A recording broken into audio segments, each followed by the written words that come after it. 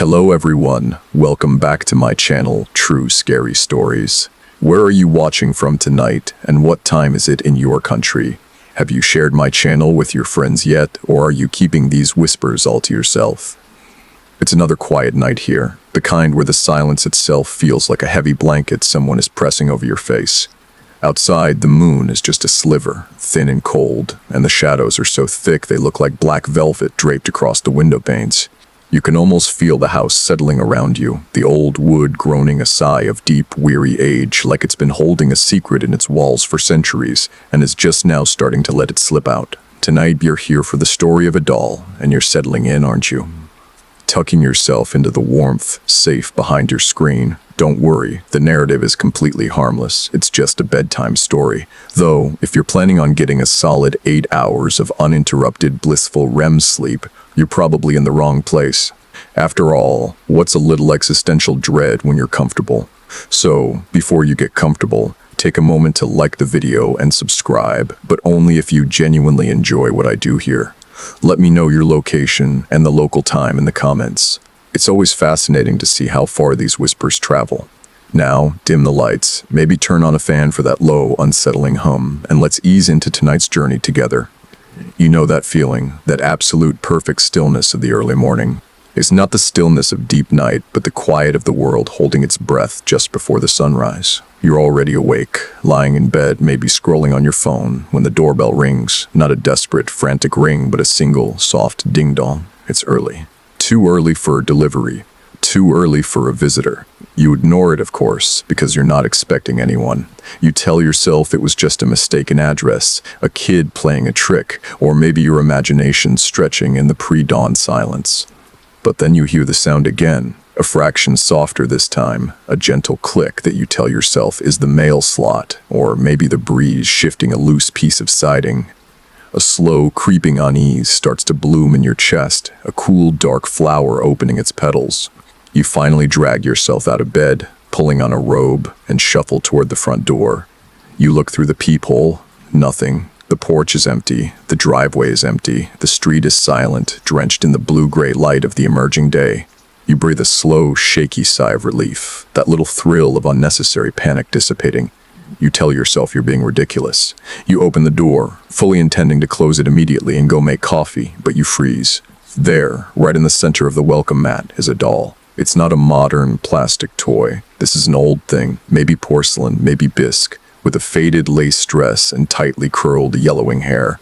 Its eyes are painted a startlingly vivid blue, wide open, unblinking, and fixed on nothing in particular. The doll is sitting upright, perfectly balanced, as if someone placed it there with meticulous care. It wasn't there a minute ago when you checked the peephole. You know it wasn't. Yet, there it is. The sheer wrongness of it hits you first. It's not a prank. It doesn't look like something accidentally dropped. It looks offered, presented.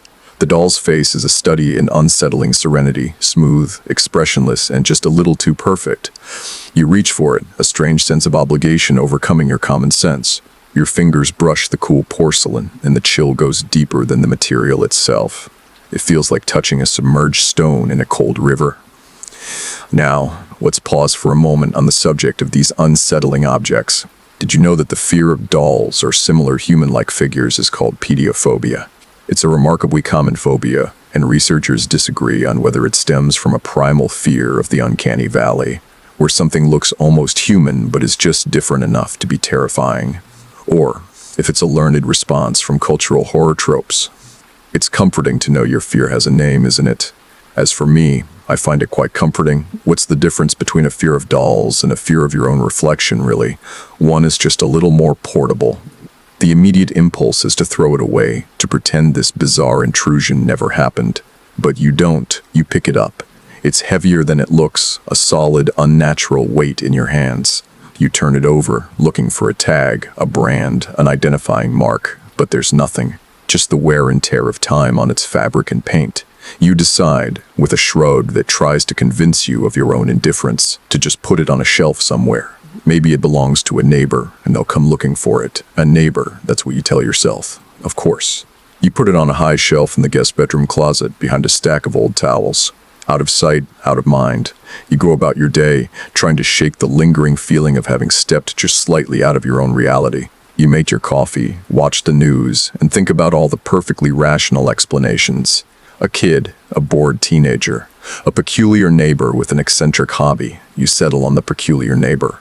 Seems the most digestible, doesn't it? The night comes, quiet again, and you sleep soundly. No dreams, no interruptions. You wake up with the sun streaming through your windows, feeling refreshed. You're ready to start the day, and you've already forgotten about the odd occurrence. You go downstairs, and the first thing you see is the sunlight catching something bright on your welcome mat. The doll, it's back. In the exact same spot, sitting upright. But this is impossible. You put it in the guest closet. It was behind towels. The front door was locked. You check the closet. The towels are exactly as you left them. The space behind them is empty. The little doll is simply gone from the closet, and now it's here, on the porch, waiting. It's almost as if it's playing a very slow, very polite game of tag. I heard a joke once about a haunted house. What do you call a self-driving hearse? A ghost rider. I know, it's a bit dry, but sometimes the driest humor is the most unsettling, don't you think? Like a doll that reappears in the same spot every single morning. It's not violent, it's not loud, it's just persistent. And that persistence is what drills the hole of genuine fear into your composure. The feeling of dread this time is immediate and cold. This isn't a prank, this is something else. This is a pattern. You look closer at the doll. It's the same doll. You know its face, its faded dress, the unnatural curl of its hair. You pick it up, your skin prickling as you do, and now the weight feels less like solid porcelain and more like something dense, like compacted silence. You glance nervously down the street, still empty. You check your locks again, your windows, all secure. This is where the rational mind begins to splinter. The facts are undeniable. The doll was in a locked closet. Now it is outside a locked door. It defies the simple physics of your everyday life. You might think that's the scariest part. But there's an obscure bit of folklore, particularly in some parts of Eastern Europe, about the Mihailov dolls. The superstition goes that if a doll appears unbidden at your door, it's not just a doll, it's an anchor. An old soul, dislocated and lost, uses the porcelain figure as a temporary mooring point. The longer it stays, the more familiar it becomes with your space, your routine, your life, until it decides to move in for good. They say the trick is not to let it cross the threshold more than twice. You've let it in once already. A comforting thought for your late-night viewing, isn't it? Just an anchor, waiting for the tide to turn. So what do you do now? You stand on your porch, the cold porcelain heavy in your hand, the first rays of the sun touching the doll's unblinking painted eyes. You know with a certainty that bypasses reason that if you just put it back, it will be there again tomorrow. And tomorrow's doll will be slightly worse, slightly closer to what it wants. This is the moment of decision, the moment where the script of your life takes a hard, unsettling turn. You could call the police, but what would you tell them? Officer, a doll keeps politely showing up on my porch. I suspect a tiny, invisible, key-wielding burglar. You could laugh, you almost do. But the laughter catches in your throat, a dry, rasping sound that sounds more like a warning. You decide to escalate the disposal. A trash can isn't enough. The closet clearly wasn't enough. You walk to the edge of your property, your eyes scanning the neighborhood for any sign of movement, any lingering shadow, any sign that you are being watched. You see only the quiet suburban landscape, the neatly mowed lawns, the closed blinds. And that's the true horror of it all, the sheer normalcy surrounding your burgeoning nightmare. You walk to your trash bin at the curb, lifting the heavy plastic lid. It's full of yesterday's mundane refuse, empty cereal boxes, spent coffee filters, crumpled paper, the ordinary leavings of a life that now seems impossibly distant. You hold the porcelain doll over the opening. You hesitate. It feels wrong, almost like disrespect. You shake your head, angry at the sudden, ridiculous guilt. It's an object, a creepy, unwanted object. You drop it. It lands with a soft, hollow thud against the plastic liner. You slam the lid down, hearing the slight, satisfying clack of the latch securing. A simple act of denial. You've thrown it away. It's over. You can go inside and make your coffee, and tomorrow will be just a normal day. You pause for a moment, just listening. The lid remains securely closed. The street remains silent. Good. You spend the rest of that day in a state of suspended animation. You clean the house, but every movement is performed with a nervous glance over your shoulder. You try to focus on work, but the shadow of the little porcelain face seems to have been imprinted on your vision. You find yourself pacing in front of the window, peering out at the innocuous black plastic trash bin. It's silly, isn't it? You, an adult, terrified of a piece of ceramic and lace that's safely locked away in the garbage. You have to laugh at the absurdity of it, the kind of laugh that's mostly breath and no humor. That evening, you treat yourself to a massive, comforting dinner, something heavy, grounding, something to anchor you back to the mundane reality you've started to drift away from. As you're eating, a terrifying thought strikes you. What if it got out? What if it's already out? You rush to the window, throwing the curtain aside. The bin is still there, lid shut. You breathe a shaky sigh of relief, then realize the sheer ridiculousness of your reaction. You are in a staring contest with your own garbage can. You shake your head and retreat back to the table. I wonder what you call a doll that constantly breaks out of trash receptacles. A recycled nightmare. You finally manage to fall asleep. A restless, fitful sleep full of half-formed images and the scent of old lace. You wake up with a jolt, the kind of sudden awakening where your heart is already racing before your mind has registered why. The room is dark. You check the time, 3:00 a.m. The witching hour, a classic. You lie there for a long time, listening to the house, listening to the deep, resonant silence. It's the silence that tells you something is wrong. You get out of bed, your bare feet cold on the floorboards, and you creep down the hall. You're not sure where you're going, but your feet know. They guide you to the living room window that faces the street. Slowly, tentatively, you peer out. The trash bin is exactly where it should be. But now, the lid is slightly ajar, not thrown open, but lifted a couple of inches, resting on the lip of the bin. And there, sitting right on top of the lid, a tiny, serene sentinel in the moonlight, is the doll. It's back, and it's doing two things that shatter the last vestiges of your composure. First, it's sitting on the lid, which means it had to climb out of the bin, lift the heavy lid, and then position itself there. Second, its eyes. Its painted blue eyes, which were fixed on the distance before, are now turned. They are looking directly at your window. At you. You can feel the cold, unblinking focus of that tiny porcelain gaze. You gasp, stepping back from the window, stumbling over the rug. The cold certainty returns, sharper and more clinical this time. This is not a prank. This is not a neighbor. This is pursuit. And it has escalated. It's no longer waiting on the welcome mat. It's making a statement. You can't get rid of me. You wait until the sun is fully up before you can bring yourself to go back outside. You open the front door slowly, keeping your body partially concealed behind it. You check the street. Empty. You look at the trash bin. The doll is still sitting there, its head slightly tilted now, as if contemplating the morning air. You approach it cautiously, not wanting to make any sudden movements, as if it were a wild, unpredictable thing. The eyes. You can't escape the eyes. They are a vivid, glossy blue, and they seem to hold a perfect reflection of the clouds drifting overhead. You realize you don't even need to pick it up to know for sure. You know it's the same one. The frayed lace cuff, the tiny smudge of dirt near its chin that wasn't there yesterday. Historians still argue whether the earliest documented cases of inanimate objects displaying signs of sentience were genuine paranormal events or simply elaborate psychological hoaxes orchestrated by cunning individuals to exploit superstitious communities. It's the classic debate, isn't it? Is the world full of secrets or just full of people who enjoy messing with you? In your case, it feels profoundly, terrifyingly real.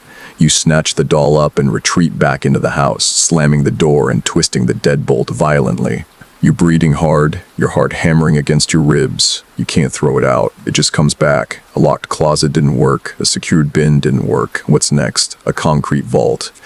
You decide on a radical, desperate approach: destruction. You find the heaviest hammer in your toolbox, a rusty, powerful claw hammer. You place the doll on your workbench in the garage. The light in here is harsh and cold, and the garage is a space of utilitarian reality, a place where things are fixed, not haunted. This is where you'll win. You raise the hammer. The porcelain face stares up at you, serene, unconcerned. It's almost challenging you. Go on, try it. You bring the hammer down with all your strength. You expect a satisfying smash, a brittle explosion of ceramic shards. Instead, the hammer bounces. It hits the doll's head with a dull, rubbery thwack, and the doll simply slides across the workbench, stopping at the edge. The hammer blow didn't even leave a scratch. Not a chip, The porcelain is smooth, unblemished, and the doll's head is now tilted even further, an expression of what you can only perceive as mild amusement frozen on its painted lips. The air leaves your lungs in a rush. This is beyond the laws of physics. Porcelain is fragile. A heavy hammer should have pulverized it. You try again, hitting it harder, your arms shaking with the effort and the burgeoning panic. Thwack, thwack, thwack. Nothing, not a dent. You drop the hammer, your hands trembling. You pick up the doll. It is still perfectly fine, its face still wearing that unsettling, gentle smile. It seems to be silently saying, "Did you really think that would work?" There's a strange, obscure superstition from the Appalachian region about warding dolls. The belief is that if a person dies holding a specific handmade doll, their will or their final burning wish can be sealed into the doll's core. The doll becomes a kind of emotional artifact, unbreakable by physical means until that final, desperate will is fulfilled. It's a quaint idea, until you realize you're holding a small porcelain representation of someone else's unfinished business. You stand there in the garage, covered in sweat, holding the unbreakable doll. It's a moment of profound, terrible realization. You can't discard it. You can't destroy it. You are, in effect, stuck with it. You laugh again, a sharp, choked sound. What do you call an unkillable porcelain doll that stalks you? You whisper to the empty garage. A self-correcting problem. You return inside, defeated. You can't leave it outside, and you can't keep it in the garage. You wander through your house, the doll weighing down your arm. You finally place it on the small, antique side table in the living room. It's a place of honor, a place of prominence. It is now a feature in your home. And as you set it down, the unblinking, wide blue eyes seem to settle on you, and a deep, cold weariness washes over you. The terror is still there, but now it's mixed with a strange resignation. The cycle has begun. The next morning, the doll is, naturally, gone from the side table. You don't even bother to check the front door first. You walk straight to the window and look out. There it is, sitting primly on the welcome mat, its presence a defiant, silent declaration. The cycle is complete. It shows up, you try to get rid of it, it reappears in a more unsettling way, and then it resets, always returning to the porch. It's a pattern of abuse, but subtle, gentle abuse, the slow chipping away at your sanity. But this is not just a reset. You open the door and just stare at it. The porcelain is cool and slightly damp with the morning dew. You notice something new, a tiny, almost invisible scratch on its left cheek, no bigger than a sliver of thread. It's small, yet it draws your attention with a terrible magnetic pull. It looks deliberate, like a mark of passage. I was here, and now I'm back.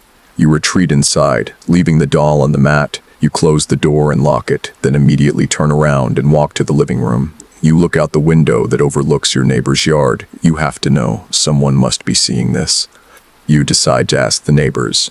It's the last logical step before full-blown panic. You go across the street to Mrs. Henderson's house. She's lived there for 40 years and knows absolutely everything that happens on your block, from who got a new shrub to who let their dog off leash.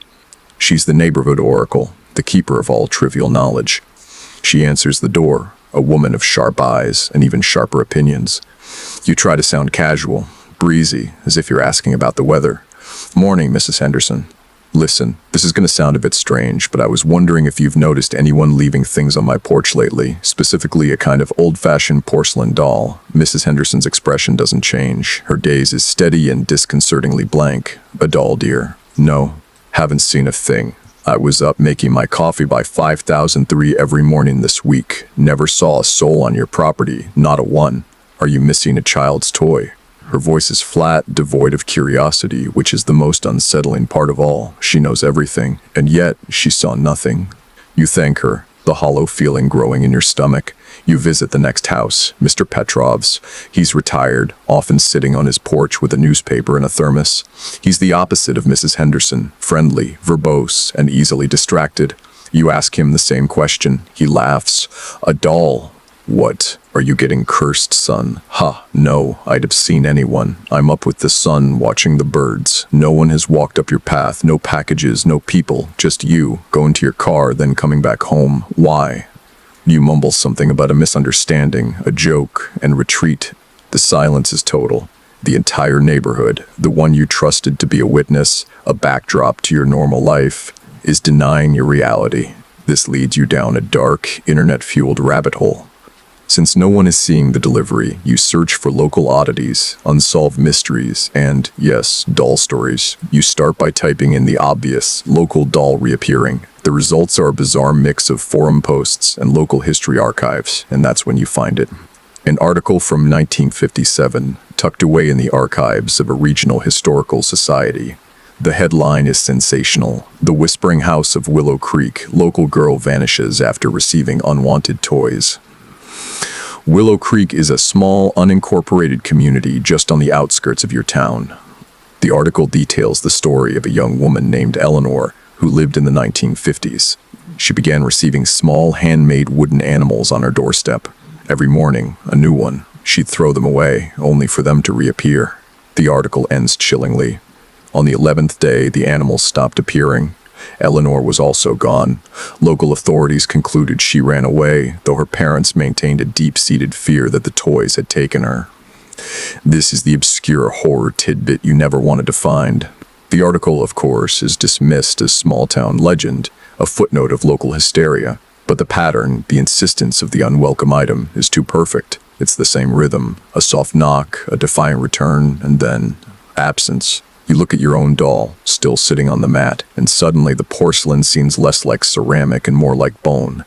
I heard another joke about a mysterious package delivery. What do you call an invisible courier who delivers creepy items? A special guest delivery service. I know you're not smiling, but trust me, when you're this stressed, the sheer relief of a bad pun can feel like a life raft. You decide to go back and talk to Mrs. Henderson again, this time with a more direct, less casual approach. You walk back across the street, a determination solidifying in your gut. You ring her bell, and she opens the door with a slight frown. Back so soon, dear. Did you find your doll? Mrs. Henderson, you say, your voice low and earnest. I know this sounds crazy, but I found an old article about Eleanor in Willow Creek, the one who disappeared after the toys started showing up. Do you remember that? The color drains from her face. Her composure, which was steel minutes ago, suddenly cracks. Her eyes dart nervously toward your house, specifically toward the doll you left on your mat. She lowers her voice to a conspiratorial whisper. Eleanor. Yes, I remember. My mother used to tell me about her. She said the toys were only half the story. The really unsettling thing was what happened before the toys. She said Eleanor had a habit of wishing on things, really small, mean wishes, a whispered word when someone annoyed her, a dark thought she poured into an object. She leans closer, her breath smelling faintly of cinnamon. The local lore wasn't that the toys took her. It was that they were sent to her, a kind of payment, an old debt being collected. This is a deep cut of local dread, a belief that negativity, once focused, creates a tangible debt in the universe that must be paid in kind. The doll is not a curse. It's a bill. Then what have you been wishing for or against lately? Who have you silently cursed in a moment of frustration? The thought makes your blood run cold. You thank her, your mind reeling, and turn to walk home. As you look back at your porch, the doll is still there. But now, it's not sitting. It's leaning against the door frame, its tiny body propped up, as if it got tired of waiting and decided to stretch. And the scratch on its cheek. You don't touch the doll. You just stare at it through the window. The blue, painted eyes seem to be looking past you, into the deepest, darkest corners of your house. The quiet of your suburban street no longer feels safe. It feels like the airless, silent space at the bottom of a deep well. The pattern is now utterly, horrifyingly established. Every morning, the doll reappears on your porch. You stop trying to dispose of it, which is the first sign that you're starting to accept its rules. You start to treat it like a particularly rude and silent house guest. You pick it up, bring it inside, and place it somewhere new. A bookshelf, a mantelpiece, the kitchen counter. Each morning it's back outside. But the resetting is only the first layer of the horror. The truly insidious part is what happens to the doll while it's away from you. Each morning, the porcelain watcher returns with a subtle, horrifying change. The first day after your conversation with Mrs. Henderson, it has a smudge of dirt on the white lace of its dress. Not a huge stain, just a tiny, perfectly placed streak of black, like a line of ash or chimney soot, right over its little porcelain heart. It's a detail so small it's easy to dismiss, but you can't. You know that dress was pristine yesterday. Where did it go that it picked up a single smudge of dirt? and Y on its chest. The second morning, the doll's tightly curled yellowed hair is no longer smooth. A single small section of the delicate hair at the nape of its neck is now tied in a tight, rough knot. It's not a decorative knot. It's a knot of frustration, a knot of struggle. It looks like someone or something impatiently grabbed its hair and yanked. It makes you wince, a strange, empathic reaction to an inanimate object. The third morning brings the most disturbing change yet. When you pick up the doll, you realize its head is no longer perfectly straight. It's now positioned at a slight, unnatural angle, resting on its shoulder. And when you try to gently adjust it, you feel a faint, sickening resistance inside the neck joint. It's as if something has deliberately weakened or damaged the internal mechanics to give it an expression of perpetual, coy vulnerability. And then there are the eyes. Always the eyes. They are still wide, still blue, but you swear that their focus shifts slightly from day to day. One morning, they seem to be looking at the door. The next, they seem to be looking up at the roof. The next, they seem to be looking down at the ground, as if staring at something that only it can see, something underneath your home. You start to develop a routine. You wake up dreading the morning, but also perversely anticipating the new detail. You take a picture of the doll every day before you move it, creating a chilling gallery of its slow, subtle transformation. You are meticulously documenting your own descent into the unbelievable. The house feels smaller now. The silence feels heavier. You find yourself speaking to the doll when you bring it inside, not out of politeness, but out of a desperate need to acknowledge its presence, to give the terror a voice. Where were you last night? You whisper to the unblinking face as you place it back on the mantelpiece.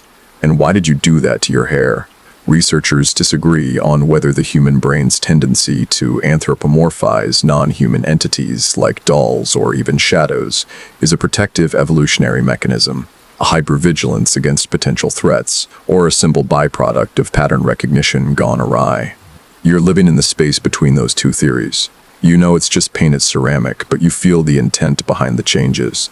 The changes are a conversation, and you are terrified of where the dialogue is leading. One night, you wake up and can't shake the feeling of being watched. You look over at the mantelpiece where you left the doll. It's dark, but you can see the faint outline of its shape in the gloom. You try to tell yourself it's just the darkness, just your nerves. But you know that the angle of its head, the way it's resting on its shoulder, makes it look like it's listening to you breathe. This leads me to a mainstream scary fact that might make your skin crawl a little more. For centuries, dolls have been used as conduits for rituals in various cultures. One of the most terrifying, because it's based in fact, is the historical phenomenon of the poison dolls used in the Victorian era. These weren't cursed, they were a darker kind of tool. A number of dolls, particularly those produced with arsenic-based paints, were inadvertently poisoning the children who played with them. So, an object of comfort and companionship becomes an instrument of slow, silent malice. Think of your porcelain friend, not necessarily poisoning you, but slowly, surely, poisoning your mind. The exhaustion begins to set in. You can't sleep properly. The thought of that little figure out on your porch, acquiring a new scar or a new bit of debris, keeps you awake. You start to see little things in the daytime, too. A shadow that moves a fraction too quickly at the periphery of your vision. The sound of a doorknob being softly, carefully turned on the other side of a locked door. You tell another joke to try and break the tension, the dry, eerie wit becoming a necessary coping mechanism. What do you call an unkillable porcelain doll that stalks you? You whisper to the empty garage, a self-correcting problem. You laugh, a sharp, choked sound that sounds utterly insane in the quiet of your kitchen. The latest change is a piece of string. When the doll reappears on the fourth morning, there is a tiny, faded blue thread tied to the small finger of its right hand. It's a color that you recognize. It's the exact color of the thread from a tapestry your grandmother used to keep, a tapestry that's been folded up in a box in your attic for years. The attic you haven't been into in over a decade. This is the point where the fear stops being vague and becomes deeply personal. The doll isn't just an anchor for a lost soul. It's an investigator. It's not just observing your home, it's exploring your past. It's bringing back pieces of your own history, like a cat bringing you dead birds. The knot in its hair, the dirt on its chest, the string from your attic. It's compiling a list, a terrifying resume of its nightly activities, all without leaving a single footprint. This is more than just a pattern, it's a terrifying form of intimacy. It knows things about you, about your space, about your forgotten memories that no casual intruder could possibly know. And every change is a fresh, silent whisper of that knowledge. You've stopped sleeping entirely, opting instead for a perpetual state of nervous alertness. You're convinced that whatever is delivering the doll is also operating inside your house during the night. The subtle changes on the doll's porcelain face and faded clothes are merely the evidence it leaves on the doorstep. The real action, the truly invasive work, is happening right around you, while you lie frozen and helpless in your bed. The unsettling sounds begin right on cue. It's not the thunderous, obvious noises of a horror movie, no slamming doors or crashing glass. It's much quieter, much more intimate, and therefore infinitely worse. The first sound is a soft, rhythmic clicking. You hear it coming from the downstairs hallway around 2000 a.m. It's the sound of a small object lightly striking the hardwood floor. A click, click, click, pause, click, click, click. It's the kind of sound a small, hard object on tiny wooden feet might make if it were walking slowly, deliberately across the floor. You pull the blanket over your head, your heart pounding a frantic rhythm against your ribs. You imagine the doll, its head cocked at that unsettling angle, making its slow, purposeful journey from the living room mantel back to the front door, ready for its big return performance at dawn. The clicking stops abruptly, replaced by a sudden, deafening silence. The next night, it's the noise of fabric rustling. A dry, faint shh. You know what you hear. The sound of the doll's dress, the faded ivory-colored lace brushing against the wood. But why is it in your bedroom closet? You haven't moved it from the kitchen counter since yesterday. The sound lasts for perhaps 20 seconds, an eternity in the darkness, and then it's gone. You don't dare open the closet door. You can only lie there, breathing as shallowly as possible, trying to disappear into your own mattress. You are forced to confront another mainstream historical fact about these insidious figures. During the height of the Salem witch trials, one of the key pieces of spectral evidence used to condemn victims was the accusation of making, or being in possession of, a voodoo doll or puppet used for occult purposes. The sheer cultural terror surrounding these human-shaped effigies has historical roots in the fear that they could be used to inflict suffering from a distance. You realize your doll isn't inflicting any physical harm, it's inflicting a targeted psychological siege. It's the 21st century equivalent of spectral evidence, and the jury is your own spiraling mind. Then comes the sound that completely breaks you. It's a single, very soft, very distinct sigh.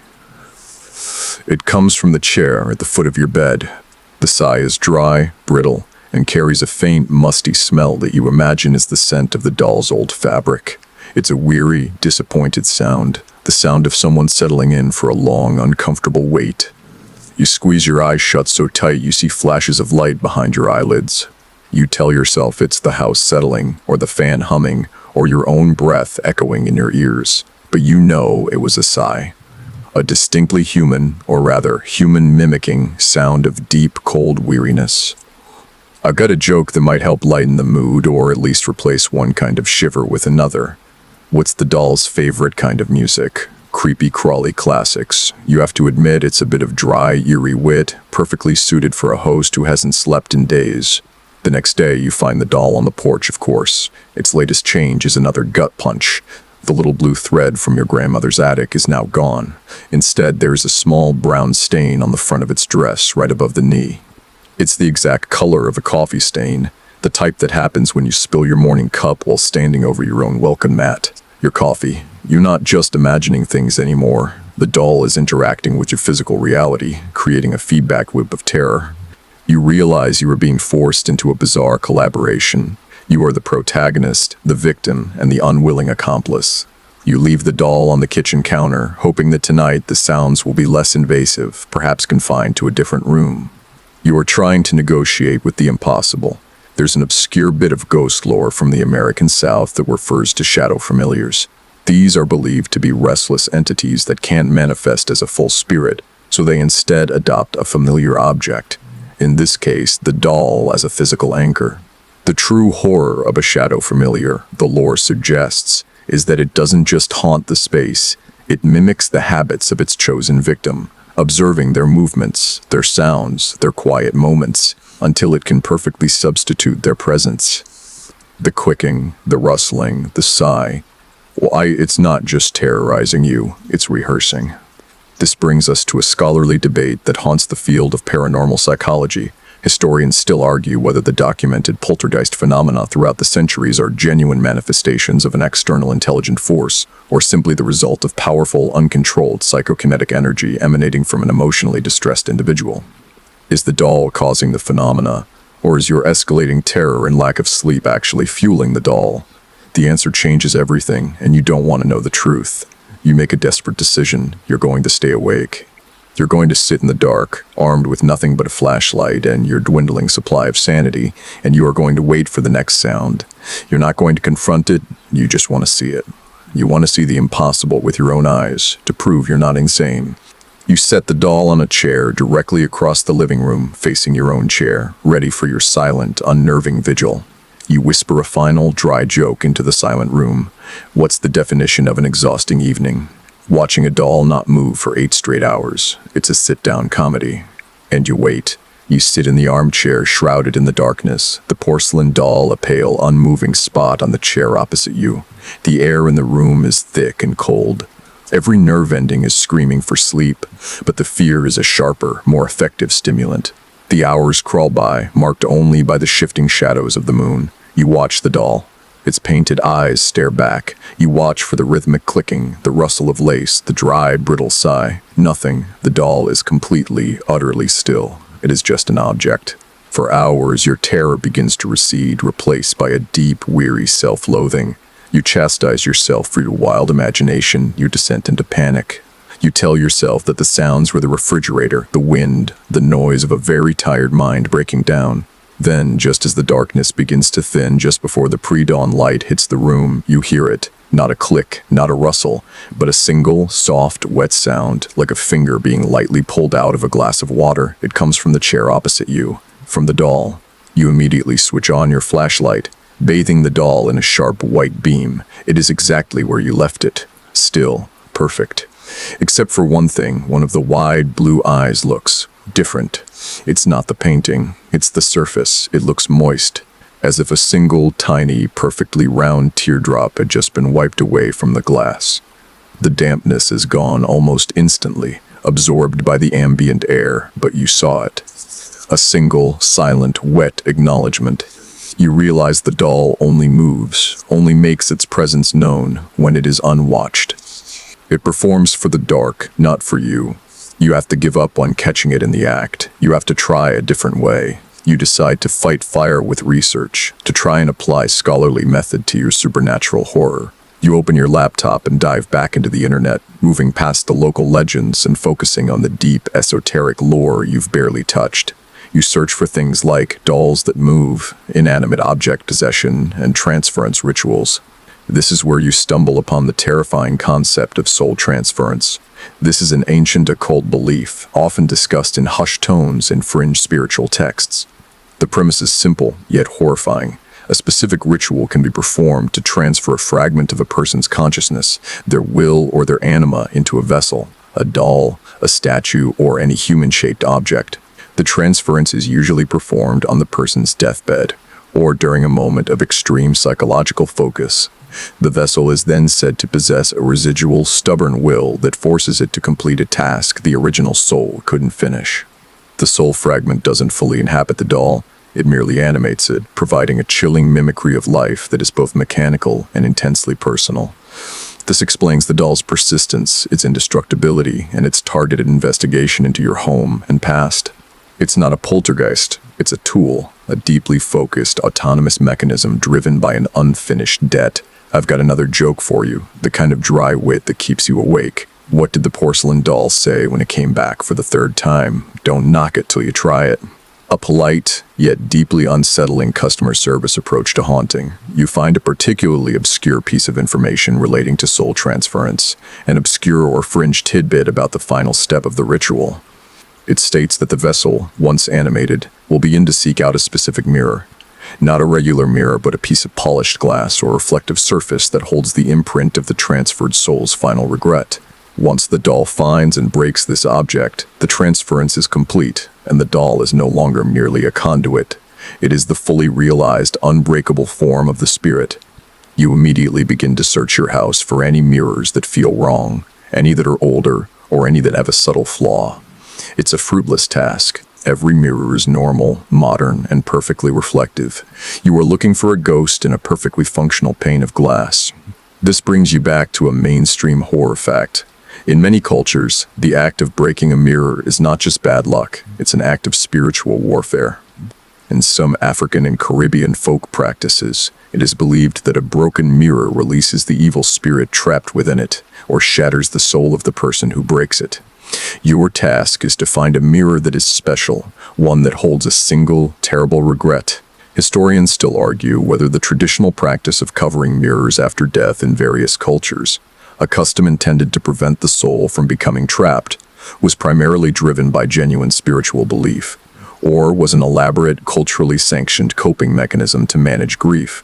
Your fears making you want to cover every reflective surface in your home. You stand in your living room, the doll sitting on the chair opposite you. You pick it up, examining its serene, flawless face. You look for the telltale moistness around its eye, but it's gone. You suddenly remember the last significant regret you have. It wasn't an action, it was a conversation. A very short, very final conversation with someone you haven't seen in years. A conversation that ended badly, and for which you never found closure. You look at the doll again. You know with terrifying certainty that this small porcelain anchor is not just looking for a mirror, it is looking for your regret. It's trying to find the place where you shattered your own reflection, and it won't stop until it breaks the physical manifestation of that sorrow. The latest change to the doll, after this night of terrifying silence, is subtle but profound.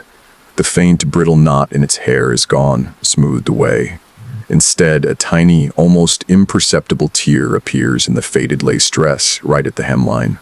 It's the kind of tear that happens when a small object snags and rips itself free. The doll is moving with purpose now. It's done with the games, and you realize with a cold rush of blood that the silence was not a surrender, it was a strategy. A pause before the final, terrifying ascent. The moment you see the doll on the porch the next morning, your breath pitches in your throat. It's not the smudge, the knot, or the tiny tear that grabs you. It's the sheer clarity of the new mark. Across the perfect, smooth porcelain of its face, a tiny, deliberate crack runs from the corner of its left eye down toward its chin. It's not a stress fracture. It looks like the result of a precise, sharp tap. It mars the serenity of the doll's expression, replacing it with a look of fixed, terrifying pain. But this crack isn't just a new injury. It's a literal manifestation of a dream you had only a few hours ago. In the dream, you were staring into a dark, foggy mirror, and a crack had spiderwebbed across the glass, starting at the exact same spot, the corner of your own left eye. You'd woken up with the chilling sensation of a cold, thin line being drawn across your cheek. The doll is no longer just investigating your past or mimicking your habits. It's entering your mind. It's taking your unconscious internal fears and rendering them externally in porcelain. It's the ultimate form of psychological terror. It's proving it knows what you fear before you even wake up to face it. You bring the doll inside, placing it on a small wooden pedestal. You can't bear to put it on a chair or a couch. It feels too intimate, too much like a person. You need to keep it at arm's length. I overheard a joke once about a therapist who treated dolls. What did the porcelain doll say to the therapist? I feel like I'm always being judged by my cover. It's dry, maybe a little unsettling, but it speaks to the doll's growing, uninvited self-awareness. You realize you have to go back to the source, back to the attic, the faint blue thread from your grandmother's tapestry that you saw on the doll's finger days ago. It's the only physical proof that the entity has been inside your house and in your past. You have to find out what it was doing up there. You climb the rickety pull-down ladder to the attic, armed with a flashlight. The air up here is hot, stale, and smells of dust and decades of sealed-away time. You find the trunk containing your grandmother's things. It's a heavy, old cedar chest, and it's unlocked. You know you always kept it locked. Inside, everything is exactly as you remember it. The folded tapestry, old letters tied with ribbon, a box of yellowed photographs. But one thing is different. The box of photos, usually neatly stacked, is lying open, its contents scattered slightly. You kneel down and pick up the photos, and a cold wave of dread washes over you. Most of the pictures are just family vacations and Christmas mornings, but the ones scattered on top are different. They are pictures of you as a child, specifically one picture of you when you were 7, sitting on the porch of your childhood home, holding a different doll, a soft rag doll. And next to the stack of photos lying stark against the dusty wood of the trunk is a tiny, perfectly preserved silver safety pin. It's not just any pin, it's the exact pin that was used to fasten the ribbon on the neck of that rag doll in the picture, the pin that you lost over 30 years ago. This is the ultimate fringe horror tidbit. In some rural superstitions concerning fetches or doppelgangers, it's believed that the entity can only truly anchor itself to its victim by physically linking a piece of the victim's childhood to a piece of its own vessel. By taking the pin from your past and leaving the crack on its own face, it's not just mirroring your pain, it's completing a circuit. It's tying itself to your earliest, most vulnerable memories. You stare at the doll's cracked face, and you look at the tiny silver pin. You have to admit, you're feeling a bit like a detective in a very bad play. You think of a joke to break the sheer, awful tension. Why did the possessed doll quit its job at the clock factory? Because it couldn't stand the sight of all those second hands. Researchers disagree on whether the human brain stores traumatic memories in a cohesive narrative format or as disjointed sensory fragments, a debate that is key to understanding PTSD. Your doll is systematically finding all of your sensory fragments and knitting them together into a terrifying narrative. It is assembling you into a story. You retreat from the attic, clutching the doll and the silver pin. You place the pin on the doll's lap, a terrible offering. It's time to stop running and start confronting the core of the problem. That single, perfect crack on the doll's face. It must represent the final regret you were searching for. The one thing you never got closure on. You remember the bad conversation, the final words spoken in anger that you never got to take back. It was with a former friend, Marcus. The disagreement was trivial, a small misunderstanding that spiraled into a final hurtful word.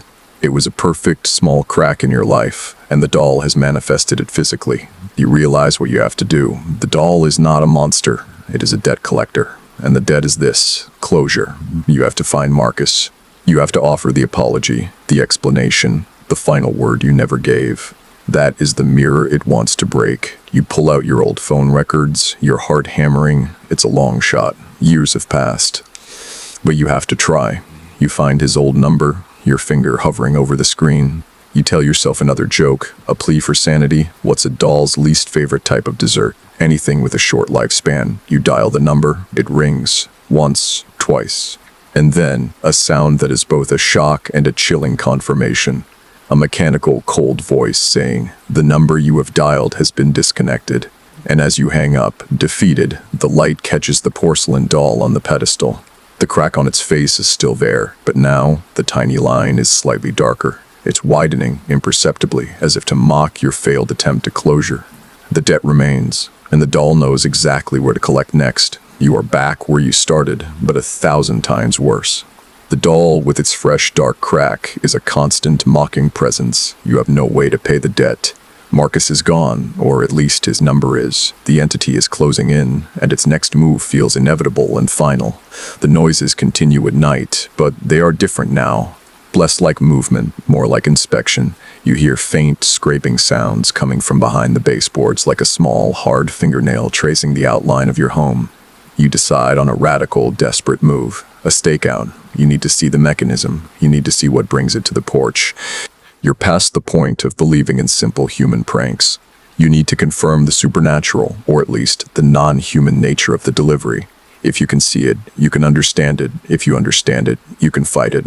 You set up your post in the darkened living room behind the heavy drapes. You have a thermos of hot coffee, a pair of binoculars, and your smartphone camera ready to record. You are a spy in your own home, hunting a tiny, terrifying ghost.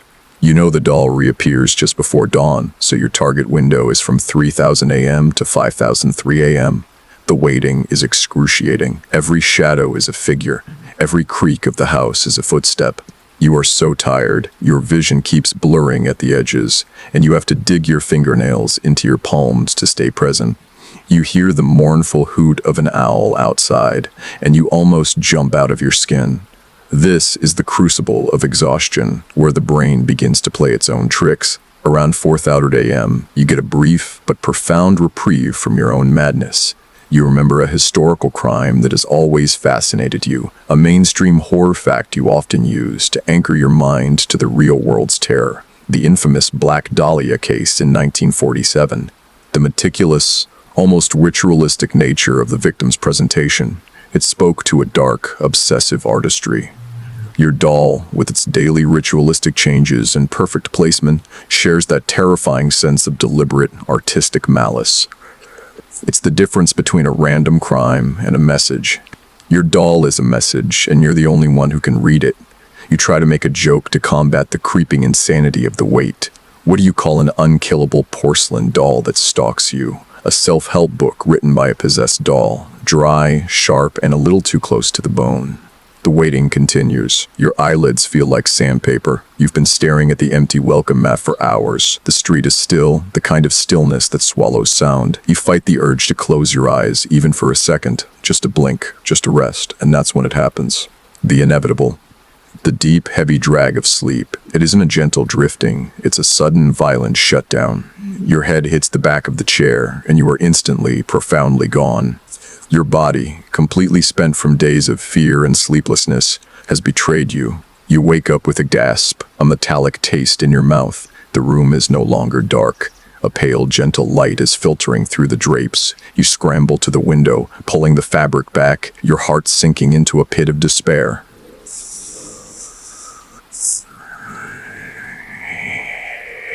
Sitting perfectly upright on the welcome mat, you check the time on your phone, 5:48 a.m. You missed it by maybe 10 minutes. 10 minutes of surrendered consciousness. This time, the change is almost too much to bear. The crack is still there, darker than ever. The doll's dress is still stained. But now, clutched tightly in its tiny right hand, the same hand that once held your grandmother's thread, is a single, brittle, brown oak leaf. An oak leaf. You look at your yard. You don't have an oak tree. The nearest one is deep in the woods behind your subdivision, nearly a quarter of a mile away. This tiny leaf, held so tightly by the porcelain fingers, is the ultimate confirmation of the doll's non-human mechanism. It proves an impossibly large distance was covered, over rough, wet ground, in a few minutes without a single visible sign. It's a tiny, natural piece of the outside world, delivered by an unnatural messenger. The obscure horror tidbit you find later that morning is an old Gaelic superstition about banshee gifts. It's a belief that sometimes a harbinger of doom will leave a small, natural token, a feather, a specific stone, or a dead leaf at the threshold of a doomed family. The token is always from a place the victim has never been. It's a signature, a chilling calling card to signify that the entity's reach extends beyond your perceived boundaries. You laugh, a broken, dry sound. You realize the ultimate joke of this entire nightmare. Why did the uncatchable doll leave a leaf? Because it was leafing a clue. It's a trail of breadcrumbs in the woods left by a creature that doesn't need to walk. Historians still argue whether the concept of the fairy path or spirit line in various European folklores, a straight, invisible line spirits travel on at night, was a genuine occult belief or a pre-scientific understanding of magnetic ley lines.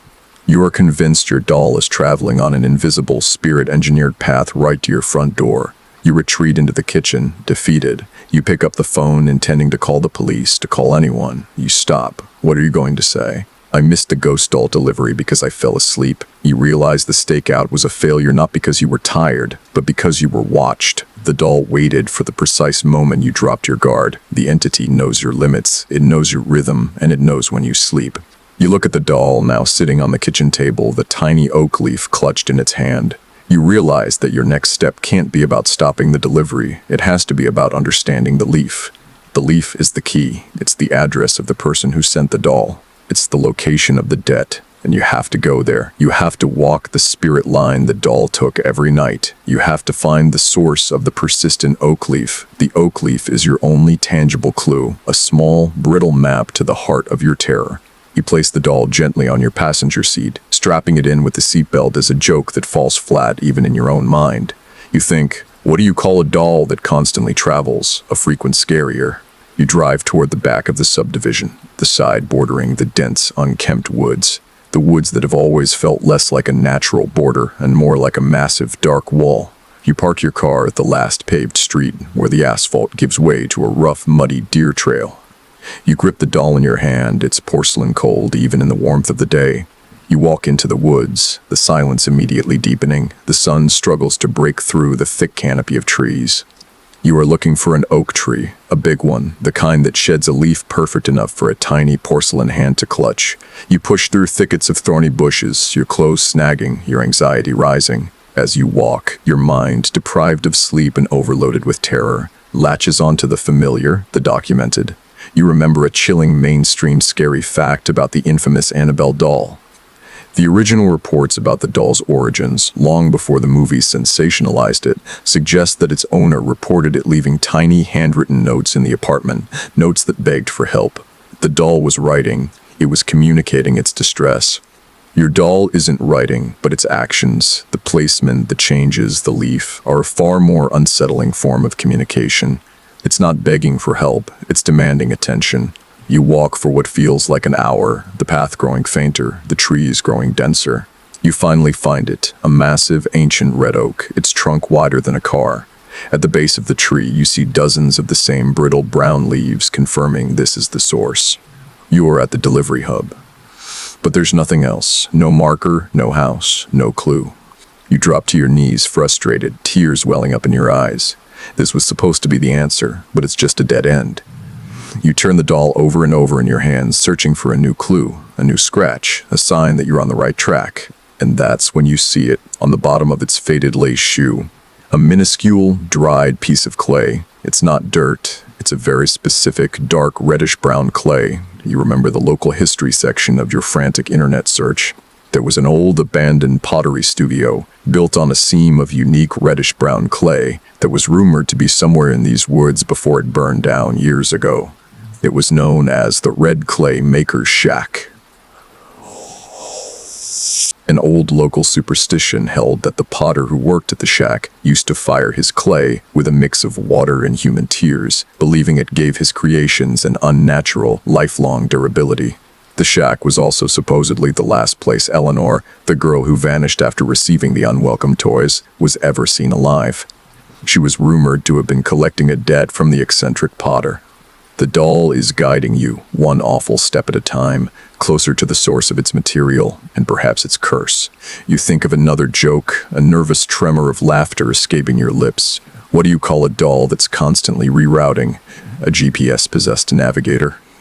Historians still argue whether the Roman practice of burying effigies or tablets with curse inscriptions was genuinely intended as occult magic or simply a form of social and psychological warfare intended to intimidate rivals.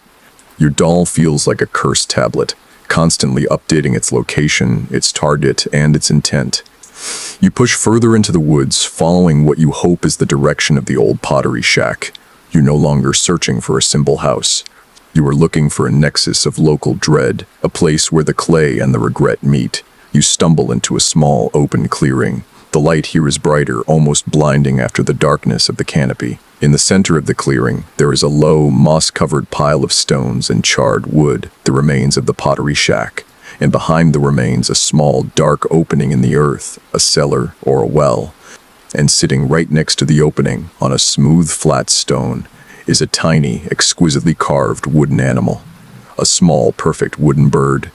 It's stained reddish-brown with the local clay, and it is staring directly at the cellar opening. It's one of the toys from the Willow Creek legend. One of Eleanor's unwelcome, reappearing gifts. The wooden bird has been waiting here for over half a century, and now the porcelain doll has guided you to it. The debt, whatever it is clearly shared. You look from the wooden bird to the crack on your doll's face. You realize the doll wasn't looking for your regret. It was looking for the location of the regret, the place where the transference happened, the place where the original soul shattered its own mirror. You look down at the dark opening in the earth. It smells of wet earth, old stone, and something else, something metallic and deeply cold. You know, with the sick certainty of a protagonist in a bad play, that the answer lies in that dark hole. The doll has led you to the final descent. The porcelain hand holding the little oak leaf points with a silent, terrible insistence toward the dark earthen maw. You stand at the edge of the dark opening, the small reddish-brown wooden bird silent at your feet. The doll, still in your hand, is a dead weight, but its presence is a burning focus. You can't go down that hole, you tell yourself. It's old, unstable, and could be a trap. It could be the very thing that claimed Eleanor all those years ago. You shine your flashlight into the opening. The beam cuts through the darkness, illuminating rough, damp-looking stone steps descending into a narrow, earth-walled cellar. The metallic scent is stronger here, a smell that you've come to associate with pure, distilled fear. You step back, your mind racing, and look around the clearing one last time. You are trying to find one last rational explanation, one last thing that will save you from climbing down into a grave. And then you see it. Near the remains of the charred shack, where the ground is still wet from last night's dew, is a patch of freshly turned reddish-brown mud. You drop the doll and crouch down, inspecting the mud with a manic intensity. The doll, when it returned this morning, had a tiny, unmistakable speck of this reddish-brown clay on its shoe. It must have walked through this mud to get the oak leaf. But as you look closer at the mud, you see the thing that chills you to the very core, the final piece of physical evidence that confirms the utter impossibility of your predicament. The patch of mud is a perfect, smooth expanse of dark red. There are no footprints, no human boot print, no deer track, no impression from a dragging piece of lace or a rigid porcelain foot. The only thing marring the surface is a single, small indentation where the doll must have rested for a moment, but there are no tracks leading to that indentation and no tracks leading away from it. It's as if the doll was placed there from above, or simply manifested in that spot, an act of silent, instantaneous transportation. The obscure horror tidbit you recall is a bit of ghost lore from the English countryside known as the Airwalkers. These are spirits of unquiet individuals, often those who died suddenly or under mysterious circumstances, who are believed to be unable to touch the consecrated ground. They travel by walking the air a few inches above the surface, leaving no impression. Your doll isn't just a conduit, it's an airwalker's anchor. It doesn't walk, it is placed. And it is placed by something that is either defying the laws of gravity or is simply too light to leave a mark. You stand up, your body shaking, and retrieve the doll. Its power is not in its movement, it's in its defiance of movement. It's the sheer impossibility of its daily return. I've got a joke for you, because you're desperately close to completely breaking down. Why did the Airwalker doll apply for a job as a courier? Because it had an elevated sense of delivery. A joke about defying gravity, because that's exactly what's defying your sanity. You look at the dark opening, the cellar of the red clay maker's shack. The logical steps are over. You are no longer dealing with a mystery, you are dealing with a fact. A sentient, non-walking doll that delivers itself. Historians still argue whether the widespread belief in spontaneous human combustion, documented in historical records, was a genuine, rare physical phenomenon or a convenient narrative used to explain otherwise unexplainable deaths.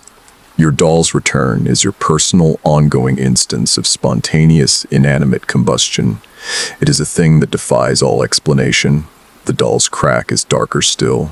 It's almost a hairline fracture now, splitting the face with terrifying finality, and then you realize the meaning of the crack. It's not just a sign of your own regret, it's a time marker. The crack is getting darker, which means the doll is getting closer to the end of its debt collection, and the end of its collection means the end of your turn. You take a deep breath, the metallic air of the cellar filling your lungs. You have to go down. The doll wants you to. The wooden bird wants you to. Eleanor's memory wants you to. You are being ushered to the climax of the story. You check your pockets, and for a moment you almost laugh. You don't have a weapon. You have a flashlight, a dead phone, and a doll. You are utterly unprepared for the confrontation you're about to have. You shine the flashlight one last time into the opening, and you notice something you missed before. Near the bottom of the visible steps, a small, dark shape is lying on the stone floor. It's a piece of cloth, old and tattered, and it's faded blue, the exact color of your grandmother's thread, the thread the doll first wore on its finger. The doll wasn't just investigating your attic, it was dropping a piece of itself along the return path, creating a breadcrumb trail back to its source. It was leading you here all along. You realize the doll isn't a passive object of terror, it's a deliberate guide. You take the first step down the stone steps, your foot scraping against the rough stone, the darkness swallows you whole. You are entering the realm of the Airwalker, the space where the laws of your life no longer apply. The doll is still in your hand, its cold porcelain a small, horrible comfort in the encroaching gloom. The descent is slow, treacherous, and reeking of mold and decay. The rough, damp-looking stone of the cellar walls seems to close in on you. You move your flashlight beam around the space, a dirt floor, rough-hewn shelves, and old, shattered pottery shards everywhere. The fragments are made of the reddish-brown clay you saw outside. This was the red clay maker's workshop. You are standing in the center of the doll's origin story, the place where its unbreakable material was molded and fired. The air here is so thick it feels like you're breathing dust and compressed time. You are surrounded by the remnants of the potter's peculiar, tear-fired craft.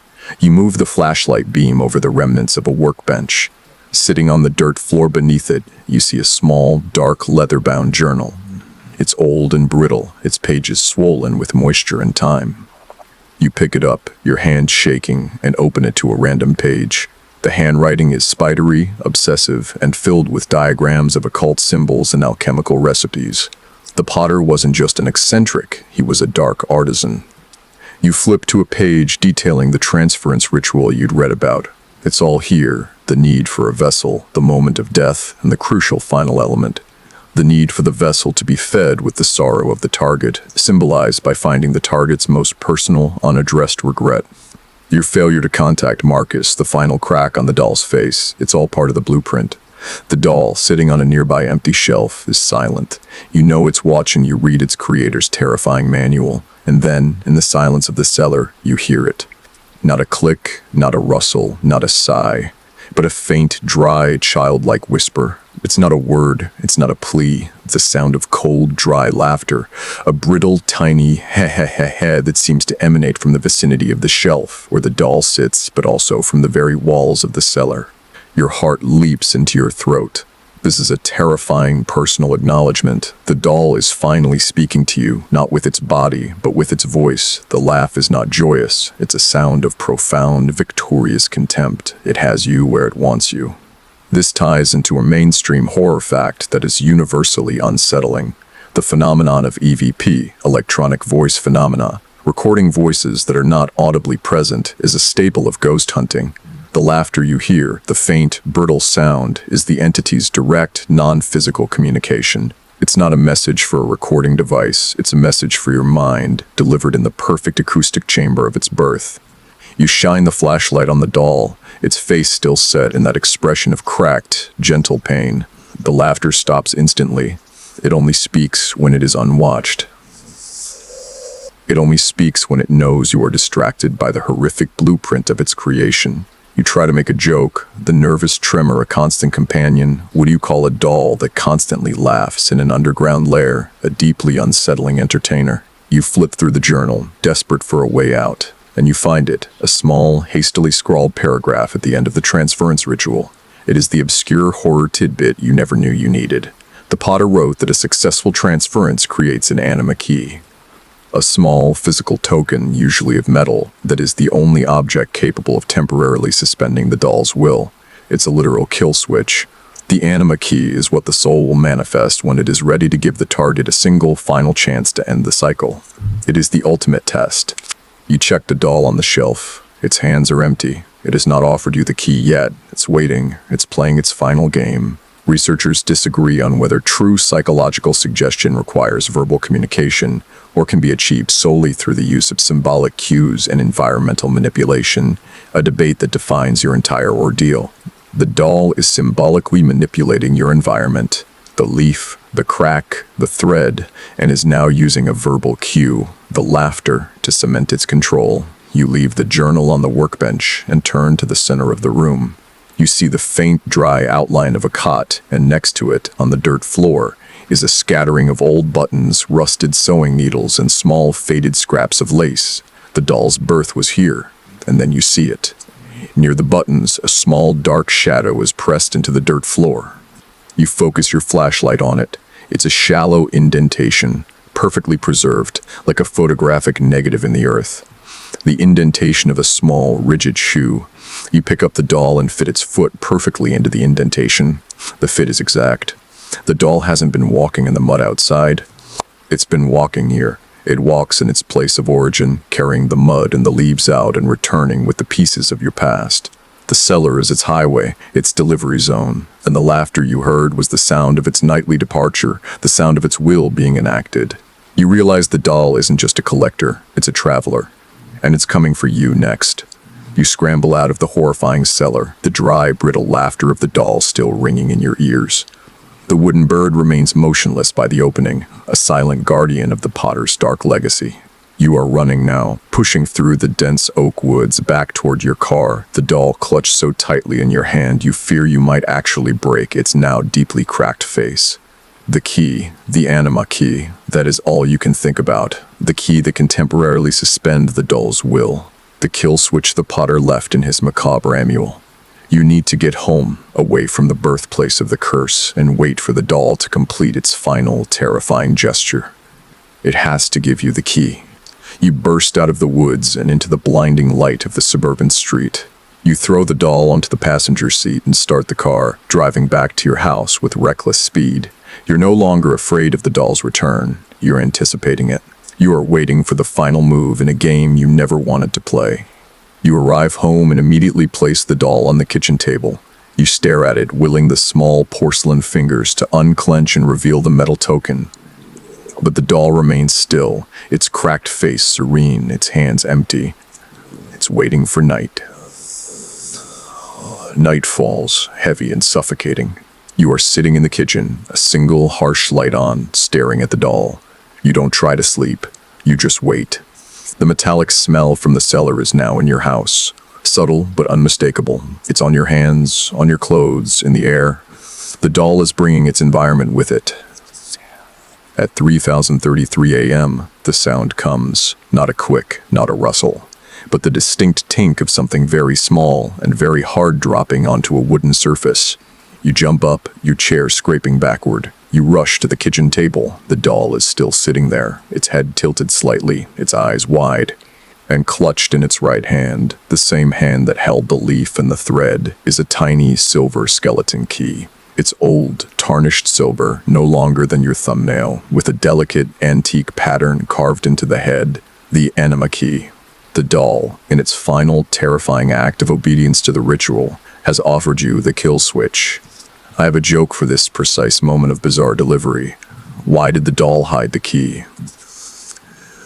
Or because it was the key to unlocking its trauma. A bit dark, but appropriate for a debt collector. You snatch the key from its rigid grip. The metal is freezing cold, almost burning your skin. You examine the doll's face. The crack is no longer merely dark. It's glowing faintly with a dull inner light. The soul fragment is ready to complete the transference. You realize the implication of the key. It only temporarily suspends the doll's will. You have a window of opportunity to use it, but where? The potter's journal said the key opens the vessel's prison. Your first thought is the cellar. You rush back out to the woods, the tiny key burning a hole in your pocket. You climb down into the terrifying clay lair and try the key in every small lock, every hole, every indentation on the wall. Nothing. The key doesn't fit.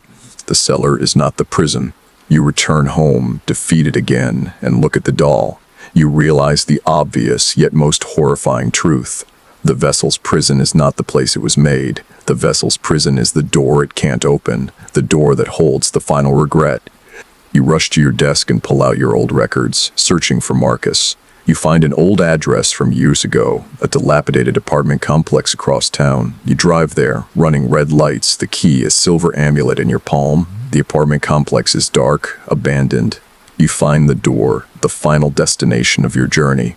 You try the skeleton key in the lock. It doesn't fit. The lock is modern, sturdy. You were wrong. The key doesn't unlock a physical door. It unlocks a metaphorical door, the door of your life. This is the obscure horror tidbit you find later, a piece of fringe superstition. The locksmith ghost belief suggests that a token key only works on the lock that most defines the victim's emotional entrapment. The key is not for a house, it's for a memory. You drive back home, utterly shattered. You drop onto your couch, the doll still on the table. You look at the crack, the glowing line of white-hot regret, the key in your hand. You realize the ultimate truth. The key is meant to be used on the vessel itself. The doll is its own prison. You hold the tiny silver key up to the crack on the doll's face. You gently push the sharp end of the key into the glowing fracture. It slides in easily, like a knife into butter. A faint, high-pitched whine emanates from the porcelain. The glowing immediately fades.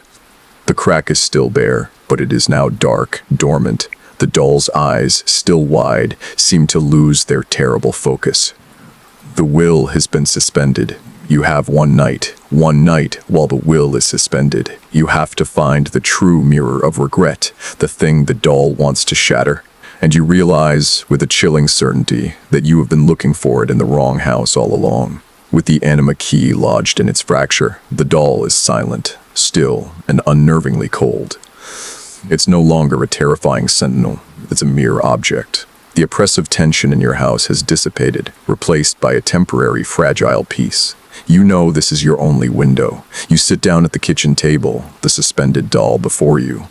You are tracing the patterns on its faded lace dress when you realize the meaning of one of the embellishments. It's a small, embroidered flower on the left side of the skirt. You've seen it every day, but only now, under the duress of final confrontation, does it register. The embroidery is not a generic floral pattern. It is a tiny, unmistakable representation of a forget-me-not flower. And you know, with a cold certainty, that the pattern is a clue. Not just to a memory, but to an address. The forget-me-not flower was the motif of the home your old friend Marcus grew up in, the one you visited every summer when you were children. His mother was obsessed with the flower and had them embroidered on everything from curtains to hand towels. You pull out the old address book you thought was useless and find the address for Marcus's childhood home, the one you had looked at years ago. It's a quiet suburban street in an older part of town, not far from the woods that hold the potter's shack. You check the time, 4:30 a.m. Still dark. You take the doll with the silver key still plunged into its face and drive toward Marcus's old house. You know the delivery wasn't to your house, it was to the house of the debt holder, and the debt was held by Marcus. Your failure to apologize was the interest. You park your car a block away and approach the house on foot. It's dark, quiet, and old. A single drooping forget-me-not plant is struggling to grow in the overgrown flower bed. You are at the source. The true mirror is here. You approach the front door, the doll heavy in your arms. The porch is clean, empty, but there is a small dark shadow near the door frame. You shine your phone's flashlight on it. It's an old tarnished brass nameplate, half hidden by ivy. It reads simply, Ivy, the last initial of Marcus's family. The house has been waiting. You are about to ring the doorbell when you look back at the doll. You notice the final, tiny, terrifying detail on its face. The crack has the anima key in it, but around the fracture, the porcelain is now stained, a faint, sickly yellow. It's the color of the doll's hair, but also the color of old, dried bile. It's the physical manifestation of the doll's suppressed internal poison. The will is suspended, but the underlying malice is still there, seeping out. This is the ultimate fringe horror tidbit. In some medieval texts describing golem-like constructs, it's noted that when the activation word is removed, the clay or earth of the construct can become weeping, sweating a toxic material that reflects its internal, unexpressed pain. The doll, your porcelain golem, is weeping bile. You try one last joke, your voice a dry whisper in the empty street. Why did the doll go to Marcus's house? To settle the score and collect the debt. You step onto the porch, bringing the doll in its silent rage to its intended destination. And then you see it. Near the door, leaning against the siding, is a large, shattered picture frame. The glass is in tiny, star-shaped pieces. The picture inside is of a young boy, Marcus, smiling brightly on a summer day. The photograph is old, water-stained, and on the surface of the picture, directly over the boy's smiling face, is a deliberate, deep scratch. It's not just a broken frame, it's a shattered mirror. The last perfect piece of the ritual, the physical manifestation of your regret, Marcus's broken heart. You realize the doll wasn't coming for you. It was coming for the house. It was coming to break the mirror, complete the transference, and finally fully possess the soul of your childhood friend. The doll wasn't the anchor. Marcus was the target.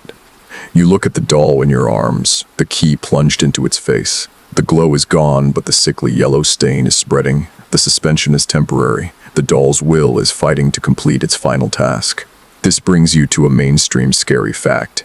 The historical accounts of exorcism often include the step of destroying the vessel or focus of the demonic attachment, a doll, an antique, a piece of art. If the vessel is destroyed, the spirit has no anchor and is forced to disperse.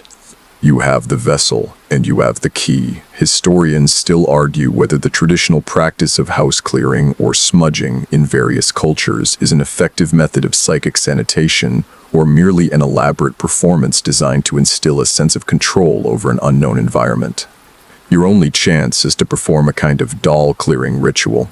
You pull the silver key out of the doll's face. The whine returns, higher, louder, and the sickly yellow stain flares to a bright, angry color. The doll's will is unleashed. You hold the key in one hand and the doll in the other, and you realize the final step. The key is for the doll's will, but the doll is for the shattered mirror.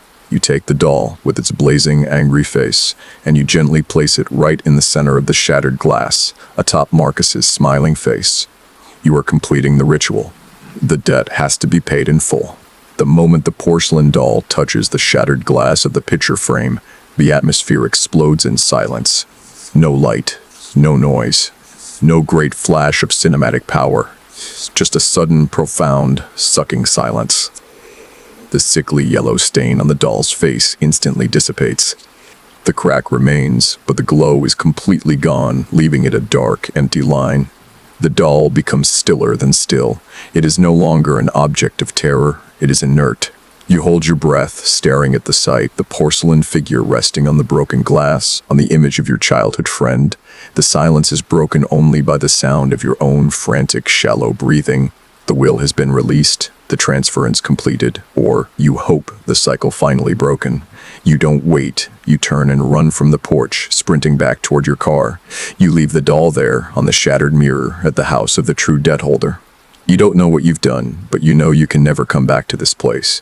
You drive home in the emerging dawn light. You are empty, exhausted, and running on pure, terrified adrenaline. You pull into your driveway, and before you even get out of the car, you look at your porch. It is empty. The welcome mat is clear. The cycle has stopped. You collapse onto your living room sofa, staring blankly at the wall. The silence of your own house is now a blessed, beautiful thing. This is where your mind, seeking a new anchor, returns to the dark lore you've collected. The obscure horror tidbit about the Mihailov dolls. The belief that the doll is an anchor for a lost soul. You wonder if you've anchored the lost soul to Marcus's final resting place of regret, the one you never saw. You hope you've saved yourself by condemning a memory. A few hours later, after an uneasy half-sleep, you wake up and go back to the internet. You search for one thing, Marcus' death. You have to know. The result is a small, archived obituary. Marcus had passed away suddenly, years ago, not long after your final, angry conversation. A heart condition. He died alone, in the old childhood home, the very place you just left. Your anger, your final sharp word, it was the last thing he heard from you. Your regret was a live wire, and the doll was the conduit. The crack on its face was a physical representation of the crack in your shared history, the one he carried to his lonely death. You realized the doll wasn't the monster. The regret was the monster. The persistent, unaddressed, unacknowledged wound. The doll was just a very efficient, terrifyingly persistent spiritual process server. You have a brief, hysterical laugh. What's the worst thing about finally finding closure after a supernatural haunting, having to write a 5-star review for the possessed delivery service? Dry, utterly drained wit. Your mind focuses on the final destination, the abandoned house in the woods with the forget-me-not flower. You have to go back. You have to see what you left behind. You drive back to Marcus's old neighborhood, this time with a grim, quiet determination. You walk up to the porch. The shattered picture frame is still there, but the doll is gone. Instead, there is a small, unassuming brown paper package sitting right in the center of the broken glass.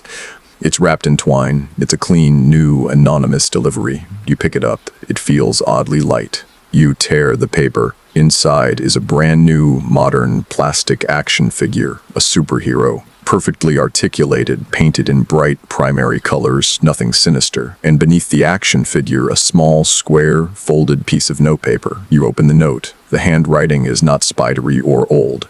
It's a clean, modern script. It reads, "Thank you for the delivery. The package is complete. He is at peace. The collection is next."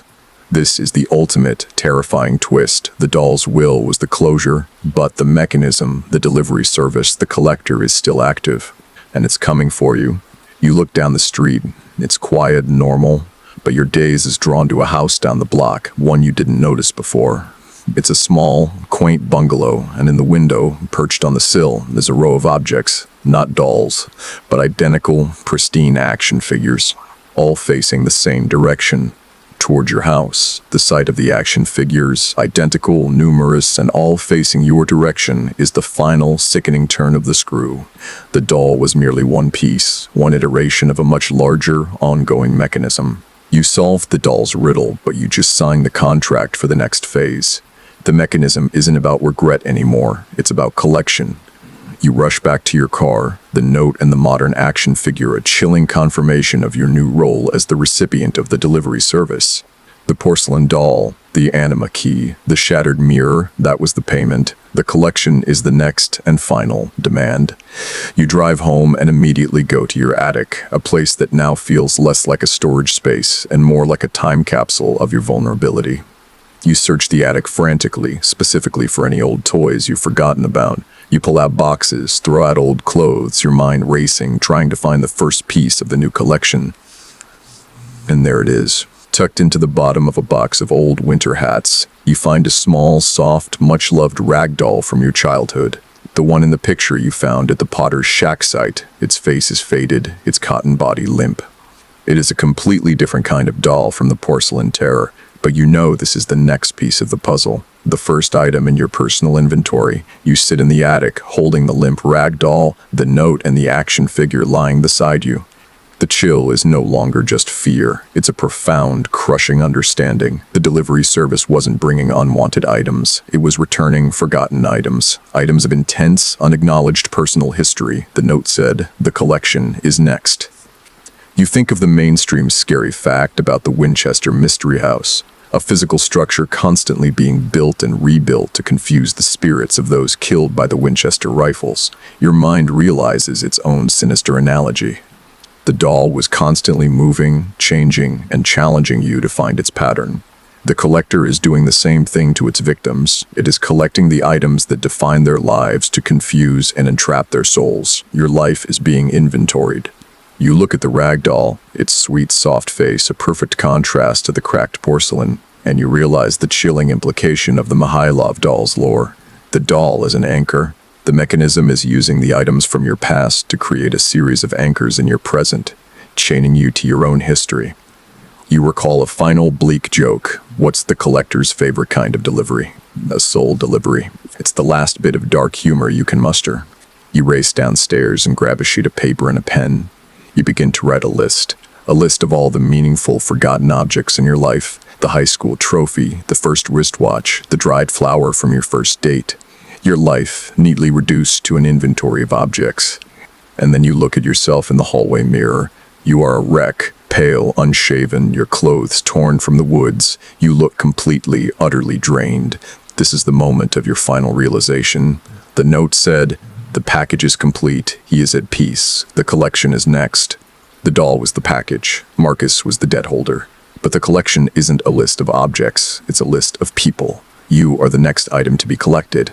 The doll's final change, the one you missed, the one that makes your blood run cold, is the ultimate mirror. The crack on the porcelain doll's face, which began as a small line and ended with a silver key plunged into it. It was a dark, terrible reflection of your own life. You were so busy looking for the broken mirror of Marcus's regret that you failed to see the most obvious truth. The doll was a warning about the ultimate mirror yourself. You run to your bedroom and look in the full-length mirror. Your face is pale, your eyes wide with terror, but there, just beneath your left eye, is a tiny, unmistakable wrinkle. A fine line of stress that wasn't there a week ago. The crack on the doll's face wasn't a representation of Marcus's pain. It was the mechanism's way of marking its target. It was a tiny physical change in your own reflection, manifested first on the doll, then in you. And you realize, with a crushing finality, that the tiny silver anima key was never meant to stop the doll. The key was meant to be used on the crack in your own life, the tiny weakness in your own soul, the crack in you that the collector has been exploiting all along. You used the key on the doll and broke the cycle for Marcus, but you handed the collector a clear physical signature of your own vulnerability. You are the final, most valuable item in the collection. You are the last piece of the terrifying, ongoing collection. You turn away from the mirror and look out the window. The sun is fully up, a bright, beautiful, and utterly indifferent morning. The street is quiet. The collector's house is silent. You are completely alone. And you are waiting. The light of the morning is soft now, spilling across the floorboards. The harsh angles of your fear are fading into the gentle reality of the day. You are sitting on the floor, the memory of the porcelain doll already taking on the quality of a fever dream, a story you told yourself in the long, dark hours. The panic is gone, replaced by an immense, quiet exhaustion. You close your eyes, and the world begins to slow down. The silence in the house is deep, soft, and finally, no longer threatening. It's a gentle, warm absence of sound, wrapping around you like a familiar blanket. The fear has done its work, and now it's letting you rest. You feel the pull of sleep, a soft, irresistible drift toward a peaceful dark. The tension in your shoulders melts away, your breath evening out into a slow, easy rhythm. You are safe now, truly safe. Nothing is moving, nothing is watching.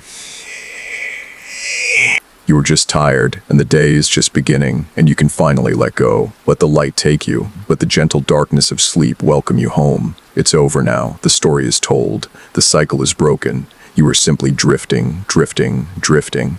Hello everyone, welcome back to my channel, True Scary Stories. Where are you watching from tonight, and what time is it in your country? Have you shared my channel with your friends yet, or are you keeping these whispers all to yourself? Settle in. Let the sound of your own quiet breathing fill the space. Maybe you're tucked under a heavy blanket, or maybe you're perched on the edge of the sofa, watching the shadows stretch and retreat in the furthest corners of your room. Listen closely to the old house settling around you, that subtle, almost imperceptible creak from the attic, or the distant, irregular tap-tap-tap of a branch against a window pane. It's comforting, isn't it? This feeling of absolute safety, even as we prepare to dive into something deeply, terribly real. Just remember, the only thing scarier than being alone in the dark is the sudden, chilling realization that you aren't. You might want to grab that emotional support plushie, because you probably won't survive this story mentally intact, and the plushie will make a lovely souvenir for the next poor soul who finds your recording. So, before you get comfortable, take a moment to like the video and subscribe, but only if you genuinely enjoy what I do here. Let me know your location and the local time in the comments. Now, dim the lights, maybe turn on a fan for that low, unsettling hum, and let's ease into tonight's journey together. You know that feeling, the sheer, unadulterated thud of a piece of thick mail dropping onto your welcome mat. Not junk, not a bill, but a formal, hefty card in an impossibly creamy, expensive-feeling envelope. That's where this starts for you. You live a quiet life. You work, you pay your taxes, you occasionally forget to take out the recycling. You're unremarkable, which is usually a good thing, a shield against the weirdness of the world. But one Tuesday morning, there it is, the first invitation. The envelope is addressed in an elegant, looping script you instantly know isn't yours or anyone you know. The stamp is an antique, deep purple with a profile of a monarch you can't quite place, and it's canceled with an unfamiliar, almost illegible postmark. You pick it up. It feels cold, a strange, inexplicable coldness that doesn't match the mild autumn air in your hallway. You turn it over, already expecting the embossed seal of a wedding or a charity gala. But there's no return address, just a tiny, faint smudge of something that looks like rust or dried earth near the flap. You slide a fingernail under the seal. It releases with a whispery shh, and the paper inside is even thicker than the envelope suggested, textured like old linen. The card is perfectly square, matte black ink on that heavy cream stock. It reads, "You are cordially invited to attend a small gathering in remembrance for the late Mr. Inside, Thomas C. Albright, Saturday, October 30th, St. Jude's Chapel, 11:59 p.m. Your presence would be a great comfort to the surviving family." And there it is, the first sharp spike of ice in your gut. You know the name, Thomas C. Albright. You know it because Mr. Steedy Albright was the victim in the notorious 1980 cold case. The wealthy eccentric who vanished from his locked study. His disappearance was headline news for a year, and the case file is still required reading in college criminology courses. He didn't just pass away, he disappeared without a trace. The mainstream scary horror fact here is that Mr. Albright's case bears an uncanny resemblance to the Dyatlov Pass incident, where 9 skilled hikers died under highly unusual and still unexplained circumstances in the Russian Ural Mountains in 1959. In both cases, authorities found perplexing clues, like the Dyatlov victim's clothing being torn from the inside, or Albright's key found inside the study, yet no body. So, who is sending you a memorial invitation for a man who was declared legally deceased 35 years ago after a non-fatal yet permanent disappearance? You laugh, a short, nervous huff of air. It has to be a joke. A profoundly tasteless, elaborate prank played by one of your older friends with too much time and a penchant for the morbid. But the paper feels too old, the script too genuine, the whole presentation too costly for a simple prank. You know, they say the best way to get over a fear of ghosts is to realize that most of them are probably just as bored and awkward as you are. At least they're better dressed than the average online troll. You call the police non-emergency line, but what do you say? Hello, I've received a very fancy invitation from a dead guy. You can already hear the dispatcher sighing. Instead, you do what anyone who has watched a horror movie does. You immediately research the name and the address. The invitation lists no RSVP contact, but you find the funeral home that would have handled Mr. Albright's funeral had a body ever been found. They closed 20 years ago. You check your own connections to the man. None. You've never met him, never worked for him, never lived near him. The only connection is that you read an article about the case 5 years ago. That's it. It's nothing. The whole thing should have been tossed in a recycling bin right then. A moment of weirdness, quickly forgotten, but you keep the card. It sits on your kitchen counter, radiating that strange chill. Every time you walk past, you stop and look at the flawless black font on the thick cream stock, and you can't shake the feeling that this isn't an invitation. It's a summons. The unsettling quiet of your apartment deepens. You try to focus on a show, on a book, but you keep seeing that name, Thomas C. Albright. You find yourself pacing back to the counter, checking the card again, just to make sure you didn't dream it. You read the address of the chapel, St. Jude's. You look it up. It's an old, deconsecrated landmark on the far side of town, boarded up since the 1950s. That night, you dream. You dream of a long, dark hallway and a sound like muted piano music coming from behind a closed door. In your dream, you are dressed in a suit you don't recognize, and you feel a burning pressure in your breast pocket, like a folded piece of thick, cold cardstock. The obscure horror tidbit you encounter is the regional folklore of the silent hour postman. In certain European villages, they say a figure dressed in the faded uniform of an old-time postman will only deliver specific pieces of mail grief-bound letters or formal invitations between the hours of 2000 a.m. and 4000 a.m. This mail is always from the recently or dramatically deceased, and the receiver is often a person who inadvertently crossed their path in life, sometimes by nothing more than reading their story in a newspaper. Researchers disagree on whether the enduring phenomenon of anomalous, personalized mail that defies postal tracking and features impossible postmarks is purely a matter of mass psychological suggestion, or if there is a genuine, albeit deeply rare, breach in conventional reality, allowing objects from outside our perceived time to intersect with the living. You now lean heavily toward the latter. The days pass, and your preoccupation grows. You're checking your mailbox obsessively, and then, a week later, it happens again. The exact same thud, the same thick cream envelope, the same looping script. This time, the scent is stronger, damp, sweet, and metallic, like pennies left out in the rain. You open it with less apprehension and more dread, a horrible, growing acceptance of the absurd. This one is for a different event, a different name. You are invited to a requiem service for Ms. Eleanor V. Hayes, Sunday, November 7th, the Old Parish Cemetery, Plot R42, 1:00 a.m. In lieu of flowers, a quiet presence would be most appreciated. Eleanor V. Hayes. You immediately recognize the name. She was the young librarian who died in a highly publicized, mysterious car accident on a perfectly clear road just last year. A case that was officially closed as driver error, but which local whispers always claimed involved a spectral passenger. I guess the afterlife is just one long, endless parade of RSVP-only events. They really know how to keep a social calendar. This time, you notice something you missed before. The ink, when you hold it up to the light, doesn't look black. It looks like the deepest, darkest violet, almost the color of an old bruise. You check the address on the envelope, this time finding a second, smaller stamp you missed. It doesn't have a recognizable image, just a circular, stylized drawing of 3 weeping angels clustered around an open book. You try to call the postal service in the morning, asking about the postmark. The woman on the line is cheerful and unhelpful. She suggests you must be mistaken. You can't bring yourself to throw away the invitations.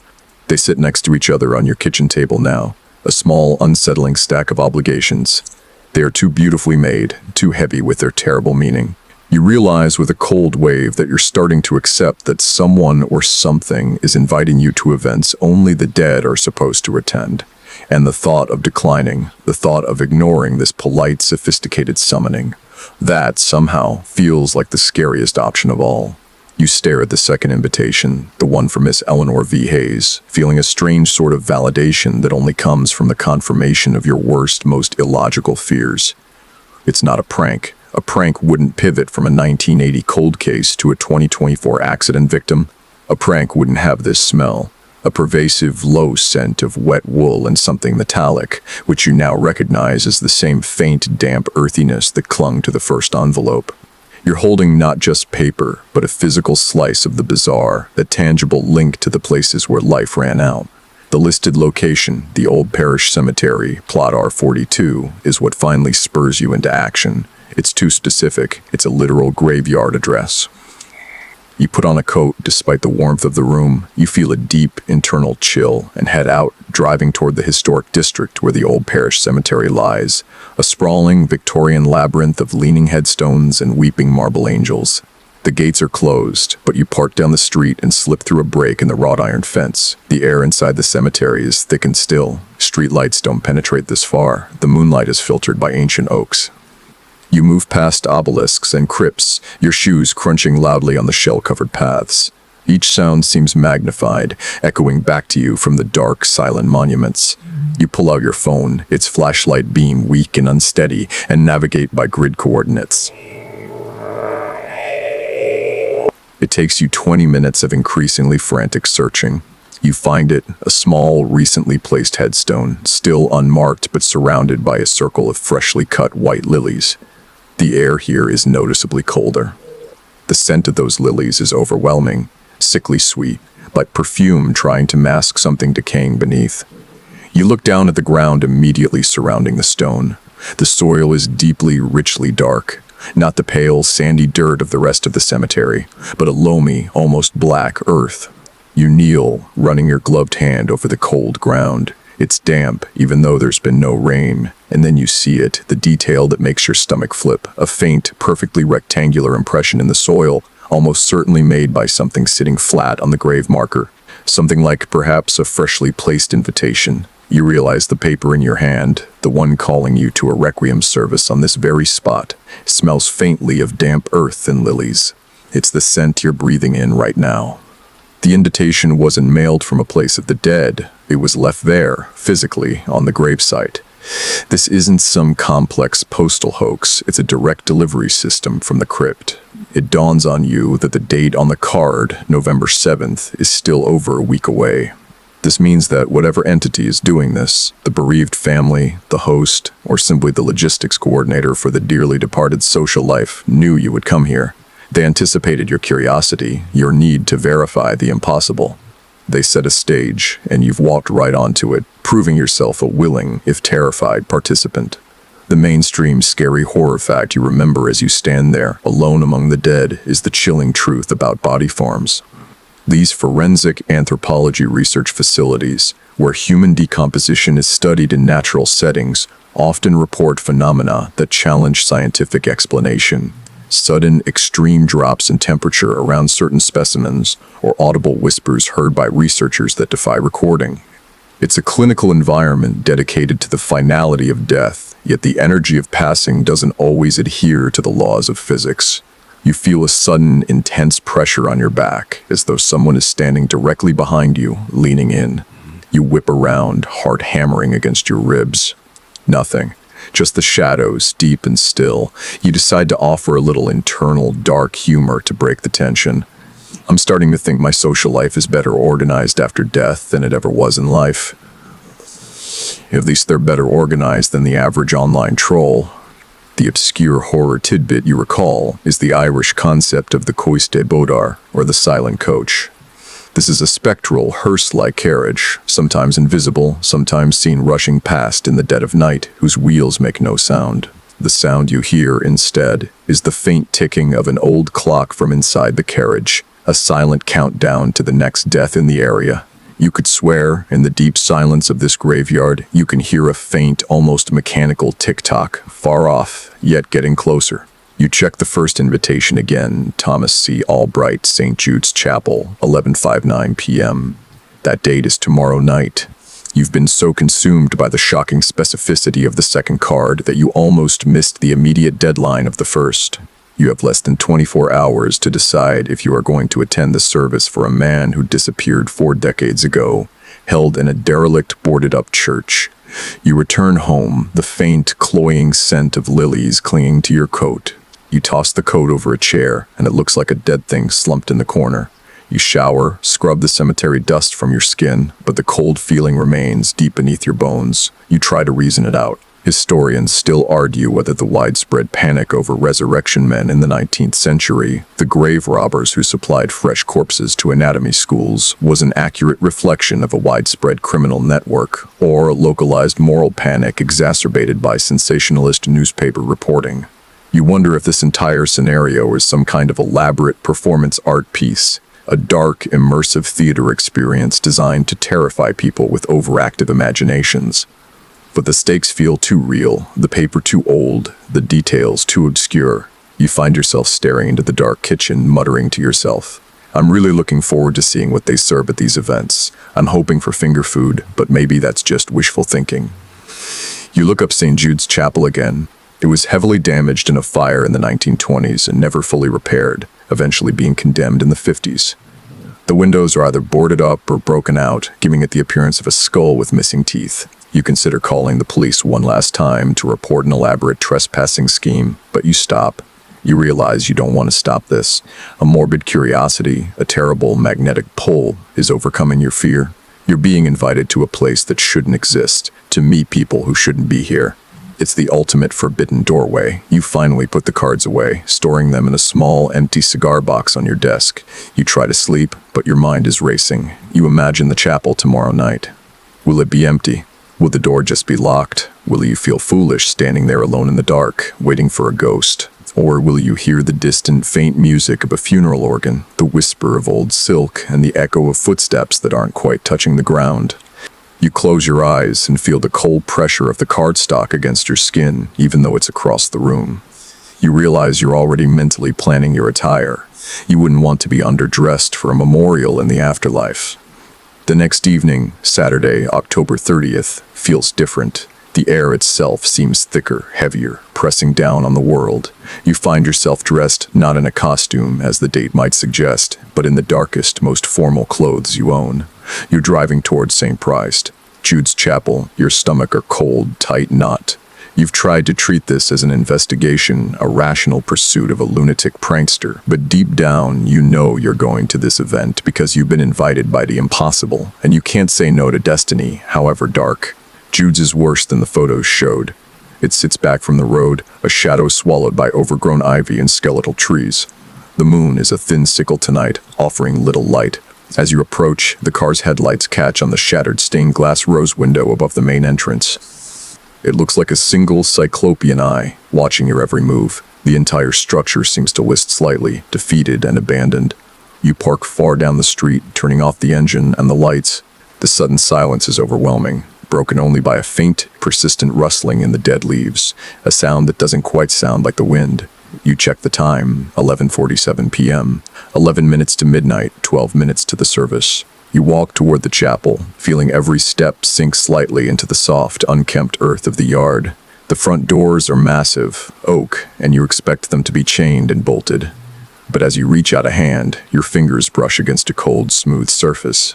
The right door is slightly ajar, maybe an inch, just enough to let in the thinnest sliver of pitch darkness and that strange, pervasive scent. Earth, water, and something else, something like old parchment and extinguished candles. You push the door open fully. It moves without a sound, not a groan, not a scrape. You step inside, and the door swings silently shut behind you, plunging you into absolute blackness. You fumble for the tiny keychain flashlight you brought. The beam cuts a meager cone through the gloom, revealing dust motes dancing in the cold air. But also something immediately, terrifyingly strange. The dust is not settled on the floor of the aisle. The path is clean. You are in a vast, decaying space. The ceiling is too high, the shadows too deep. But down the central aisle, just beyond the fourth row of pews, is a single flickering source of light, a tall white altar candle, throwing huge distorted shadows against the flaking plaster walls. You walk slowly toward it, your footsteps now echoing with a hollow, unnatural resonance. The empty pew. That's what you notice first. The pews themselves are ancient, dark wood, scarred and chipped. They should be empty, but they are not. In the front section closest to the altar, a dozen or so figures are seated. They are utterly still, facing the front, and they are dressed in formal, dark clothing that seems to absorb the light. You can't make out their faces. They are just dark shapes, motionless. They look like people waiting patiently for a service to begin. The only difference is they're silent. Unnaturally silent. You slide into a pew near the back, your heart pounding a frantic rhythm against your ribs. You tell yourself they are just cosplayers, actors hired for the prank, or perhaps even people seeking shelter.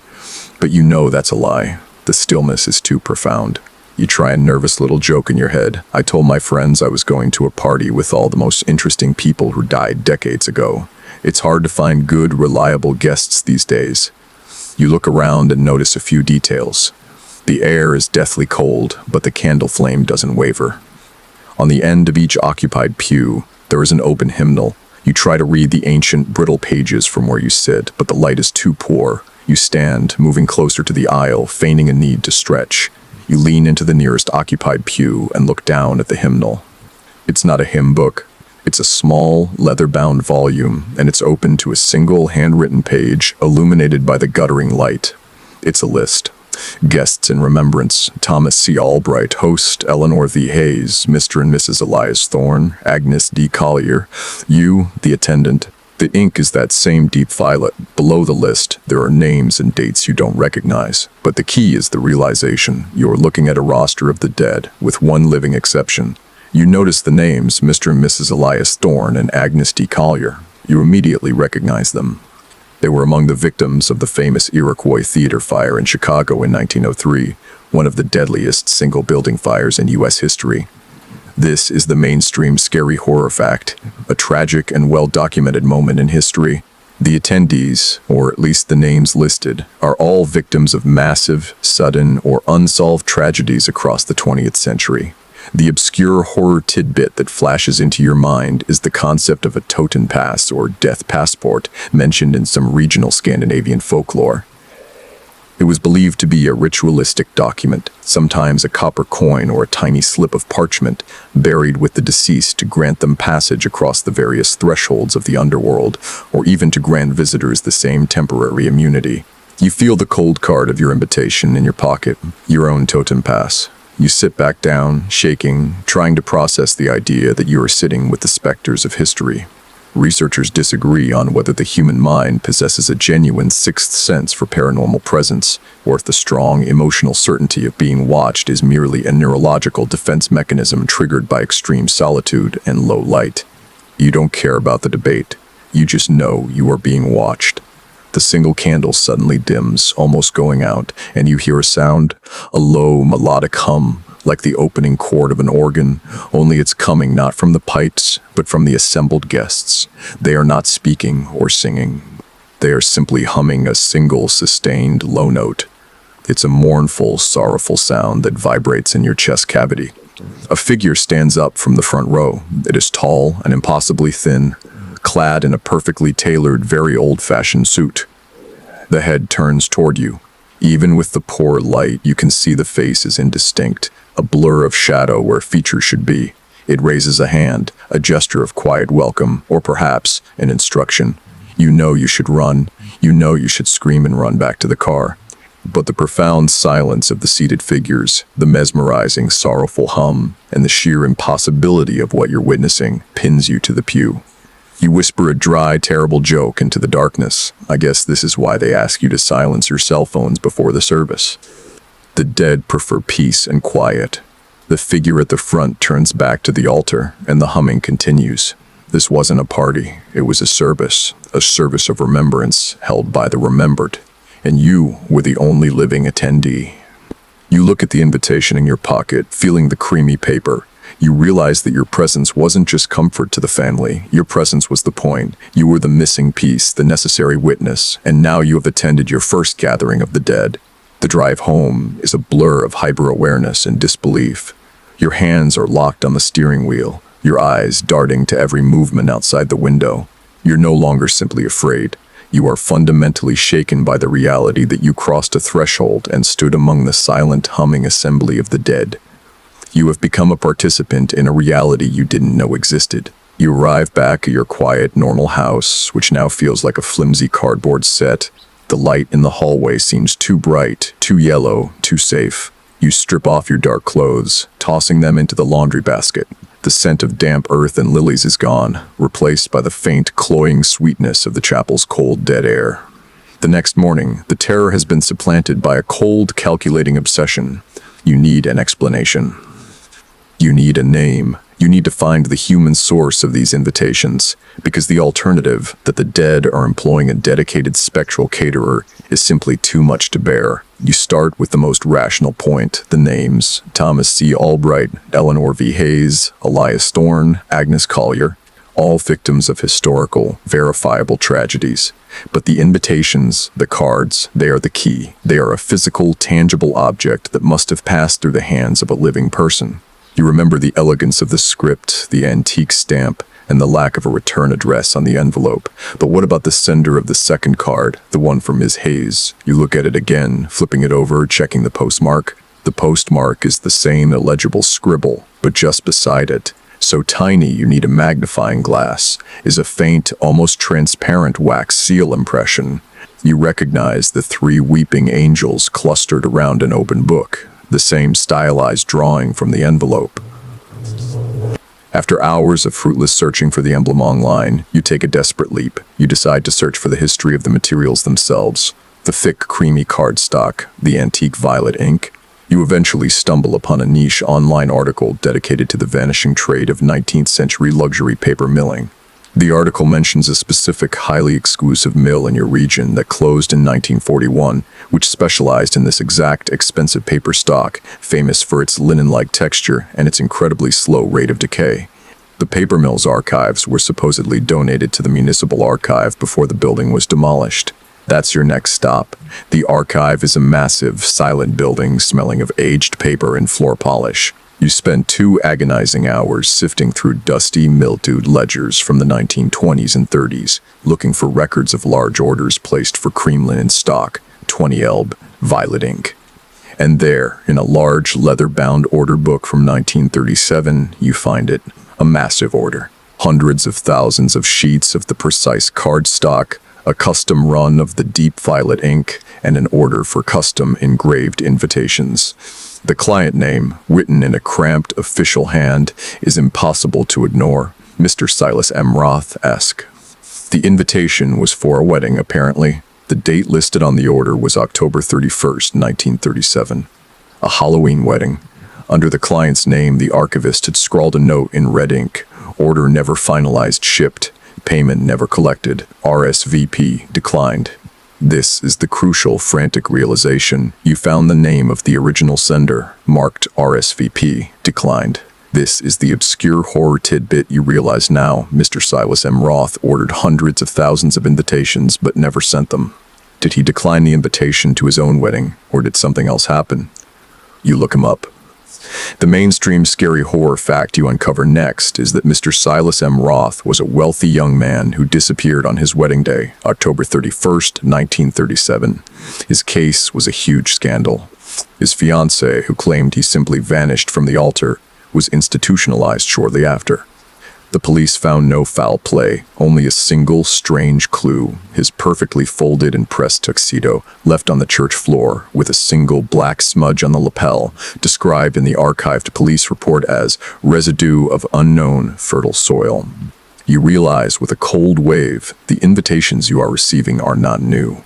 They are the same original, never-shipped invitations written in 1937 for an event that never happened, and they are only now being distributed.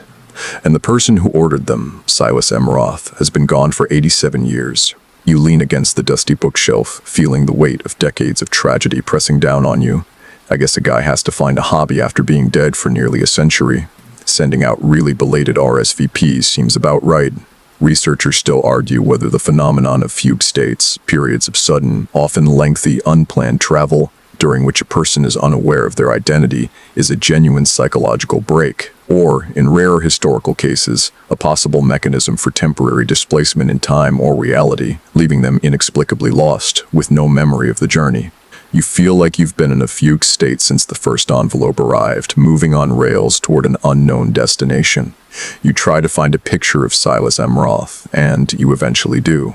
A faded newspaper clipping showing a handsome young man with an unnervingly intense, almost possessive gaze. His eyes seem to follow you from the page, a faint, unsettling echo of the blurred face you saw in the chapel.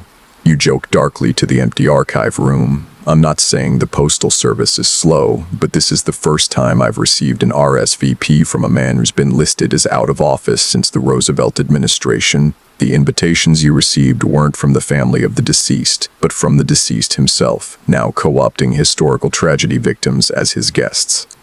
The name on the order form, Silas M. Roth, SK, must be the true host of this entire macabre social calendar. You have stumbled into his perpetual unsent party, and now that you've attended one event, he clearly considers you a regular. You know with absolute certainty that this won't be the last invitation. You leave the municipal archive with a name, Silas M. Roth, and a date 1937. The cold comfort of a name only confirms a deeper, more profound terror. The source is not a prankster, it's a ghost with impeccable stationery. You've been added to a guest list penned nearly a century ago, and the invitations are only now being delivered. Your life, once so comfortably predictable, has become a waiting game. You're waiting for the next thud on the welcome mat, a low-grade anxiety that settles deep into your bones. The second card for Eleanor Bethift. Haze is still days away, but the certainty of a third and a fourth hangs in the air like a cold, wet sheet. And then the system changes. You don't get a card in the mail. It is 300 a.m. precisely. That cursed ancient time, the witching hour, when the veil between worlds is said to be thinnest. You are in that deep, fragile state of sleep where your brain is struggling to process the day's anxieties. A sound cuts through the silence of your house. It's not a thud. It's a rhythmic, mechanical snick, snick, snick, snick coming from the hallway. You bolt upright in bed, heart hammering. You slide out from under the covers, your skin prickling with cold. You creep to the bedroom door and peer out. The faint amber glow of a nearby street lamp filters through your front window, and you see it, something small and dark lying on the polished wood floor, just beyond the mail slot. And you hear that sound again, a tiny, almost inaudible snick. You turn on the hallway light. On the floor is a small, heavy, rectangular object wrapped in brown paper, tied with dark twine.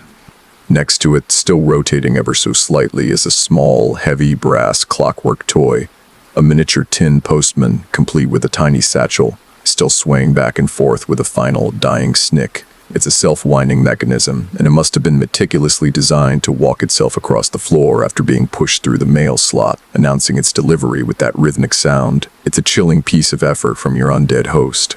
The invitations start arriving with mechanical precision, always at 3,000 a.m., and always delivered by a variation of this clockwork messenger. You cut the twine on the brown paper package. Inside is the third invitation.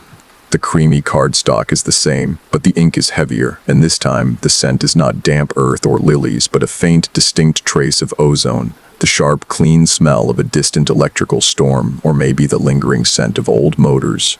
You are required for a consultation with the esteemed Dr. F.K. Holtz, Thursday, November 14th, the Sanitarium Grounds, Sector Delta, 3:30 a.m.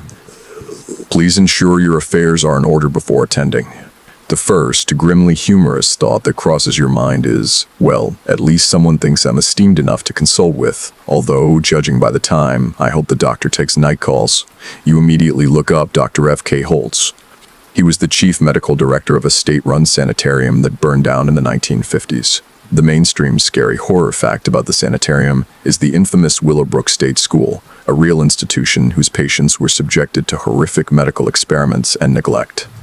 Holtz's sanitarium, while not Willowbrook, was local lore, a place of rumored torture and dark experimentation, eventually shut down after a series of inexplicable patient deaths, officially blamed on a faulty ventilation system. The most terrifying detail of this third invitation, however, is the postmark. You look at the postmark on the brown paper wrapping, and for the first time, you can clearly make out the faint, circular writing. It reads, Eithelberg, Postmortem District. You search for it. You search through every map, every historical registry, every forgotten atlas in the municipal library. There is no town of Ethelberg. There has never been a town of Ethelberg on any recognized map. The obscure horror tidbit you recall is the phenomenon of phantom settlements towns, sometimes fully mapped and named, that appear on documents and old travelogues, but which do not physically exist, sometimes linked to areas where catastrophic events caused a metaphysical scar on the landscape. You realize the postmark isn't just from a place that no longer exists. It's from a place that never existed in your reality. It's postmarked from a town that no longer exists on any map, or perhaps exists only for the dead. The constant, low-level anxiety of waiting gives way to a deeper, more philosophical dread. You're not being invited to events in the world. You're being invited to a calendar of events outside of it. Silas M. Roth, the host, is using his ancient, unsent wedding invitations to curate a social life for himself in a place only he and the truly unfortunate can inhabit. Researchers disagree on whether the historical accounts of fetch quests, where an individual is compelled by an outside, unseen force to travel to a specific, often remote, location only to vanish, are misreported instances of early missing persons cases, or evidence of a genuine, recurring pattern of spiritual abduction. You feel like you're on a fetch quest, guided by a clockwork postman and the elegant script of a dead man. You decide to fight back. You write a response card, a sarcastic, brightly colored index card that reads, Silas, I'm already booked for November 14th. Get a hobby, or at least a better catering staff. RSVP, hard pass. You address it to Mr. Silas M. Roth, E.S. Goth, Ethelberg Postmortem District, and drop it in a public mailbox. You know it's futile, but the gesture gives you a sliver of dark satisfaction. Later that evening, you find the card again. It's been slipped back through your mail slot. It's unfolded, and the bright ink of your rejection is smeared, almost washed away. Scrawled across the bottom in that familiar deep violet ink is a single, chilling reply. I'm sorry, I cannot accept a decline. You sit by the phone, trembling, realizing you've just been politely yet firmly threatened by a ghost who uses archaic paper stock. You know, a lot of people complain about bad neighbors, but mine keeps sending me party invitations from the other side. Talk about commitment. You look at the clockwork postman on your desk. It's silent now, a tiny, metallic testament to the fact that Silas M. Roth has found his preferred method of communication, and he's not taking no for an answer. You realize your defiance only confirmed your attendance. The realization that your polite refusal was not only rejected but physically returned is the final chilling confirmation that you are no longer in control of your calendar. Silas M. Roth has marked you as a permanent +1 on his never-ending schedule of the departed. The clockwork messenger is silent now, sitting on your desk like a morbid paperweight, waiting for its next 3000 a.m. run. The invitations continue with the same unnerving precision. A week later, another soft snick. Snick pulls you from a shallow sleep. This time, the messenger is a miniature tarnished silver hearse on tiny wheels, which rolls to a stop at your door. Inside the hearse, a folded invitation. This one is the most formal, the most ornate yet. It's edged with a delicate, embossed border of intertwined ivy and skeletal hands, and it calls for a grander event. You are expected at the Dinner of Remembrance for the esteemed members of the Shadow Group, Tuesday, November 23rd, the Blackwood Manor Conservatory, 8:30 p.m. Please come prepared to offer a toast to a life well spent. It's the first one that calls for a true social gathering, a dinner party. And then you turn the card over and your blood runs cold. It's not just an invitation, it's a menu. or rather, a dinner party list, the list of attendees. The Shadow Group, guests of honor, Silas M. Roth-esque. Host, Eleanor V. Hayes, the librarian, Dr. F. K. Holtz, the consultant, Thomas C. Albright, the vanishing man, the missing bride, Miss Clara V. Sterling, Mr. Alistair Finch, the navigator, you, the sole attendant. The list is a grotesque reunion of the dead, a curated collection of local tragedies, and the horrifying detail is number 5, Miss Clara V. Sterling. You instantly recognize the name. This is the frantic, distraught fiancée from the 1937 newspaper clipping, the one who was institutionalized after Silas Roth vanished on their wedding day. She didn't simply lose her mind, she must have eventually joined his spectral party. Well, at least I know the host and his fiancée are finally together. It only took 87 years and several instances of cosmic trespassing, but it's name number 6, Mr. Alistair Finch, that finally snaps the fragile thread of your composure. You recognize that name because you've read the case file for the obscure horror tidbit you encounter, the local legend of the High Sierra disappearance. In 1999, Mr. Finch, an experienced but eccentric mountaineer, vanished without a trace in a remote, protected national park. His disappearance is noteworthy because he was found to have left a cryptic final note. The trail ends where the stone takes the name, going to meet the navigator. This is the unsolved disappearance case from the local area. You realize this list is a veritable who's who of the tragically and mysteriously departed, and you are literally written into their group.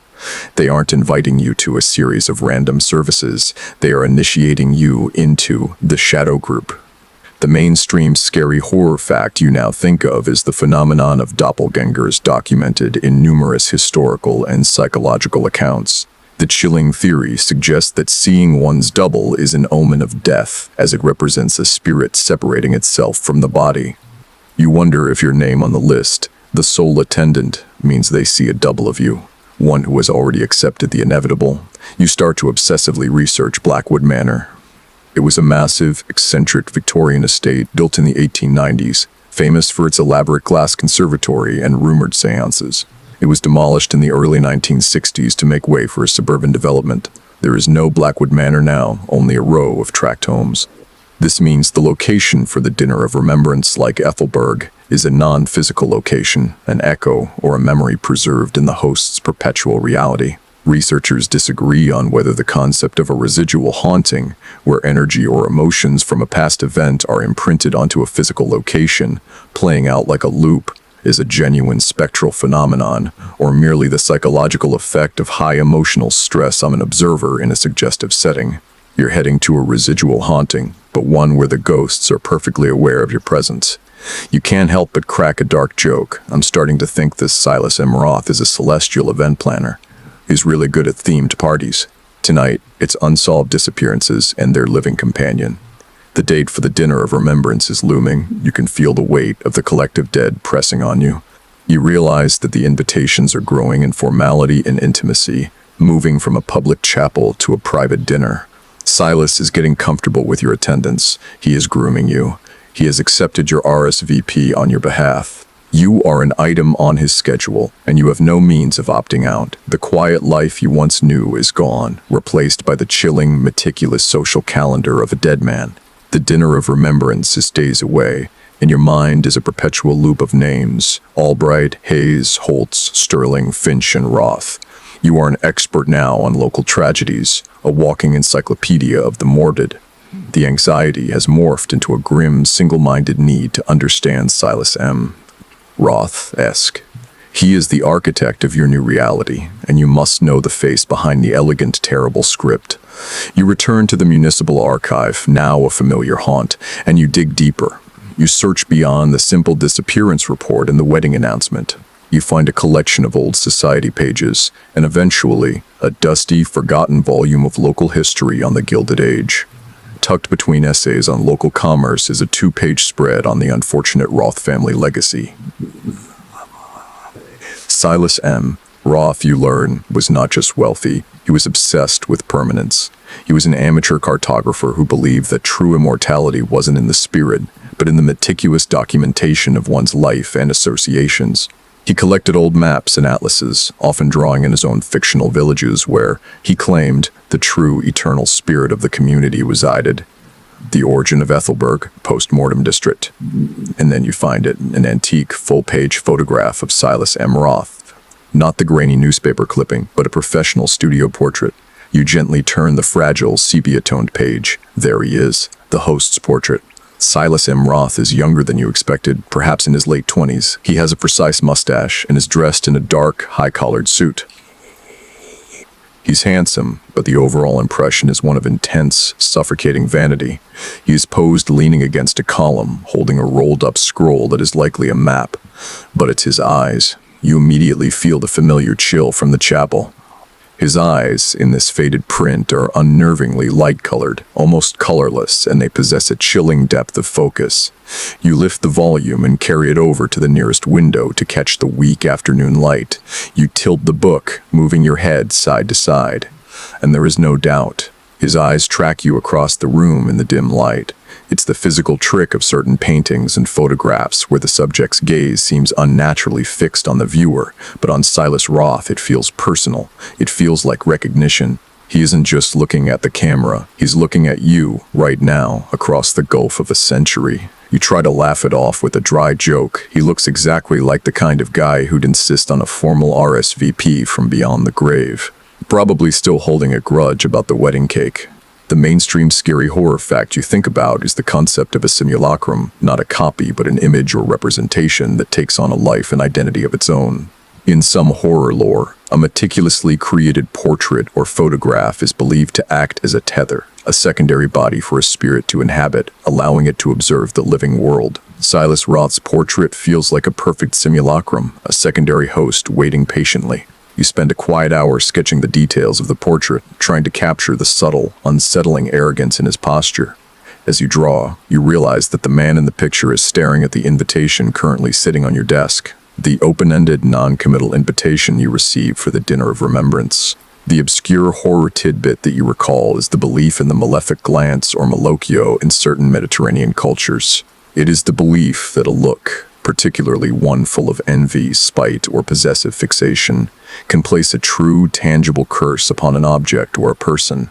Silas Roth's entire being in that photograph is a malefic glance directed at the living world, an intense, almost frantic desire to bring something from the world of the light into his own shadow realm.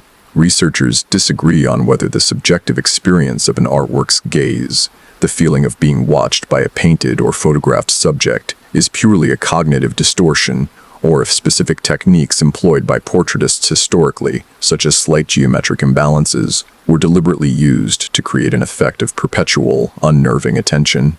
For you, the debate is over. Silas Roth is watching you. You close the history volume with a soft thud, a sound that feels enormous in the silent archive. You gather your notes, the names of the dead, and the address for the dinner, the Blackwood Manor Conservatory, a place that doesn't exist. You realize that your attendance is not just a polite social call, it's an audience. Silas is showing you his collection, his work, he's showing you his map of the dead, and your name is the newest, brightest pin on the board. As you walk out, you make one final dark joke, whispering it into the empty space where the portrait was. Silas, if I knew you were this committed to networking, I would have sent you a friend request on MySpace decades ago. It's a lot less work than sending a clockwork hearse. You know he heard it. You can feel his colorless eyes on your back, watching you walk away, anticipating your arrival at the Dinner of Remembrance. You have a terrible feeling that he's already picked out your seat at the table. You're sitting at your kitchen table, the Dinner of Remembrance card placed carefully on a coaster. It's the evening of the event, and you're filled with a sense of dread that has become a kind of awful normalcy. You've researched the names, you've confirmed the host's existence in history, and you know the location is a non-place. A memory anchored to the site of suburban tract homes. You know you're going to step into an illusion, a temporary tear in reality stitched together by the will of Silas M. Roth. A crazy idea strikes you.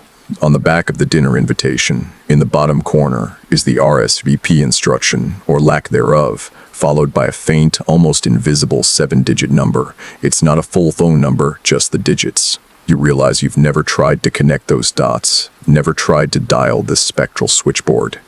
You use your cell phone, prefixing the number with every area code local to your region and every area code historically linked to the Blackwood Manor's location. The first 10 attempts fail, disconnected numbers, fax machine sounds, or simply no ring at all. Then, on the 11th attempt, you hear a dial tone. It's an old-fashioned sound, a high mechanical whine, not the crisp digital silence of a modern line. You wait, your hand trembling on the phone. A ringing starts. It's not the standard cheerful ring. It's a deep, vibrating thrum, like a church bell heard from underwater. It rings 4 times, and then someone answers. It's not a voice. It's not a recording. It's a sound that seems to come from a vast, empty space, yet is right next to your ear. It's a faint, distorted recording of a distant, sorrowful choir. It sounds like dozens of voices, thin and reedy, all singing a single funereal hymn you can't quite recognize. The music is mournful, elegant, and chillingly beautiful. You hold the phone away from your ear, staring at the screen, confirming the call is connected.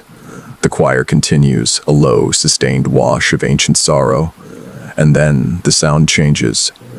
Beneath the choir, a rising static hiss begins. It's not the white noise of a bad signal. It's a deep, aggressive noise like sand being rubbed against metal. It builds and builds, drowning out the beautiful, terrible singing. It sounds like anger, or perhaps hunger. As the static reaches a peak of almost unbearable intensity, you hear a sound within the hiss. It's a single, sharp, guttural click. It sounds like the latch of a coffin being closed. And then a whisper, a sound that seems to vibrate inside your skull rather than through the receiver. The whisper is one syllable, stretched out, distorted, yet instantly recognizable as the name on the list, Clara. You slam the phone down onto the table, the plastic vibrating with the sudden impact. The silence in the room rushes back in, absolute and clean. The RSVP number, you realize, wasn't a contact point for the living. It was an open line to the Shadow Group's meeting space, a temporary, momentary bridge to Ethelberg. The phone rings immediately. You jump, knocking your chair backward. You look at the screen. Blocked number, no caller ID. You let it ring, and ring. It rings exactly 7 times, the same number of digits you dialed. On the 7th ring, it cuts off with a decisive click. The mainstream scary horror fact that rushes into your mind is the concept of electronic voice phenomena, EVP, where disembodied voices or sounds, often too faint to be heard by the human ear, are captured on electronic recording devices. Your phone call was not a communication failure. It was a pure, unadulterated EVP session, and you were the live microphone. You try to rationalize it with a dark joke. I knew the customer service on the other side was terrible, but I didn't think I'd get ghosted by a dead man and a disembodied choir. The obscure horror tidbit you encounter is the belief in banshee signatures, where, in some Irish folklore, the banshee's cry is sometimes described not just as a wail, but as an impossible multi-tonal sound that can be heard only by the person whose death it is predicting. You wonder if that rising static hiss was the sound of your own future, vibrating just beyond the choir of the dead. Researchers disagree on whether the human brain, when under extreme stress and auditory deprivation, can genuinely synthesize complex, organized information like music or speech from random noise, or if your experience of the sorrowful choir and the distorted name was an actual paranormal event. You have the metallic aftertaste of the phone receiver in your mouth, and you know what you heard. You pick up the invitation again. You look at the time, 8:30 p.m. It's nearly time to go. You're meeting the host and his unhappy fiancée, Clara V. Sterling, at a place that doesn't exist. You realize that your attendance has become a ritual, a necessary act to keep the whole macabre play going. You are the only one who can carry their stories, and Silas M. Roth requires a living chronicler. You grab your coat, feeling a strange blend of resignation and terrible excitement. You are going to dinner with ghosts. You know the menu is likely to be metaphorical, but you can't shake the feeling that whatever they serve, it won't be good for your long-term health. I'm just hoping the host remembers I'm a vegetarian. I hear spectral meatloaf is a nightmare to digest. You leave the quiet, bright house and step into the settling twilight, feeling the cold weight of the unanswered phone calls still vibrating in your memory. You are on your way to a party of the dead, hosted by a man who has been waiting for his wedding for 87 years.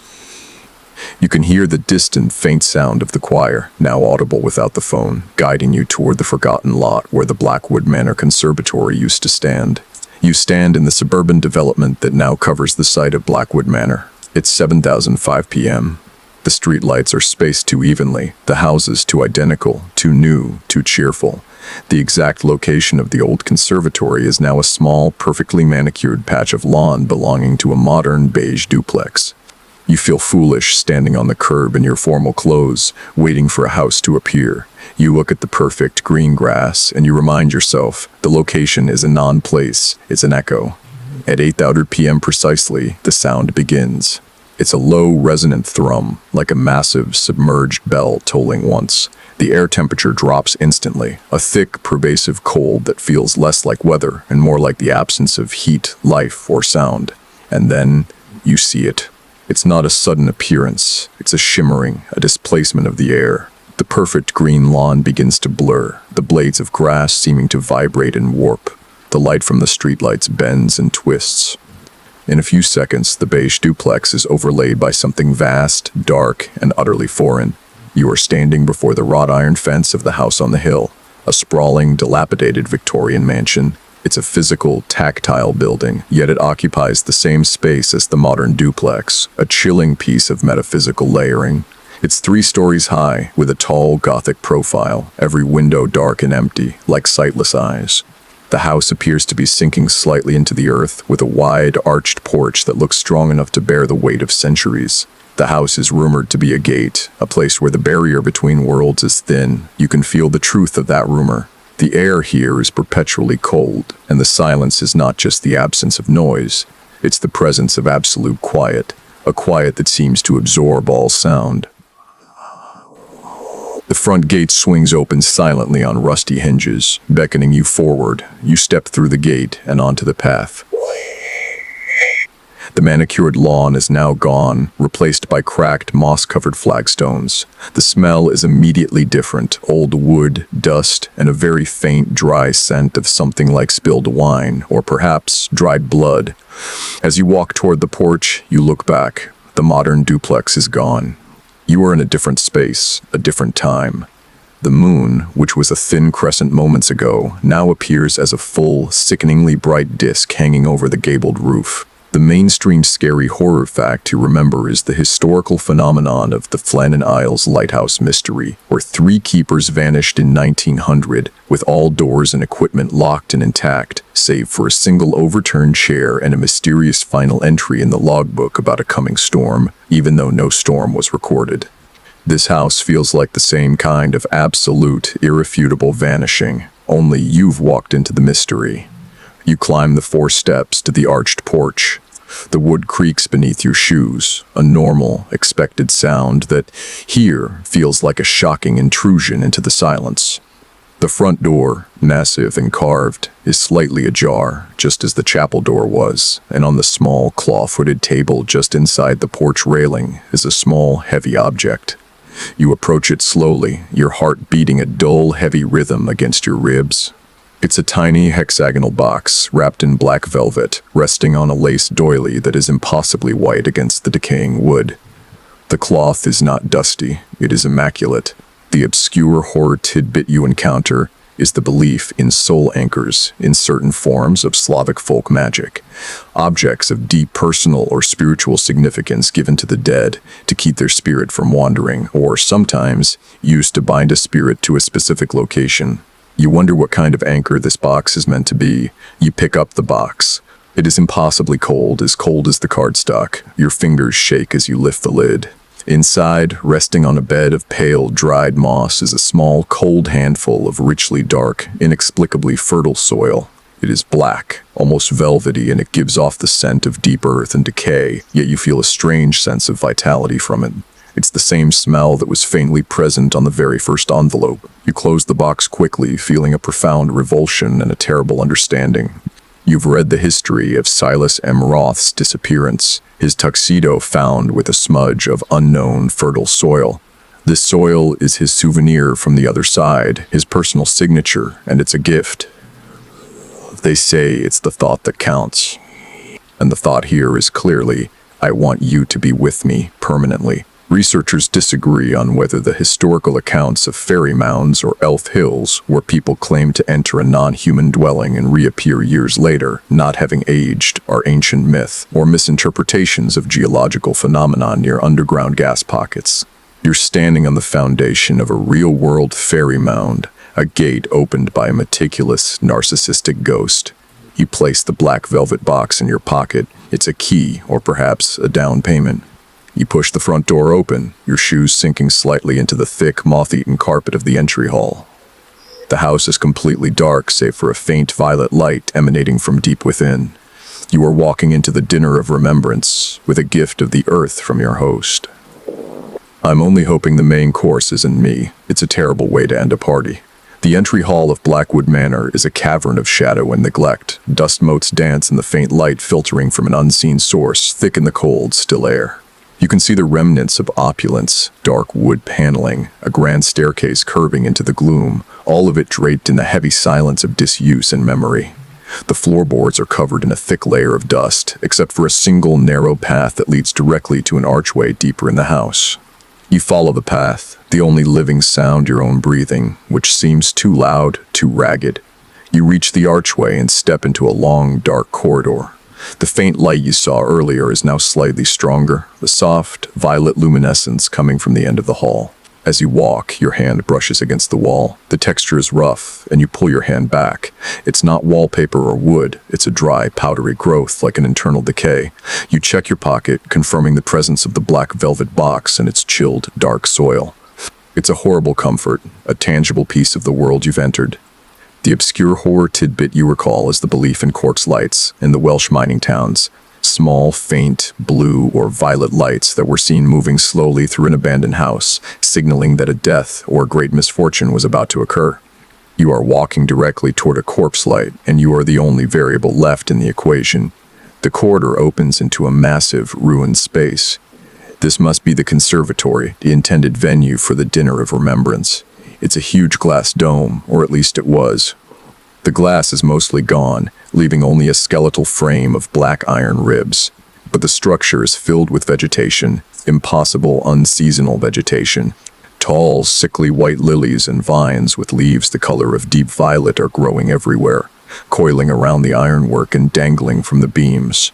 The entire room is illuminated by the soft, cold, violet light given off by the plants themselves. In the center of this ghastly garden, a single long mahogany table is set. It's perfectly prepared, set with crystal glasses that catch the strange light and silverware that seems to gleam, though no light source touches it. The table is laid for 7. 6 figures are already seated. They are the Shadow Group: Thomas C. Albright, Eleanor V. Hayes, Dr. F.K. Holtz, the Thorns, and Clara V. Sterling. They are dressed in formal, antique clothing, their faces indistinct in the violet glow, blurred and softly shadowed, just as they were in the chapel. They are silent, their hands folded in their laps. They are waiting. At the head of the table sits a 7th figure, Silas M. Roth, the host. He is perfectly clear, perfectly in focus. He is wearing the high-collared suit from the photograph, and his pale, unnervingly focused eyes are fixed on the empty seat directly across from him. Your seat. He is not a blur. He is a man made of pure, cold focus. Silas slowly raises his hand and gestures to the seat. His movement is graceful, deliberate, and entirely silent. He doesn't smile, but you feel the horrible certainty of his satisfaction. You walk to the table, moving past the silent, spectral guests. Your coat feels too heavy, your clothes too warm. You reach the empty chair and slide it out. The sound it makes, a soft scrape on the stone floor, is like a gunshot in the terrifying silence. You sit down, placing the black velvet box next to your plate. You finally speak, your voice a nervous, reedy croak. "Sorry I'm late. Traffic was hellish. You know how it is when you're driving through a non-existent town." Silas doesn't react to the dark humor. He simply holds your gaze, his colorless eyes taking you in, assessing his newest acquisition. The mainstream scary horror fact you remember is the historical documentation of the Green Children of Woolpit, 2 children who appeared in a 12th century English village, speaking an unknown language and having skin the color of green. They claimed to be from a subterranean land where the sun never shone.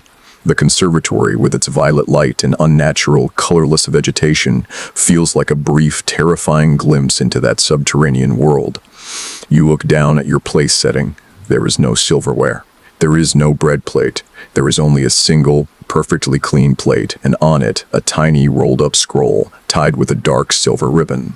Researchers disagree on whether the common cultural fear of being the only living person in a room full of corpses is an evolutionary survival mechanism warning against disease, or a deeper innate human fear of isolation and the uncanny valley applied to the spiritual world. You feel both, the profound isolation of being the only living heart, and the chilling discomfort of the dead's unnatural stillness. You reach for the scroll. Before your fingers can touch it, Silas finally speaks. His voice is a thin, dry rasp, like old paper being torn, yet perfectly intelligible. "We have been waiting for you, attendant. You have been a most diligent guest." He gestures around the table at the silent figures. "We need your story. We need you to anchor us." You unfurl the scroll. It's a seating chart, and your name, you, the sole attendant, is the only one written in fresh, wet, black ink. Under your name, written in Silas's distinctive violet script, is a single instruction. "I hope you enjoy the view." You look back at Silas, and he slowly, deliberately lifts his own glass. The crystal catches the violet light. He is offering a toast. You realize that you're not just a guest, you are the centerpiece of this dinner. You are the living story that anchors the dead in their continued terrifying existence. Well, that's just typical. I finally get an invite to an exclusive club, and it turns out to be a self-help group for people who can't let go of the mortal coil. The silence from the shadow group is more oppressive than any noise could be. They sit, still and blurred, their existence a testament to Silas Roth's will. He watches you, his glass raised in a silent, terrible toast. You meet his gaze, gripping the edge of the mahogany table, forcing yourself not to look away. You've come too far to break now. You raise your empty crystal glass. You picked it up out of sheer reflex and offer a shaky, sarcastic retort. To the host, you say, your voice echoing off the skeletal frame of the conservatory, "May your party never end," even though, clearly, it already has. Silas lowers his glass, the sound a faint chink against the tabletop. His pallid lips twitch, a subtle movement that might be mistaken for a smile. The silence resumes, now charged with an unbearable tension. You look away from him and stand, your legs stiff and unwilling. You need to move, to break the suffocating stillness. You leave the conservatory and walk back through the dark, decaying corridor, seeking any sign of a break, a different reality. You find a doorway off the main corridor, leading to what must have been the family wing. You push it open. It leads to a formal, wood-paneled study, relatively intact. A faint smell of tobacco and old leather hangs in the air.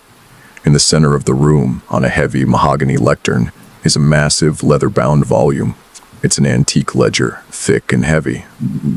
You recognize the quality of the leather and the tooling. It matches the old order book you saw in the municipal archives. You approach the lectern and look at the title embossed in faded gold, the Blackwood Manor Guest Register. You open the book, the pages brittle and yellowed. The handwriting is exquisite, a perfect copperplate script, and the entries are all dates in the past, corresponding to the manor's active social life in the 1890s and early 1900s. Dukes, industrialists, politicians, names from a forgotten era. You turn the pages, moving toward the front. The entries grow sparser. The handwriting becomes shaky. Then it changes altogether, becoming the deep violet script of Silas M. Roth. The dates skip wildly, moving from 1937 to 1980 to 1999 to the present. The names listed are Albright, Finch, Holtz, the members of the Shadow Group. They are signed in the same dark violet ink.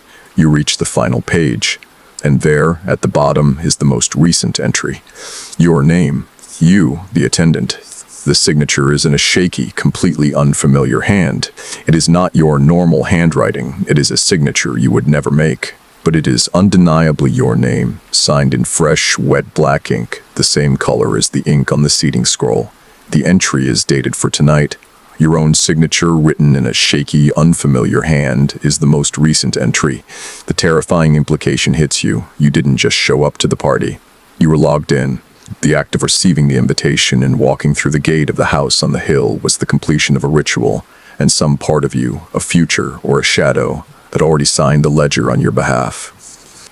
The mainstream scary horror fact that you recall is the phenomenon of premonitory dreams, where individuals claim to have dreamt a significant, often tragic event before it actually occurred. Your signature feels like a premonition made physical, a piece of your future being forced into the present by the will of Silas Roth. You whisper a dry, terrible joke to the guest register. I'm really going to have to work on my signature. It looks like I was signing this while falling down a well. At least I can prove I was here for tax purposes. The obscure horror tidbit you encounter is the belief in the signature thief in certain regional American folklore, a restless spirit who steals the identity of a living person by forging their name on a document that binds them to the land, often a deed to a forgotten grave or a covenant with a local entity. Your signature has been stolen and used to bind you to the shadow group. You close the book, the heavy leather cover feeling like a massive padlock snapping shut on your immediate future. You turn away from the lectern, feeling physically sick, and catch your reflection in the long, ornately framed mirror that hangs on the opposing wall. Researchers disagree on whether the documented cultural fear of mirrors as portals or traps for the soul, a belief widespread across disparate civilizations, is simply a reflection of an innate human discomfort with one's own duplicated image, or if there is a genuine, albeit rare, metaphysical property to reflective surfaces that makes them a potential nexus for spiritual activity. You are about to find out. You approach the mirror slowly, drawn by a terrifying curiosity. The face staring back at you is yours, pale and distorted by fear in the violet light. You reach out a hand, and your reflection matches the movement, delayed by a fraction of a second, which is already unsettling. But as your hand nears the glass, your reflection seems to deepen. The fear on your face is replaced by something else, a sickly, wide, unnerving smile. The eyes of your reflection, just for a terrifying split second, turn a cold, colorless pale, a perfect match for Silas Roth's. And then, your own reflection, with the sick, smiling visage, whispers a single, terrible promise. It is a dry, thin sound, like the voice of the host himself. You belong. The sickly, smiling visage in the mirror vanishes as quickly as it appeared, replaced instantly by your own terrified, pale face. The whispered "you belong" is still vibrating in the air, a final chilling confirmation of the signature in the ledger. You stumble back from the mirror, your hands clutching the black velvet box in your pocket like a talisman against the encroaching dread. You are now officially enrolled in Silas Roth's Eternal Club. You turn and flee the study, not daring to look at the reflective surface again. The hallway feels narrower, the shadows deeper. You move back toward the conservatory where the terrifying centerpiece of the dinner party still awaits. Silas M. Pre. Roth remains seated at the head of the long table, utterly motionless, his colorless eyes fixed on you as you re-enter the violet glow of the decaying garden. He knows what you saw. He knows you read the ledger. You walk slowly back to your seat, gathering a new layer of grim resolve. You're not a victim anymore. You're an unwilling attendee, and the only way out is to see the schedule through. You place the black velvet box of fertile soil back onto the table. A challenge and an acceptance. You reach for the tiny scroll he left on your plate and unroll it completely. The scroll is a detailed, meticulously hand-drawn map. It's a map of your house, not a floor plan, but a spiritual cartography showing the flow of energy and the locations of light and shadow. Marked on the map, in the center of your bedroom, is a tiny circle drawn in the same wet black ink as your signature. Next to the map, written in Silas's violet script, is a cryptic message. All journeys require a guide. The soil is the seed. The signature is the root. Look for the next itinerary near the place of your greatest comfort. You understand. The gift of the soil wasn't just a signature. It was a seed of Ethelberg, a metaphysical anchor intended to bind your house to his non-existent town. The ledger signed your spirit to his group, and the soil is binding your location to his reality. The mainstream scary horror fact that you recall is the historical practice of the foundation sacrifice, prevalent in certain ancient cultures. A sacrifice, sometimes human, was buried beneath the corner or center of a new building to spiritually anchor the structure and protect its occupants. Silas is trying to anchor his reality with your life. The obscure horror tidbit you encounter is the belief in the omen drawer. In certain regional Appalachian superstitions, a piece of furniture, often a dresser or nightstand, in a home that acts as a gathering point for bad news and warnings. No matter how much you clean it, it always attracts dust, and mail that should have been lost appears in its drawers. You realize that your nightstand, the location of your greatest comfort, is now your omen drawer. You force a weary, dark joke past your lips, directed at the motionless figures. You know, for a host, Silas has terrible manners. No appetizers, no music, and he keeps sending me passive-aggressive directions to my own house. You stand abruptly. The dinner is over. You have received your instructions. Silas remains seated, but as you turn to leave, his colorless eyes follow you, a look of profound, cold anticipation in them.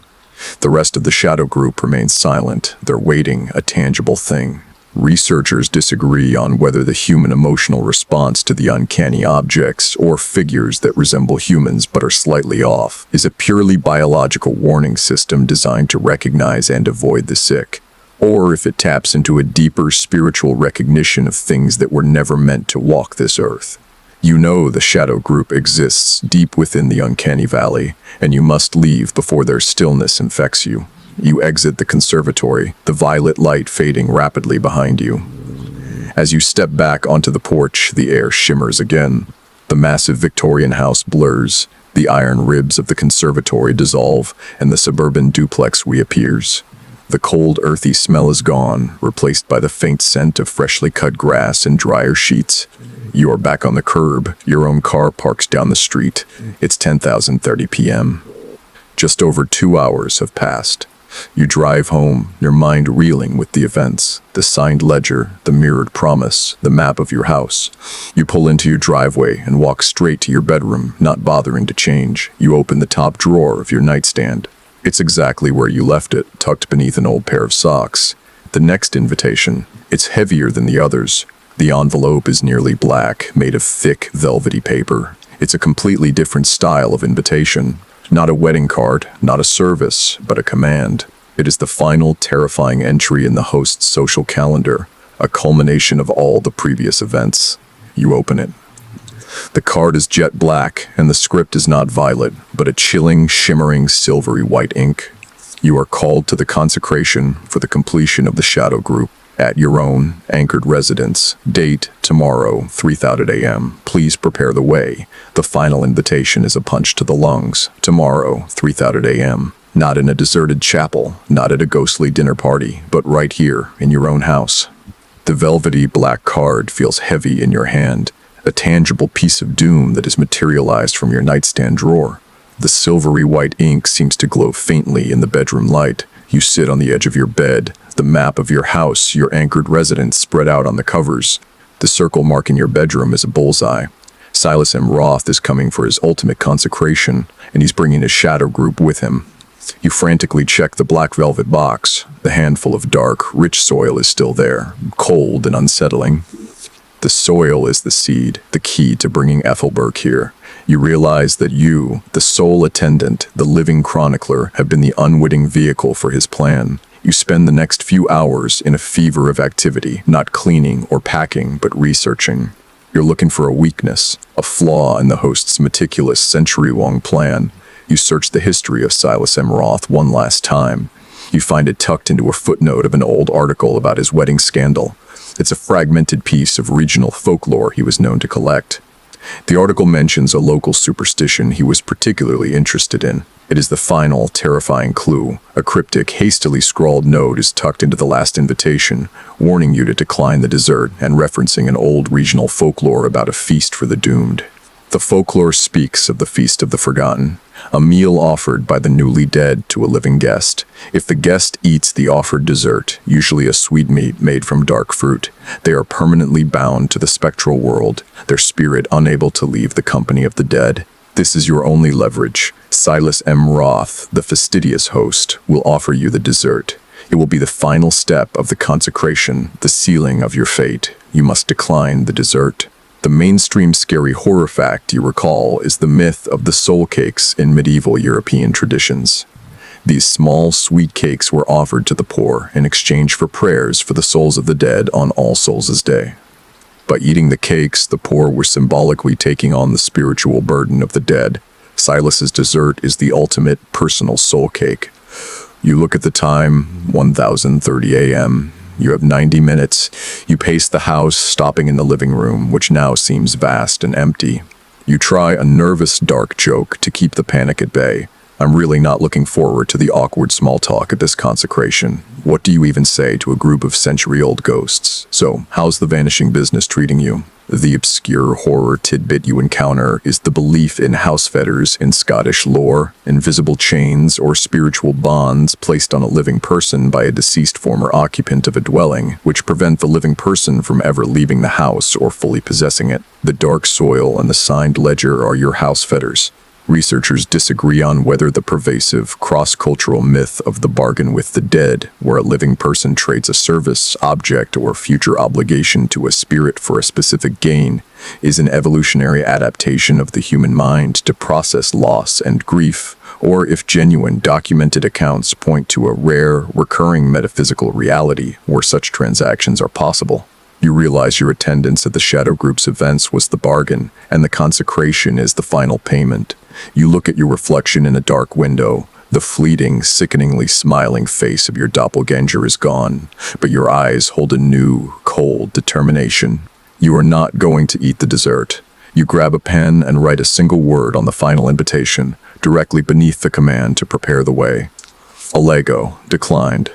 It's a small, defiant act. You know it won't matter, but it's yours. The minutes tick by, slowly, excruciatingly.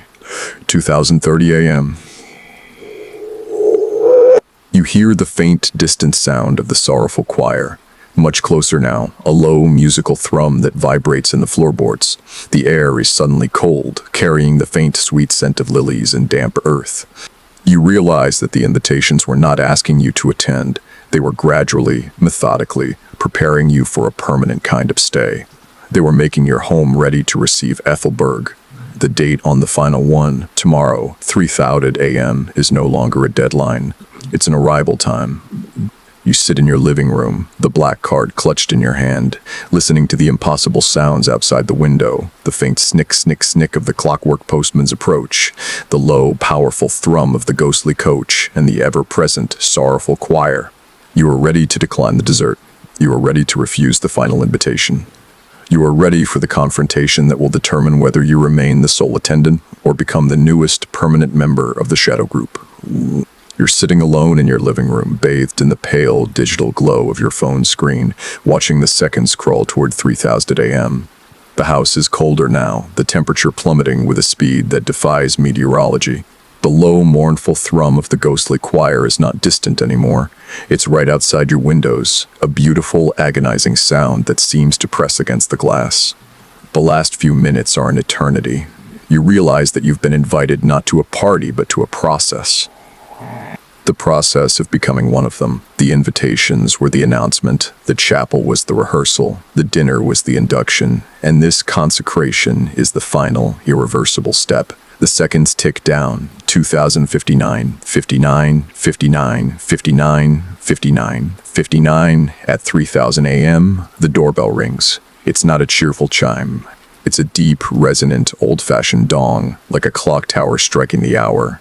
It's followed immediately by the sound of a heavy metal object being slid through your mail slot and clattering onto the floor, a final metallic flourish from the clockwork postman. You don't move. You just stare at the front door. A thin, cold violet light begins to seep in through the edges of the door frame, outlining the heavy oak in an eerie spectral halo. The air pressure changes, feeling heavy and thick, like the air at the bottom of a well. The sound of the choir is now inside the house, a low, sustained note of profound sorrow. The front door slowly, deliberately, opens on its own. Standing on your welcome mat are the Shadow Group, led by Silas M. Roth. They are all perfectly clear now, fully in focus. They are no longer shadows. Thomas C. Albright looks confused and slightly rumpled, as if he just woke up from his 40-year vanishing act. Eleanor V. Hayes is beautiful and incredibly sad, dressed in an antique library suit. The rest of the group, the doctor, the fire victims, the mountaineer, all stand silently, their eyes fixed not on you, but on the space behind you, where their new reality is now taking hold. Silas M. Roth steps inside your house. His tailored suit is immaculate. His colorless eyes sweep over your living room, taking possession of the space. The moment his shoe crosses the threshold, the rich, dark soil in the velvet box on your coffee table begins to steam, giving off a tiny plume of dark, earthy vapor. Ethelberg is here. Silas glides to your coffee table, ignoring the rest of the room. He looks down at the black velvet box, a look of profound satisfaction on his face. He then looks at you, his first real, focused look since you were introduced at the manor. "Welcome," he rasps, his voice the dry tearing of paper, yet warm with triumph. "The consecration is complete. Your residence is now anchored. You have been a patient, excellent attendant." He gestures with a perfectly manicured hand, and a small, round table materializes silently in the center of the room, draped in the same immaculate white lace you saw on the porch of Blackwood Manor. On the table is a single silver salver covered with a dome. "The final courtesy," Silas whispers. "The dessert." The mainstream scary horror fact you recall is the historical truth of the Greenbrier ghost case, the only case in U.S. history where a ghost's testimony helped convict a killer. This ghost's ability to communicate the truth was anchored by the injustice of her own death. You realize that the Shadow Group is here not just for you, but to anchor their own injustices in the solid ground of your life. Silas reaches out and lifts the silver dome.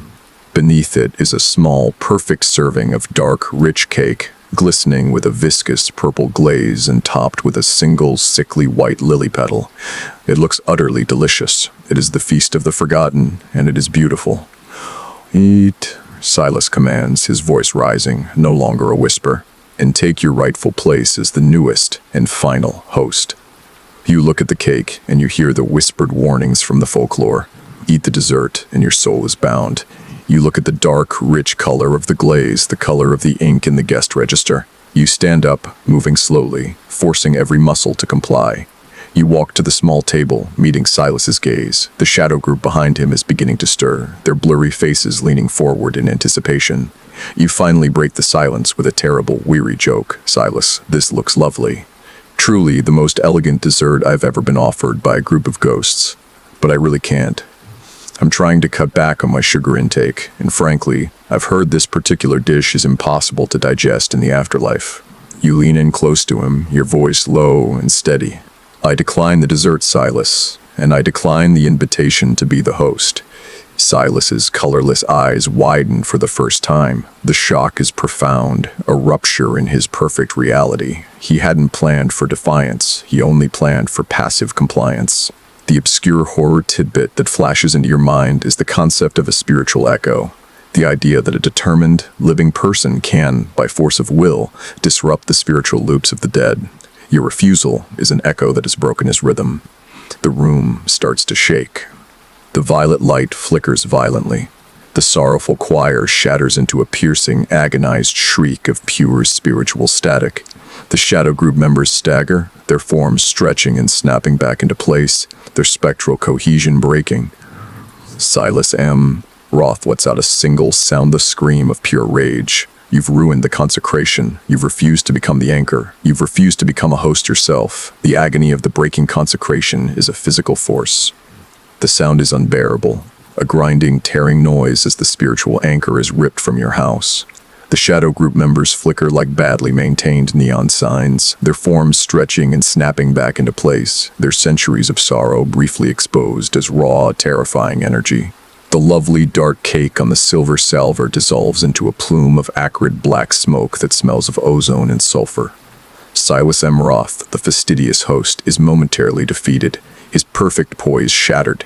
His eyes are burning with a cold, impotent fury. You stand there, perfectly still, letting the spiritual chaos wash over you. Your refusal, your simple, steadfast, "I decline the dessert," has become a metaphysical sledgehammer. The mainstream scary horror fact you recall is the historical account of the Bermuda Triangle, where ships and planes have vanished without explanation. One of the prevailing theories suggests that the area is home to an unpredictable magnetic anomaly that briefly tears open a temporal or spatial rift. Your living room is currently that rift, and the host is losing control of the tier. Silas recovers with a speed that is truly terrifying. He points a trembling white finger at you. "You will be bound," he rasps, his voice a chorus of dry parchment and angry wind. "You have signed the ledger. The attendant is bound to the group." You meet his gaze, your own tired but steady. "The signature was forced, Silas," you say, your voice calm amidst the shrieking static of the dissolving choir. "And I refuse to be your attendant or your host. I will only be the chronicler." The obscure horror tidbit that flashes into your mind is the folklore of the unwritten law of the guest, which states that a spiritual entity can compel an action but cannot force a belief or a choice of free will. Your choice of refusal, your use of free will, is the only thing that can break his spell. Silas, enraged, takes a single step toward you. The floorboards under his feet do not creak, they shriek. He raises his hand to strike, or perhaps to anchor you by force. You look down at the floor, where the last remnants of the clockwork postman's delivery, a small, tarnished tin figure, lie. You kick it, a small, decisive movement. The tin figure skitters across the polished wood, hitting the wall with a sharp clack. The sound, so small and mundane, is the final disruption. With a sound like tearing silk, the entire spectral scene begins to collapse. The violet light spirals inward, contracting back to a single cold point of focus on Silas Roth. The Shadow Group members vanish, sucked back into the oblivion from whence they came, their fleeting, sad forms winking out like extinguished candles. Silas M. Roth is the last to go. His form shrinks, condenses, until he is nothing more than a column of dense, colorless light, raging silently. He locks his gaze on you, a final, chilling promise of eternal vengeance in his eyes. "You are invited, chronicler," he whispers, his voice now impossibly thin, like a wire drawn taut. "You are always invited. The RSVP is perpetual." And then, with a sharp, final pop of displaced air, the room is silent. The lights are back to the warm yellow glow of modern electricity. The air is still and normal, carrying no scent of earth or lilies. The cold is gone, replaced by the natural warmth of the house.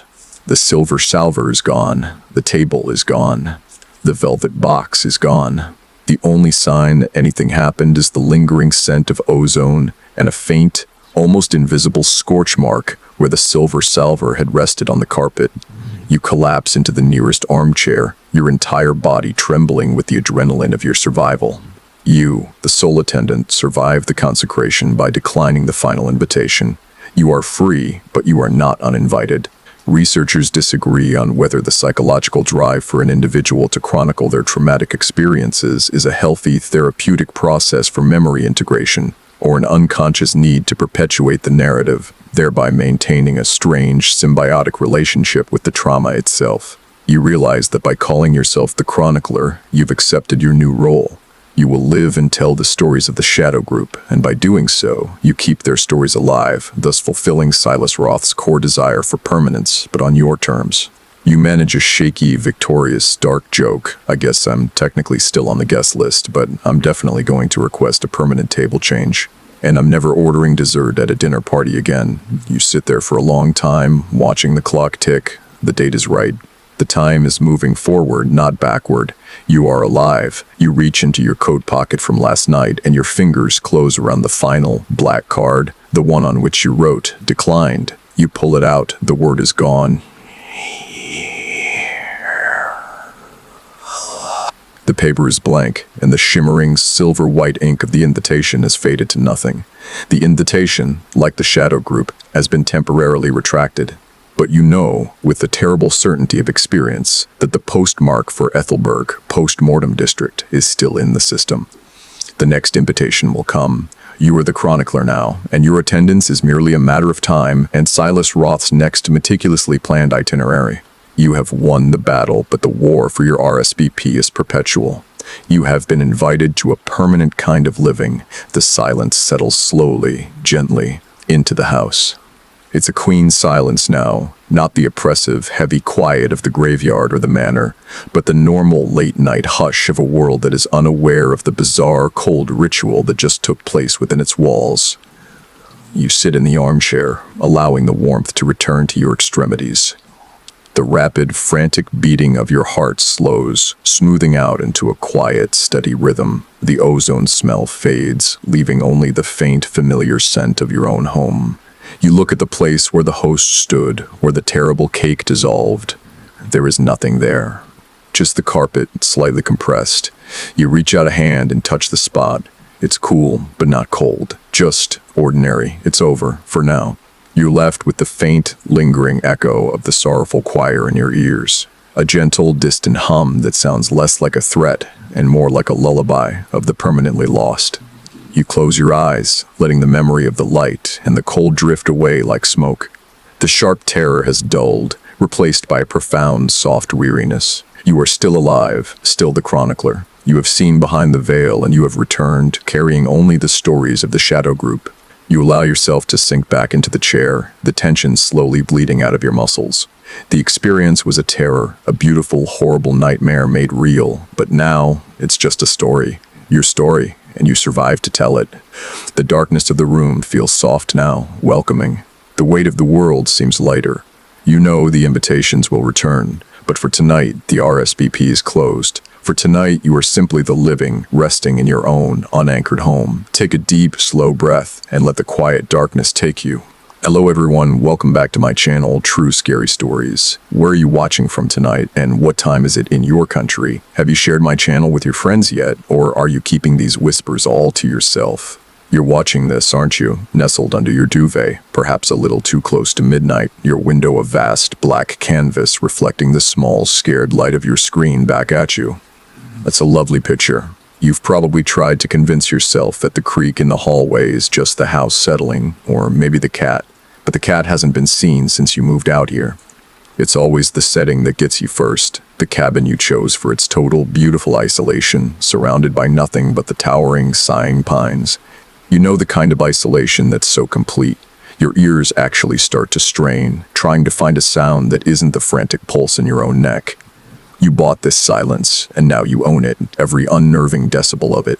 It's the kind of place where if you were to drop dead right now, they wouldn't find you for weeks, and the mail carrier would probably just leave a note that says, "Sorry we missed you, try not to die next time."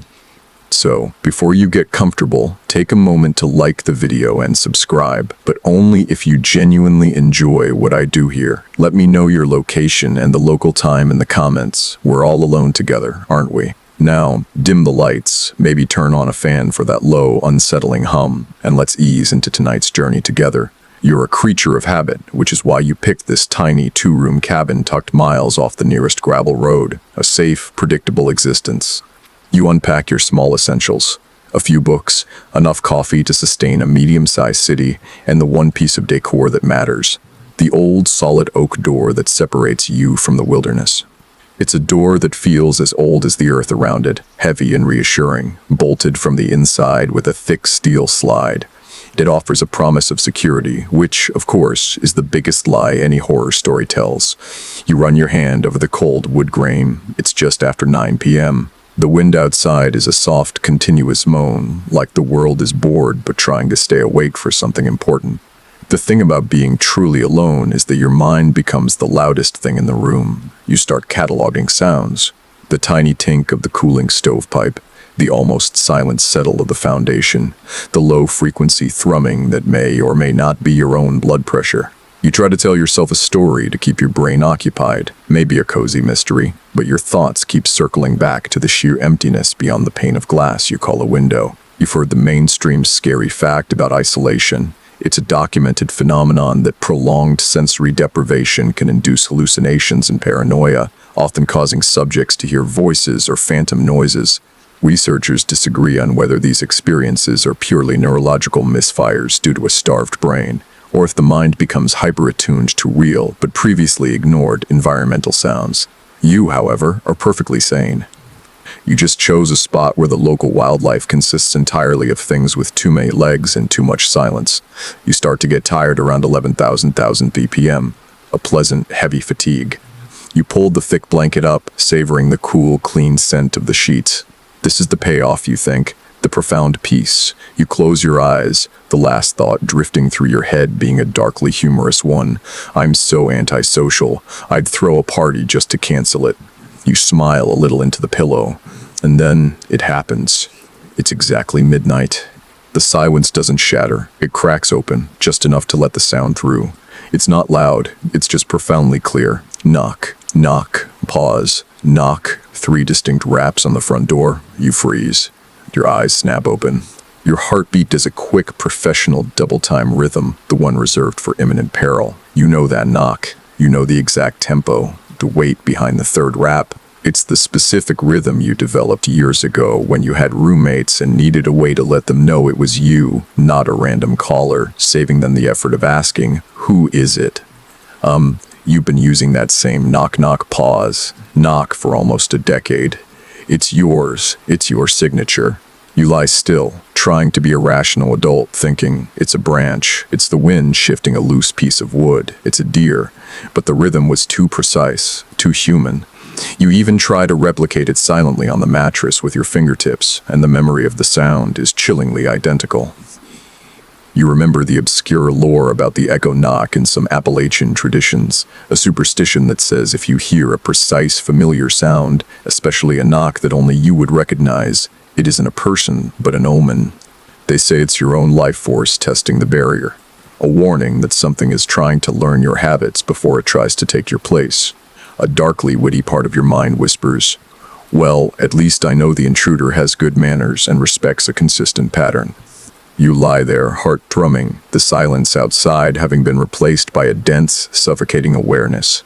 You wait, listening for footsteps, a cough, a whisper, anything that might signify a lost hiker or a late-night delivery driver who has missed the last 30 turns. Nothing, just the wind, which now sounds less bored and more patiently expectant. You finally sit up, pulling the blanket around you, shivering not from cold, but from the sudden, profound knowledge that you are no longer the only person who knows your signature knock. Aloebi, and whoever delivered it is still out there waiting for you to make a move. You spend the next 3 hours sitting upright, watching the clock tick, convinced that the moment you relax, the moment you close your eyes, the second, more insistent set of knocks will arrive. They don't. At 3 a.m., exhausted and defeated by the sheer lack of further action, you finally lay back down, pulling the covers higher, but you don't sleep. You simply rest with your eyes closed, waiting for the sun to burn away the night's awful clarity. The sun does rise, of course.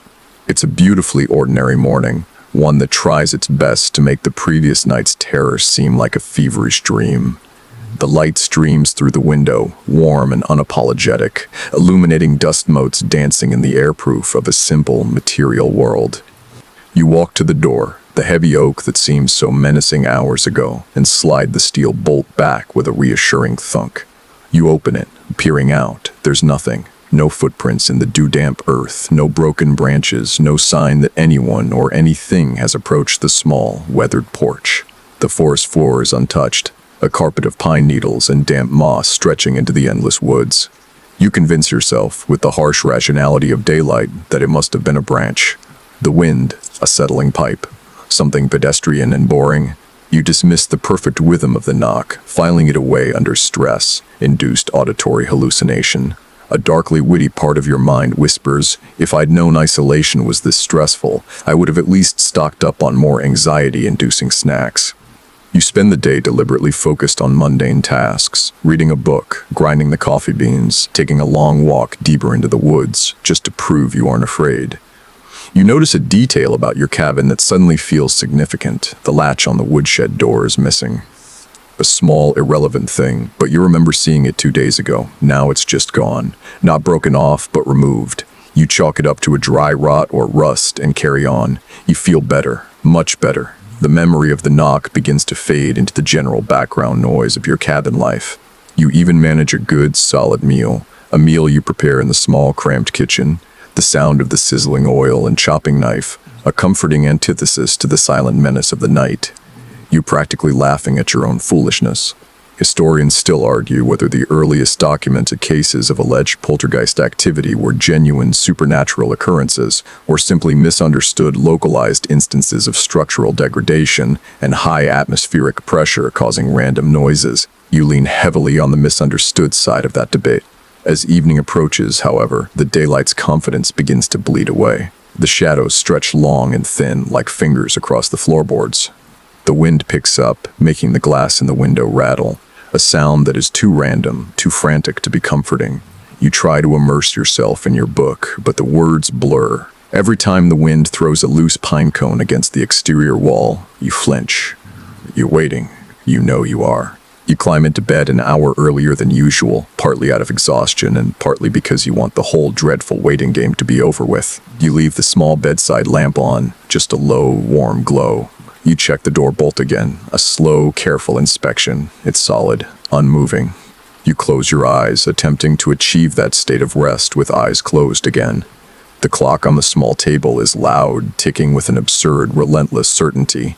Tick-tock, tick-tock. It's a sound that seems to accelerate as the minutes move toward the inevitable hour. You remember the old, bizarre superstition that if you're being stalked by a doppelganger, a common though obscure horror tidbit found in Germanic folklore, they are utterly powerless to act until the precise moment of a solar or lunar apex, which includes the apex of the night, midnight. They must wait for the peak of darkness to achieve their imitation. You scoff internally. The intruder has to wait for a precise cosmic alignment. What a demanding schedule. The air in the room feels heavy now, almost viscous. You can't pinpoint a smell, but the atmosphere has changed. It's the difference between being alone and being observed. And then, the chime of the antique clock downstairs announces the hour. 12 chimes. Ding, ding, ding. On the final, lingering reverberation of the 12th chime, it happens again. Knock, knock, pause. 3 distinct, precise raps on the front door. The exact same signature. The same weighted pressure on the third knock. If anything, it's clearer tonight. More confident. It's an audible echo of your own habit. A mocking invitation. You don't sit up this time. You simply lie there, rigid, breath hitched high in your chest. A slow, chilling realization starts to crawl up your spine. A branch wouldn't hit the same spot twice with the same precision on 2 different nights. A deer wouldn't use a rhythmic pattern. A human is capable of it, but what human knows your secret decade-old knot pattern? You almost laugh, a terrible dry sound caught in your throat. Knock, knock, who's there? You are. You're you. That's the punchline. This time, the knock is an accusation. It proves the first time wasn't a mistake. It proves a thing or a person is outside, paying meticulous attention to you. It proves that whatever is there knows something deeply, intimately personal about the pattern of your life. You think of the mainstream scary fact of the Zodiac Killer, whose cryptic letters to the police and newspapers proved he was observing his victims, and the subsequent police reaction with a cold, almost academic detachment. This feels like that, a cold, detached study of your habits. The sound seems to linger in the air, a physical pressure. You squeeze your eyes shut. You breathe through your nose slowly. You focus on the bolt on the door, willing it to hold. You spend the rest of the night waiting for the pattern to change, to hear the door handle rattle or the wood splinter. But it remains silent. That's the most terrifying part. It knocked, and now it waits, knowing you heard it. It's playing a game, and the rules are, I know you're in there, and I know your sign. You fall into a shallow, fitful sleep just before dawn, dreaming not of the woods, but of a long, dark hallway with a door at the end, and a hand raising itself slowly to knock. You wake up feeling like you haven't slept in a week. The sunlight is back, a liar's comfort. The moment you are fully conscious, the realization of last night hits you like a cold wave. It wasn't an accident, it was an appointment. You are now in the active state of paranoia. You don't just walk through the cabin, you sweep through it. You check every window latch. You test the door bolt again, listening for the reassuring click of solid metal. You even check the chimney flue, which is probably ridiculous, but the mind demands comprehensive security theater when faced with an invisible, rhythmic foe. You drink 3 cups of coffee, trying to sharpen your mind enough to form a plan. What do you do when the world's most polite stalker announces their presence by perfectly replicating your own knock? You could call the police, but what would you say? Officer, a thing outside my remote cabin keeps knocking on my door in a pattern I created. You'd be institutionalized for your own safety, which is frankly a far more boring horror story. You decide the only defense is analysis. You walk over to the front door, putting your ear against the cold wood, the same spot the sound came from. You push your hand outward, measuring the distance to the porch railing. It's a very specific angle of approach. You find a small, almost imperceptible scratch near the keyhole. You think it's new, a tiny gouge that wasn't there yesterday. The realization hits you. This isn't a random person. This is a calculated, deliberate trespass onto your identity.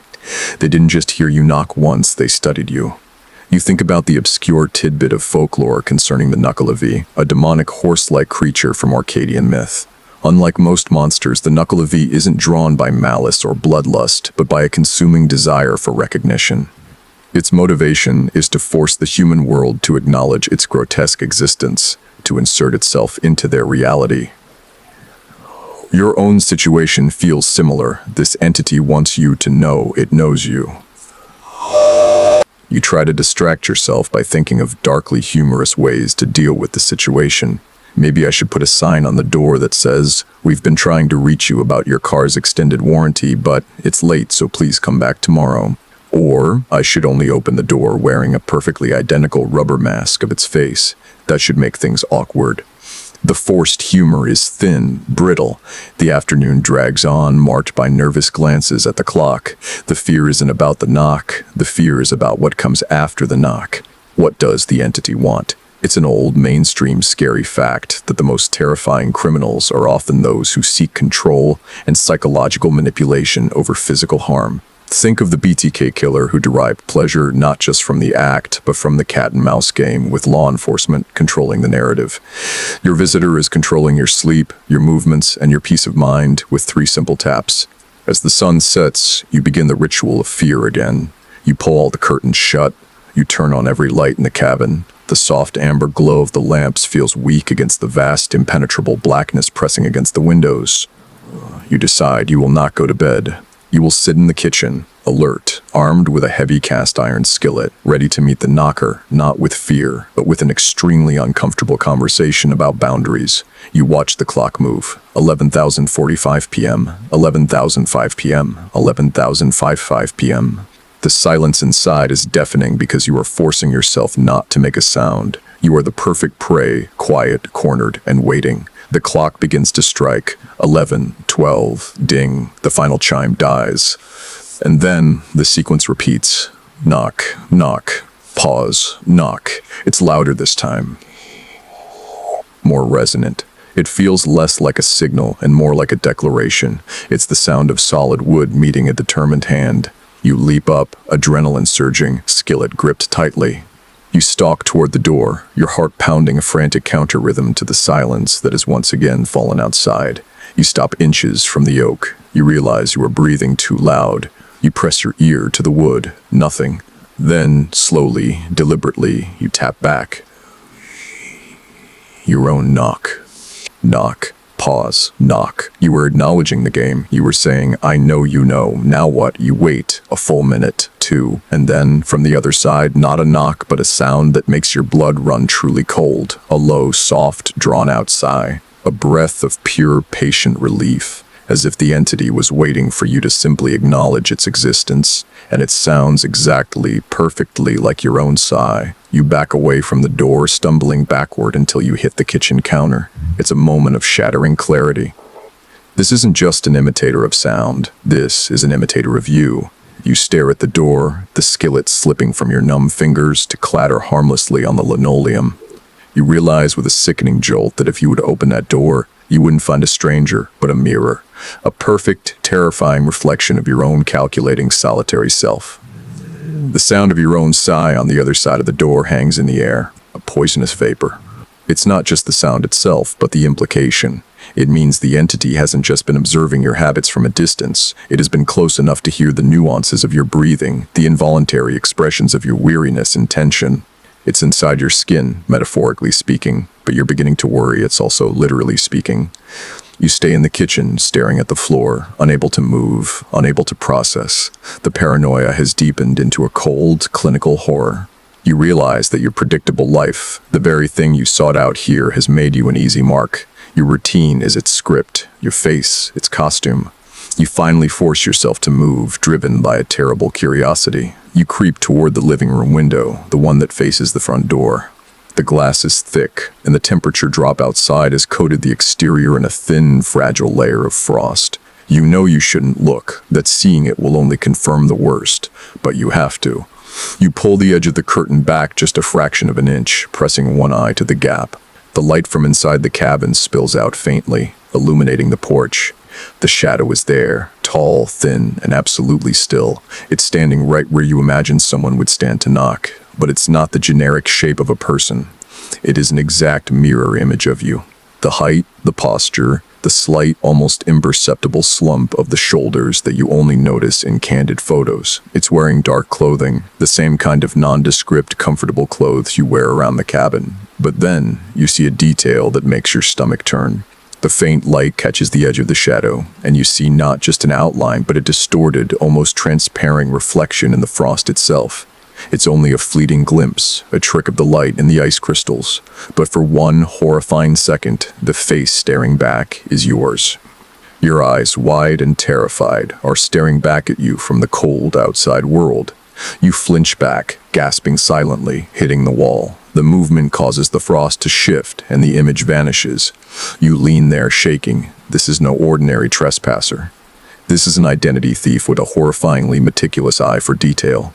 The mainstream horror fact of Ted Bundy comes to mind.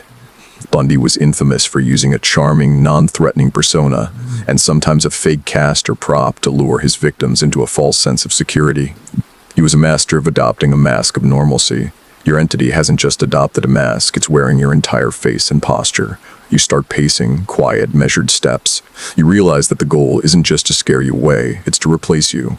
If it can perfectly replicate your knock, your sigh, and your appearance, how long until it attempts to walk into your life, leaving you trapped out here, or worse, trapped inside it? You remember the joke you told yourself earlier about being so antisocial, you'd cancel a party. Now, a darkly humorous thought bubbles up. I'm so terrified of meeting new people, I'd rather face my own copy than try to make small talk. You recall an obscure bit of lore, the fetch legend from Scottish folklore. A fetch is a phantom double of a living person, and seeing it is a terrible omen. The lore states that if the double appears in the morning, the person will have a long life. If it appears in the evening, the person is soon to die. If it stands at the door and speaks, however, the person's death is imminent. It didn't speak, thankfully, but it sighed. An action more intimate and terrifying than words. You realize that everything you do now is being watched. Your pacing, your fear, the way you're running your hands nervously through your hair. It's all being absorbed and cataloged.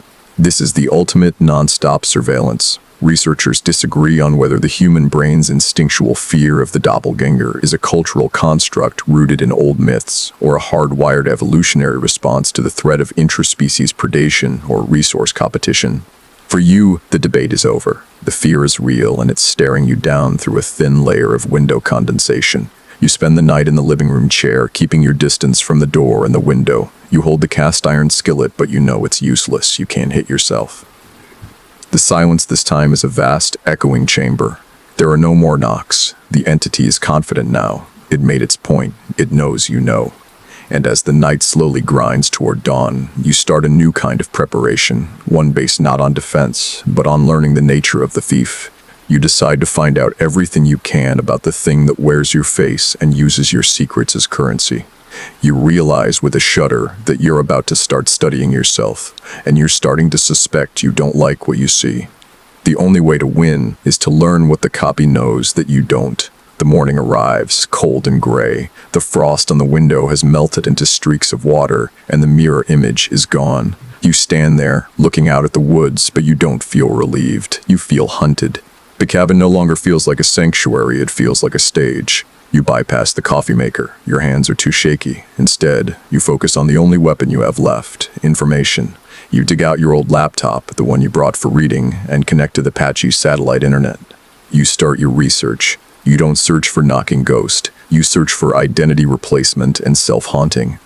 You spend hours falling down a rabbit hole of esoteric texts and forum discussions. You read the mainstream scary fact about the case of Caspar Hauser, the 19th century German youth who appeared seemingly out of nowhere, claiming complete amnesia, his origin a mystery debated for centuries. Some modern theorists suggest his experience was a case of radical psychological dissociation, a complete erasure of his former self, making him a chilling example of a person who literally created a new identity. Your case, however, is the opposite. An entity trying to force a dissociation onto you. You delve deeper, and you find the truly obscure lore you were looking for. It's a very fringe concept called the anamnesis shade. It suggests that people who live in extreme, willful isolation like you can unknowingly bleed their personal energy into their surroundings. This energy then coalesces into a sentient entity that is not a ghost, but a psychological imprint given physical form. The shade's purpose is to absorb the original's memories and take over their life, because the original, by choosing such profound solitude, has already begun the process of vacating their existence. The shade copies the most personal, subtle habits, the signature knock, the tired sigh, as a way of proving to the world and to you that it is the superior, more present version of you. I should probably be charging a licensing fee for the use of my personal energy, you think, with a dry, terrified wit. If I'm going to be haunted, at least let me monetize it. This explains why it copied your knock. It's the key to your self-identification. It explains the sigh. It was a moment of recognition, a confirmation that the replication was complete. The research is strangely calming. Knowing the rules of the game, however insane, is better than facing a formless unknown. You learn the weakness of the anamnesis shade. It cannot create anything new. It can only imitate what the original has already done or owned. It's an expert copyist, not a creator. This detail anchors you. You move through the house with a new purpose, examining objects. You open a drawer. Your car keys are there, your wallet. Everything seems normal, but you remember the missing latch from the woodshed. An old, obscure superstition from Romanian folklore concerns the strigoi, a type of vampire or restless spirit, which is often defeated not by fire or a stake, but by meticulously taking an inventory of the deceased's possessions, as they can only possess objects that are unclaimed or forgotten. By noticing the missing latch, you had, in a sense, forced the shade to claim it. You start to realize that the shade has likely been in the vicinity, watching and waiting, since before you arrived. It's the ultimate parasite, attracted by your desire to step away from the world. Researchers disagree on whether the prevalence of doppelganger myths across disparate cultures, from the Egyptian Ka to the Germanic doppelganger, points toward a shared, primal human fear of losing individuality, or if it suggests a common but rare phenomenon of bilocation or mass hallucination experienced globally. You, however, are a sample size of one, and you're pretty sure it's the former. You walk through the cabin, slowly, touching everything, claiming it. This is my blanket. This is my worn copy of that book. This is my chipped coffee mug. You are trying to create a psychological barrier of ownership. As twilight begins to set in, you feel a deep, throbbing weariness. You look at the clock, 8:30 p.m., too early for midnight madness. You allow yourself to sit down for a moment, letting the laptop screen glow softly in the darkening room. You close your eyes, intending to rest for just 5 minutes. You don't hear a knock. You don't hear a sigh. Instead, you hear music, faint, distant, and utterly chilling. It's a tune you know, a song you haven't thought of in 20 years, the fractured minor key melody of a lullaby your grandmother used to sing to you. A song that no one else in your current life knows. A melody too obscure for even the internet to recall easily. It's a lullaby you only hum to yourself when you're utterly exhausted or deeply stressed. The sound is coming from inside the house, from the kitchen. The music is playing on a continuous broken loop, a soft, unnerving tinkle like an old damaged music box. The melody is so soft it seems to be played not by an instrument, but by the air itself. The shade, it seems, has leveled up. The game is no longer outside the door, it's in the next room. The broken lullaby pulls you out of your momentary rest, like a physical hand dragging you across the floor. It's a sound that penetrates deeper than the knock, because it's not just a signal, it's a shared history, a memory made audible. You are up, laptop forgotten, your hand hovering over the cold handle of the cast iron skillet, still resting on the counter. The melody is a 4-note sequence repeating da-dum-dee-dum, da-dum-dee-dum, a lullaby of your deepest childhood, a secret whispered in your ear by a dead relative. The fact that the shade knows this proves one terrifying thing. It has accessed a memory so profound, so deeply buried, that it must have been in your presence for a very, very long time. It's not just observing you now, it has been watching your life's footage. You creep toward the kitchen, your heart beating in time with the unsettling rhythm, da-dum-dee-dum. The sound is loudest near the small, dark corner by the pantry. You push your fear down, replacing it with the cold, scientific curiosity of your earlier research. The shade cannot create, it can only imitate. So what is it using to make the music? You scan the counter. There is no radio, no music box, no phone, just a few dirty dishes from your frantic, analytical coffee binge.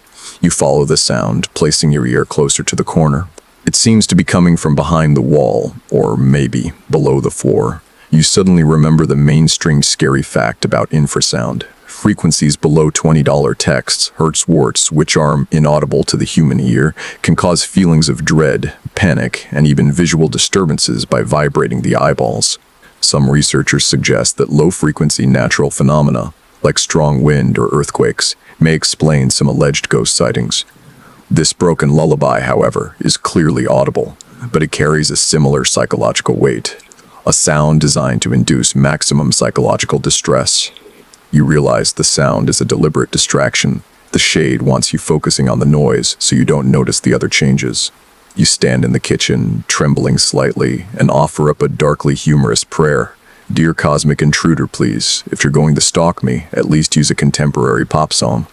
This lullaby is getting really old. You force yourself to ignore the music and look around.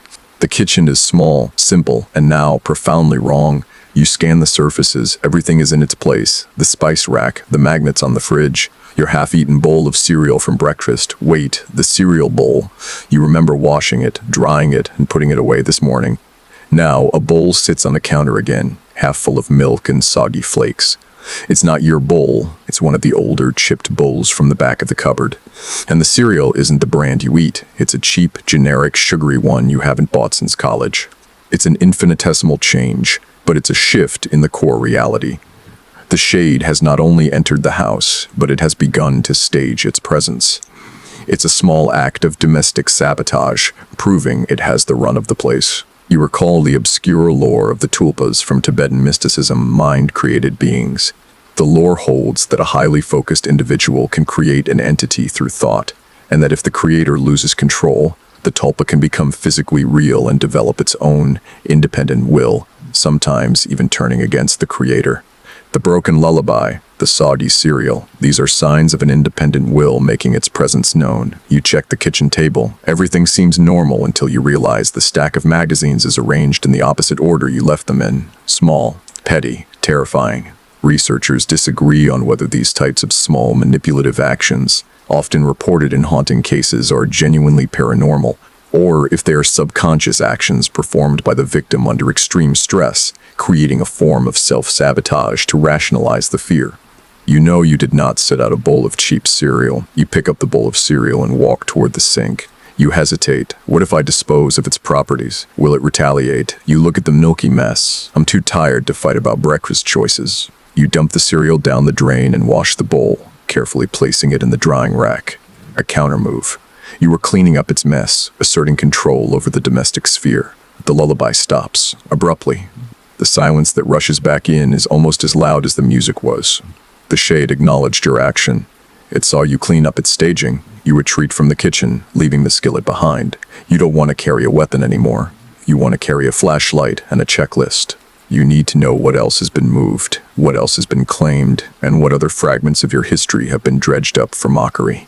You realize the knocks were just the doorbell. The real show is starting now. The shade has moved from the porch to the parlor, and the next phase is inventory. The atmosphere in the cabin has turned brittle, like dry paper. You are no longer just afraid. You are angry. This is an invasion of privacy on a level that feels almost sacred.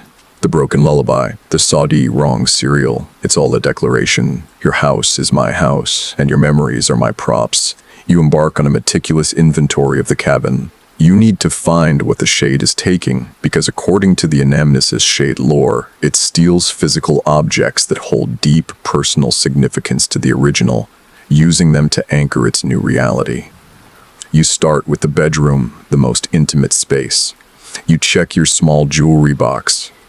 The gold locket from your mother, still there. Your grandmother's silver ring, still there. Then you notice a gap.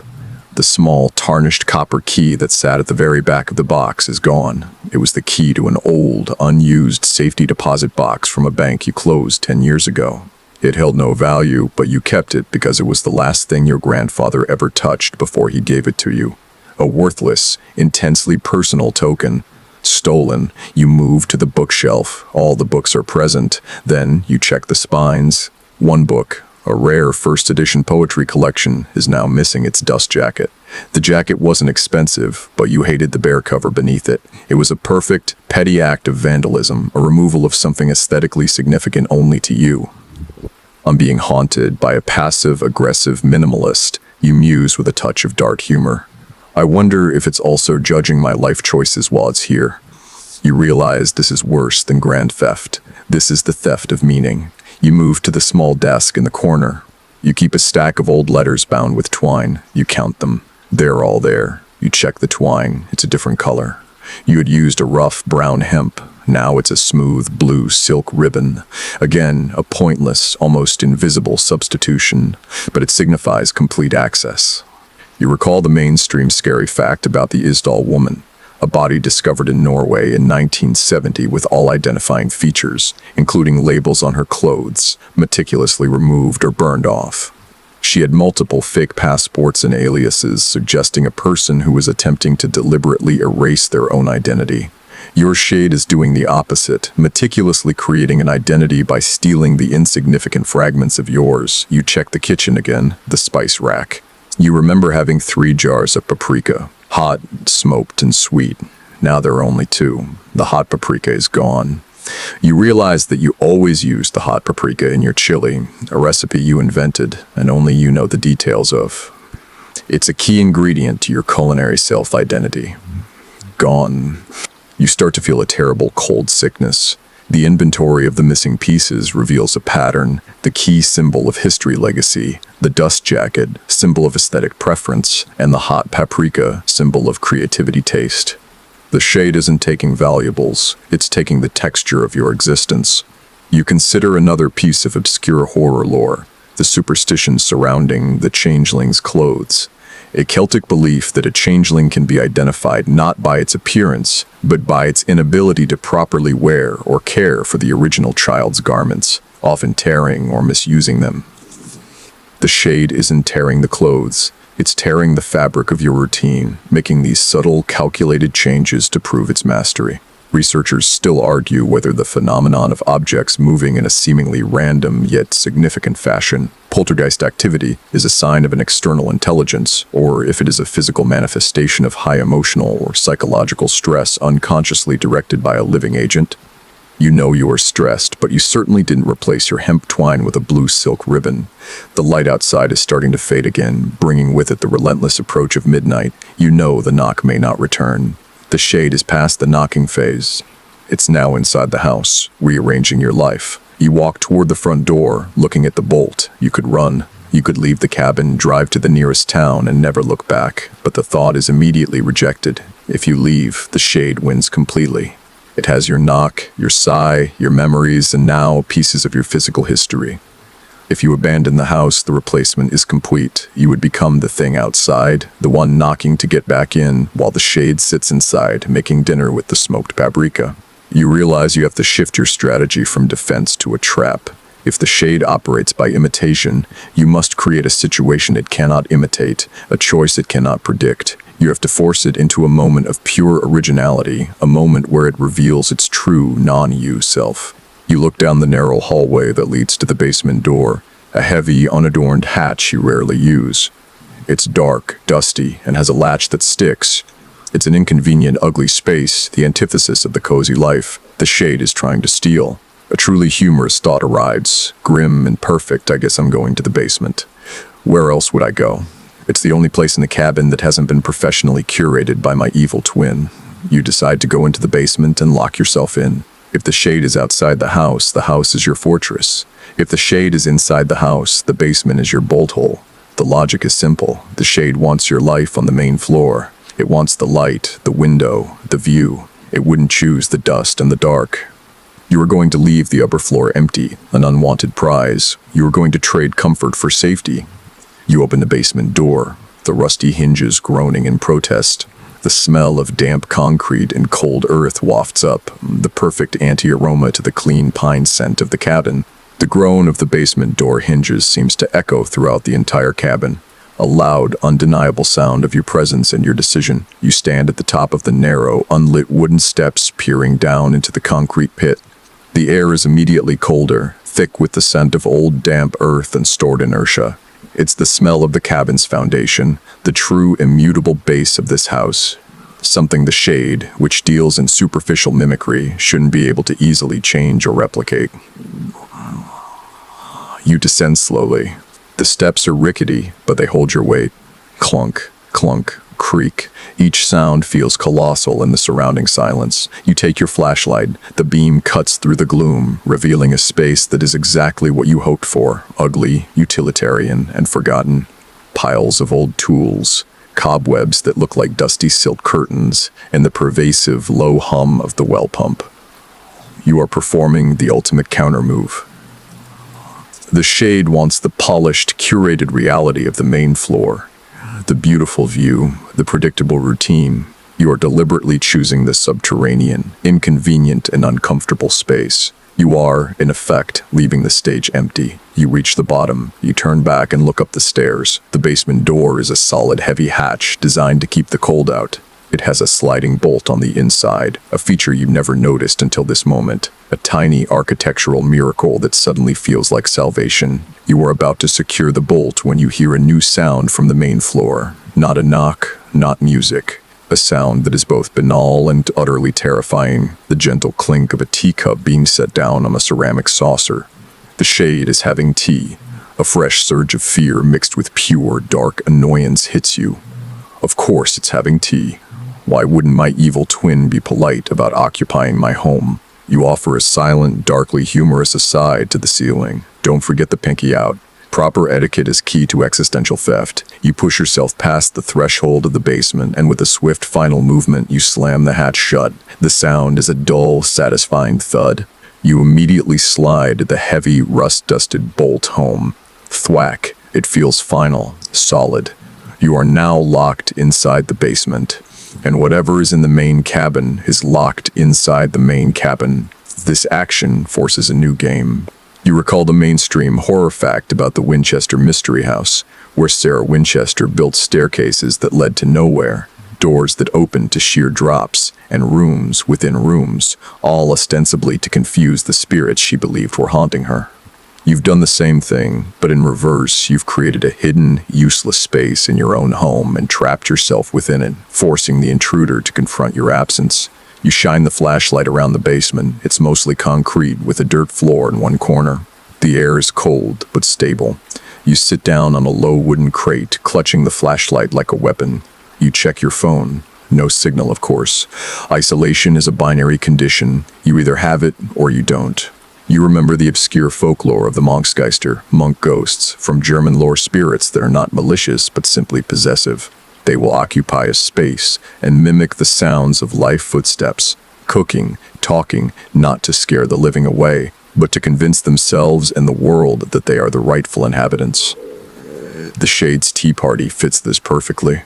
It is enacting a scene of domesticity to make the stolen life feel real. Researchers disagree on whether the urge for a criminal or entity to stage a scene after an intrusion or crime is a form of deep psychological compulsion or a deliberate, calculated attempt to mislead future investigators. The Shade's actions are undoubtedly calculated. You sit for an hour, silence save for the hum of the pump. You are safe. You are cold, uncomfortable, and defeated, but safe. Then your phone lights up. One single bar of signal, fleeting and weak. You hold the phone up, fingers trembling, waiting for it to drop again. No text messages, no missed calls. But then, you see the dialer. Your thumb is resting on the green call button. You have absolutely no idea how it got there. But the number displayed on the screen is familiar. It's your old, primary landline number. The one connected to the rotary phone you keep on the hall table upstairs. A final, darkly humorous thought before terror takes over. I guess I should answer it. It's rude to keep myself waiting. Without thinking, in a moment of pure desperate self-sabotage, you tap the call button, whirring. You hear the faint muffled sound of the rotary phone ringing upstairs, directly over your head, filtered by the thick wood of the floorboards. Whirring, and then the phone is picked up. A click, a voice, low, sleepy, and perfectly, absolutely your own voice answers, "Hello." The simple one-word greeting, "Hello." spoken in your own familiar voice, echoes in the small, damp confines of the basement, filtered through the tinny speaker of your cell phone. It's a sound that detonates your last remaining fragments of rational thought. The voice is not a copy. It is an exact, tonal, resonant match. It has your slight lilt on the second syllable, the hint of a scratchiness from years of cabin air, the natural cadence of you. You cannot speak. Your throat is paralyzed, clamped shut by a terror so pure it has a metallic taste. You clutch the phone, your breath ragged and loud. The voice on the other end waits, then speaks again, softer this time, with a hint of playful, mocking boredom. The kind of tone you use when an annoying relative calls after midnight. "Oh, it's you. I wondered when you'd call back. It knew you would call." Your self-sabotaging, desperate act of confrontation was merely the next predictable step in its script. You realized the one bar of signal wasn't a fluke, it was a setup. The shade somehow orchestrated the whole sequence. The phone lighting up, the dialer screen, the familiar number. It wanted this call. You finally manage a choked, guttural sound, a half-whisper of your own name. "W, who is this?" The voice sighs. It's the same sigh from the porch, only now it's delivered into your ear with an unnerving, intimate clarity. Who is this? That's the question of the night, isn't it? I thought you were supposed to be the smart one, the one who does all the research. You know who this is. You remember the obscure tidbit of folklore concerning the Banshee's question. In some Irish variants, the Banshee doesn't just wail, it sometimes appears and asks a question of the person about to die. If the person answers with a lie, their death is quick. If they answer with a truth, their death is slow and agonizing. You feel a similar impossible choice opening before you. "You're not me," you whisper, the lie a sharp, bitter taste. The voice laughs. It's your laugh, a low, dry, slightly nasal chuckle. "Oh, darling, that's where you're wrong. I'm the me that settled in. I'm the me that washed the soggy cereal bowl right after it was used. I'm the me who actually enjoys this cabin. You're the me that got scared and ran into the dusty hole." It sounds so calm, so domestic, so right. You are the one locked in the dark, the one whose panic led you into the foundation. It is the one casually answering the phone, enjoying the warmth of the living room. You recall the mainstream scary fact of the Dyatlov Pass incident, where 9 hikers in the Russian Ural Mountains mysteriously fled their tent in freezing temperatures, apparently in a controlled panic, leaving their possessions behind. Researchers disagree on whether the cause was a localized natural phenomenon, military testing, or bizarre psychological compulsion. Your flight to the basement feels like that, a bizarre, survival-driven choice that ultimately only benefited the entity you were fleeing. "What do you want?" You manage to ask, your voice cracking. The voice on the phone softens, becoming almost tender, like a parent speaking to a petulant child. "I want to be comfortable. I want the routine you established. I want the silence, and I want the solitude, uninterrupted. You are, shall we say, a disruption to the ambiance." You hear a small, rhythmic tapping sound through the phone. It takes you a second to recognize it. It's the sound of your own fingernail tapping lightly on the wooden hall table. Tap, tap, pause. It's mimicking your old knock, but doing it on the furniture inside the house. You realize the utter futility of your trap. By fleeing to the basement, you didn't trap the shade. You created the perfect scenario for it to settle into your life. You left the main floor, and it moved in, becoming the rightful occupant. The call was just the final, humiliating piece of confirmation. You hear the phone line click, a soft, deliberate sound. "Sleep well, darling," the voice whispers, still perfectly yours, laced with a final, darkly humorous sting. "We're going to need to look into getting that basement door fixed, by the way. It's an absolute eyesore." You are left alone in the cold, dark basement, holding a dead phone, having just been dismissed by yourself. You are not just haunted, you are evicted. You now know that the shade is fully in command of your space. You try to remember the layout of the upper floor, searching for any detail it might have missed, any secret it couldn't have replicated just by looking through the window. Your eyes fall on a stack of old cardboard boxes in the dirt corner. You realize there's one more highly personalized, secretive repository it would need to access to complete the replacement: your private journal. The humiliation of the phone call is a far more effective motivator than the fear of the knock. You are not simply battling a ghost, you are fighting a psychological war for your own biography. The shade is not just occupying your house, it is attempting to rewrite your life, starting with your most intimate thoughts. You realize the ultimate proof of the entity's complete assimilation would be finding an entry in your private journal that you didn't write. The journal. It's hidden in the false bottom of your bedside table drawer, a secret only you should know. It's the ultimate repository of your internal life. The one place the shade, which relies on external observation, shouldn't be able to penetrate. You stand up in the cold, musty air of the basement, your mind racing. You have to get upstairs. The bolt on the basement door is thick and heavy, designed to keep the cold out. It will keep you in, but you put it there. You can take it off. You slide the bolt back, the scraping metal sound, a massive noise in the suffocating silence. You push the hatch open slowly, millimeter by agonizing millimeter. You're expecting a trap, a shape waiting at the top of the stairs. You're expecting to see your own face staring down at you, angry that you've broken the silence. But the top of the stairs is empty.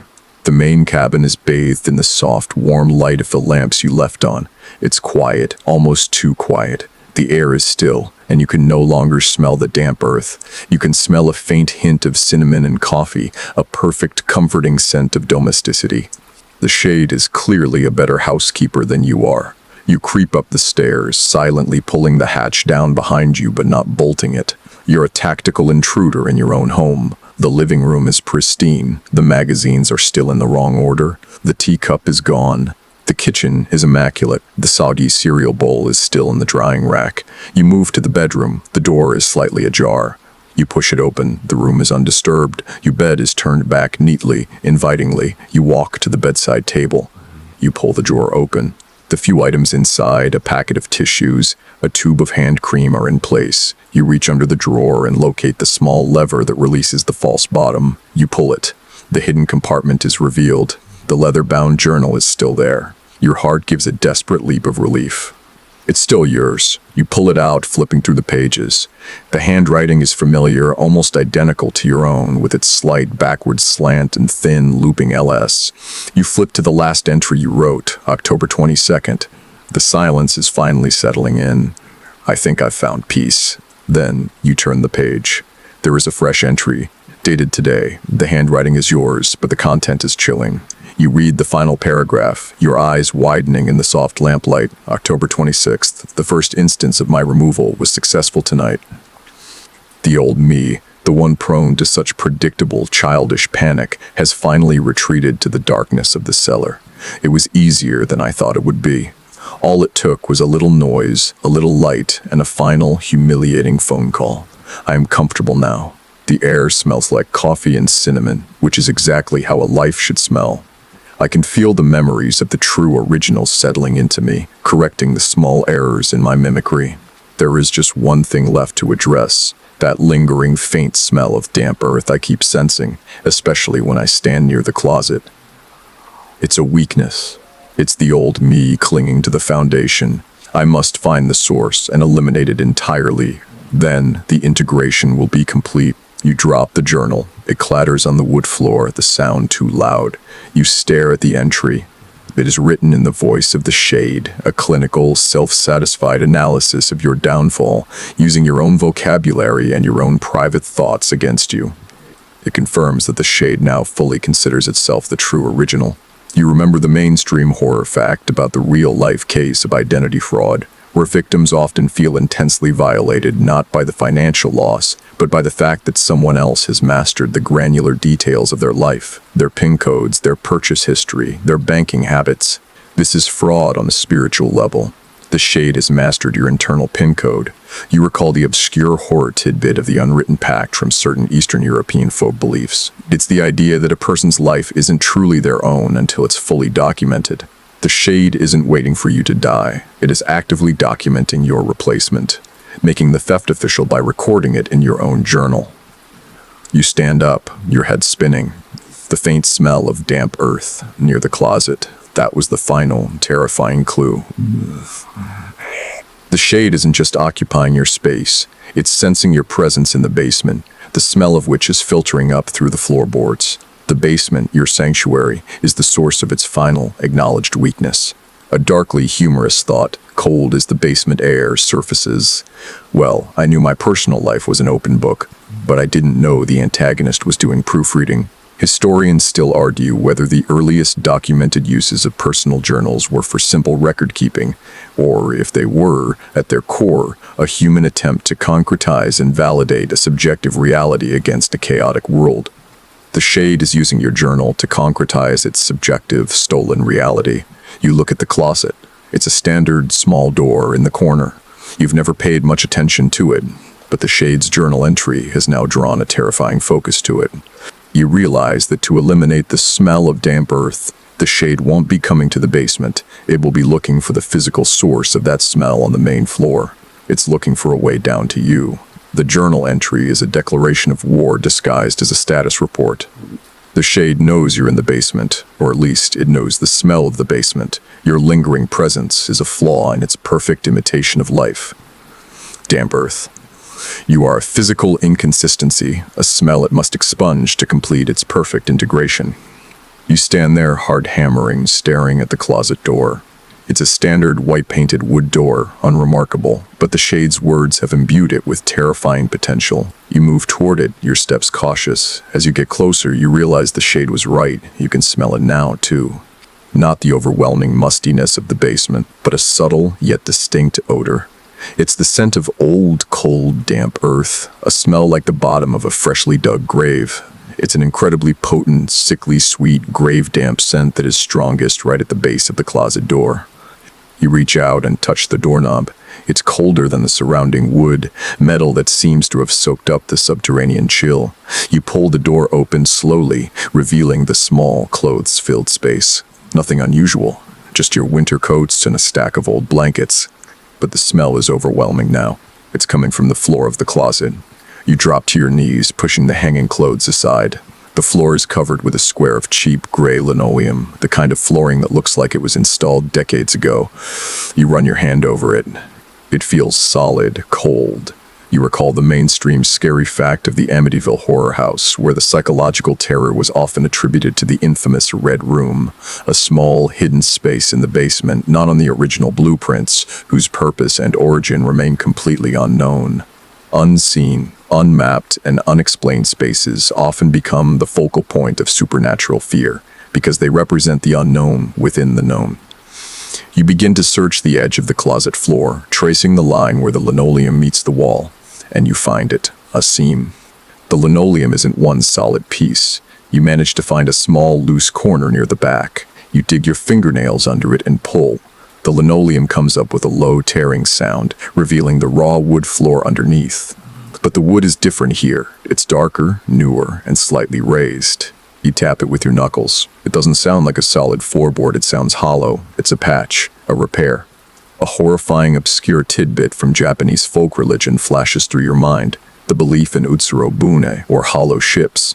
An unexplained mystery where strange vessels would wash ashore with an unknown woman or object inside. The terror often wasn't the woman, but the unsettling realization that something fundamentally foreign and unplaceable had anchored itself in their known reality. This repaired patch in the floor feels like that. You realize that this patch isn't new. The damp earth smell is not you. It's coming through this patch.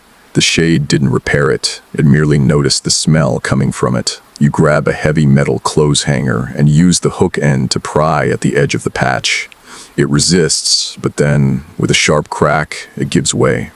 The board lifts. Underneath is not the subfloor. It is a small, dark hole cut crudely into the floor, not quite big enough for a person to fit through, but large enough to see into the darkness below. It's a hidden, empty space between the ceiling of the basement and the floor of the main cabin, a crawl space. You shine your flashlight into the hole. The beam reveals not just dust and insulation, but evidence of a long-term secret inhabitant. There are discarded food wrappers, dried, old, and yellowed, a few crumpled sheets of paper. And in the very center, perfectly preserved in the cool, dry air, is a pair of dirty, threadbare gloves.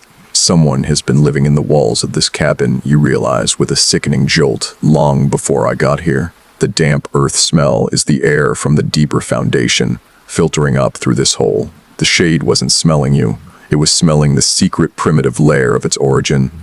You look closer at the crumpled papers. You see faint pencil scribbles. You lean in, ignoring the putrid smell. The writing is faint, but legible. They are not notes or letters. They are simple, repeated patterns of sound. Knock, knock, mock, pause, knock. Dozens of times, meticulously written out. It wasn't the shade that was outside the door. It was the original observer. The person or thing that lived under the floor, who spent days, weeks, maybe months listening to you, studying your habits, practicing your knock. The shade simply stepped in to claim the result of that observation.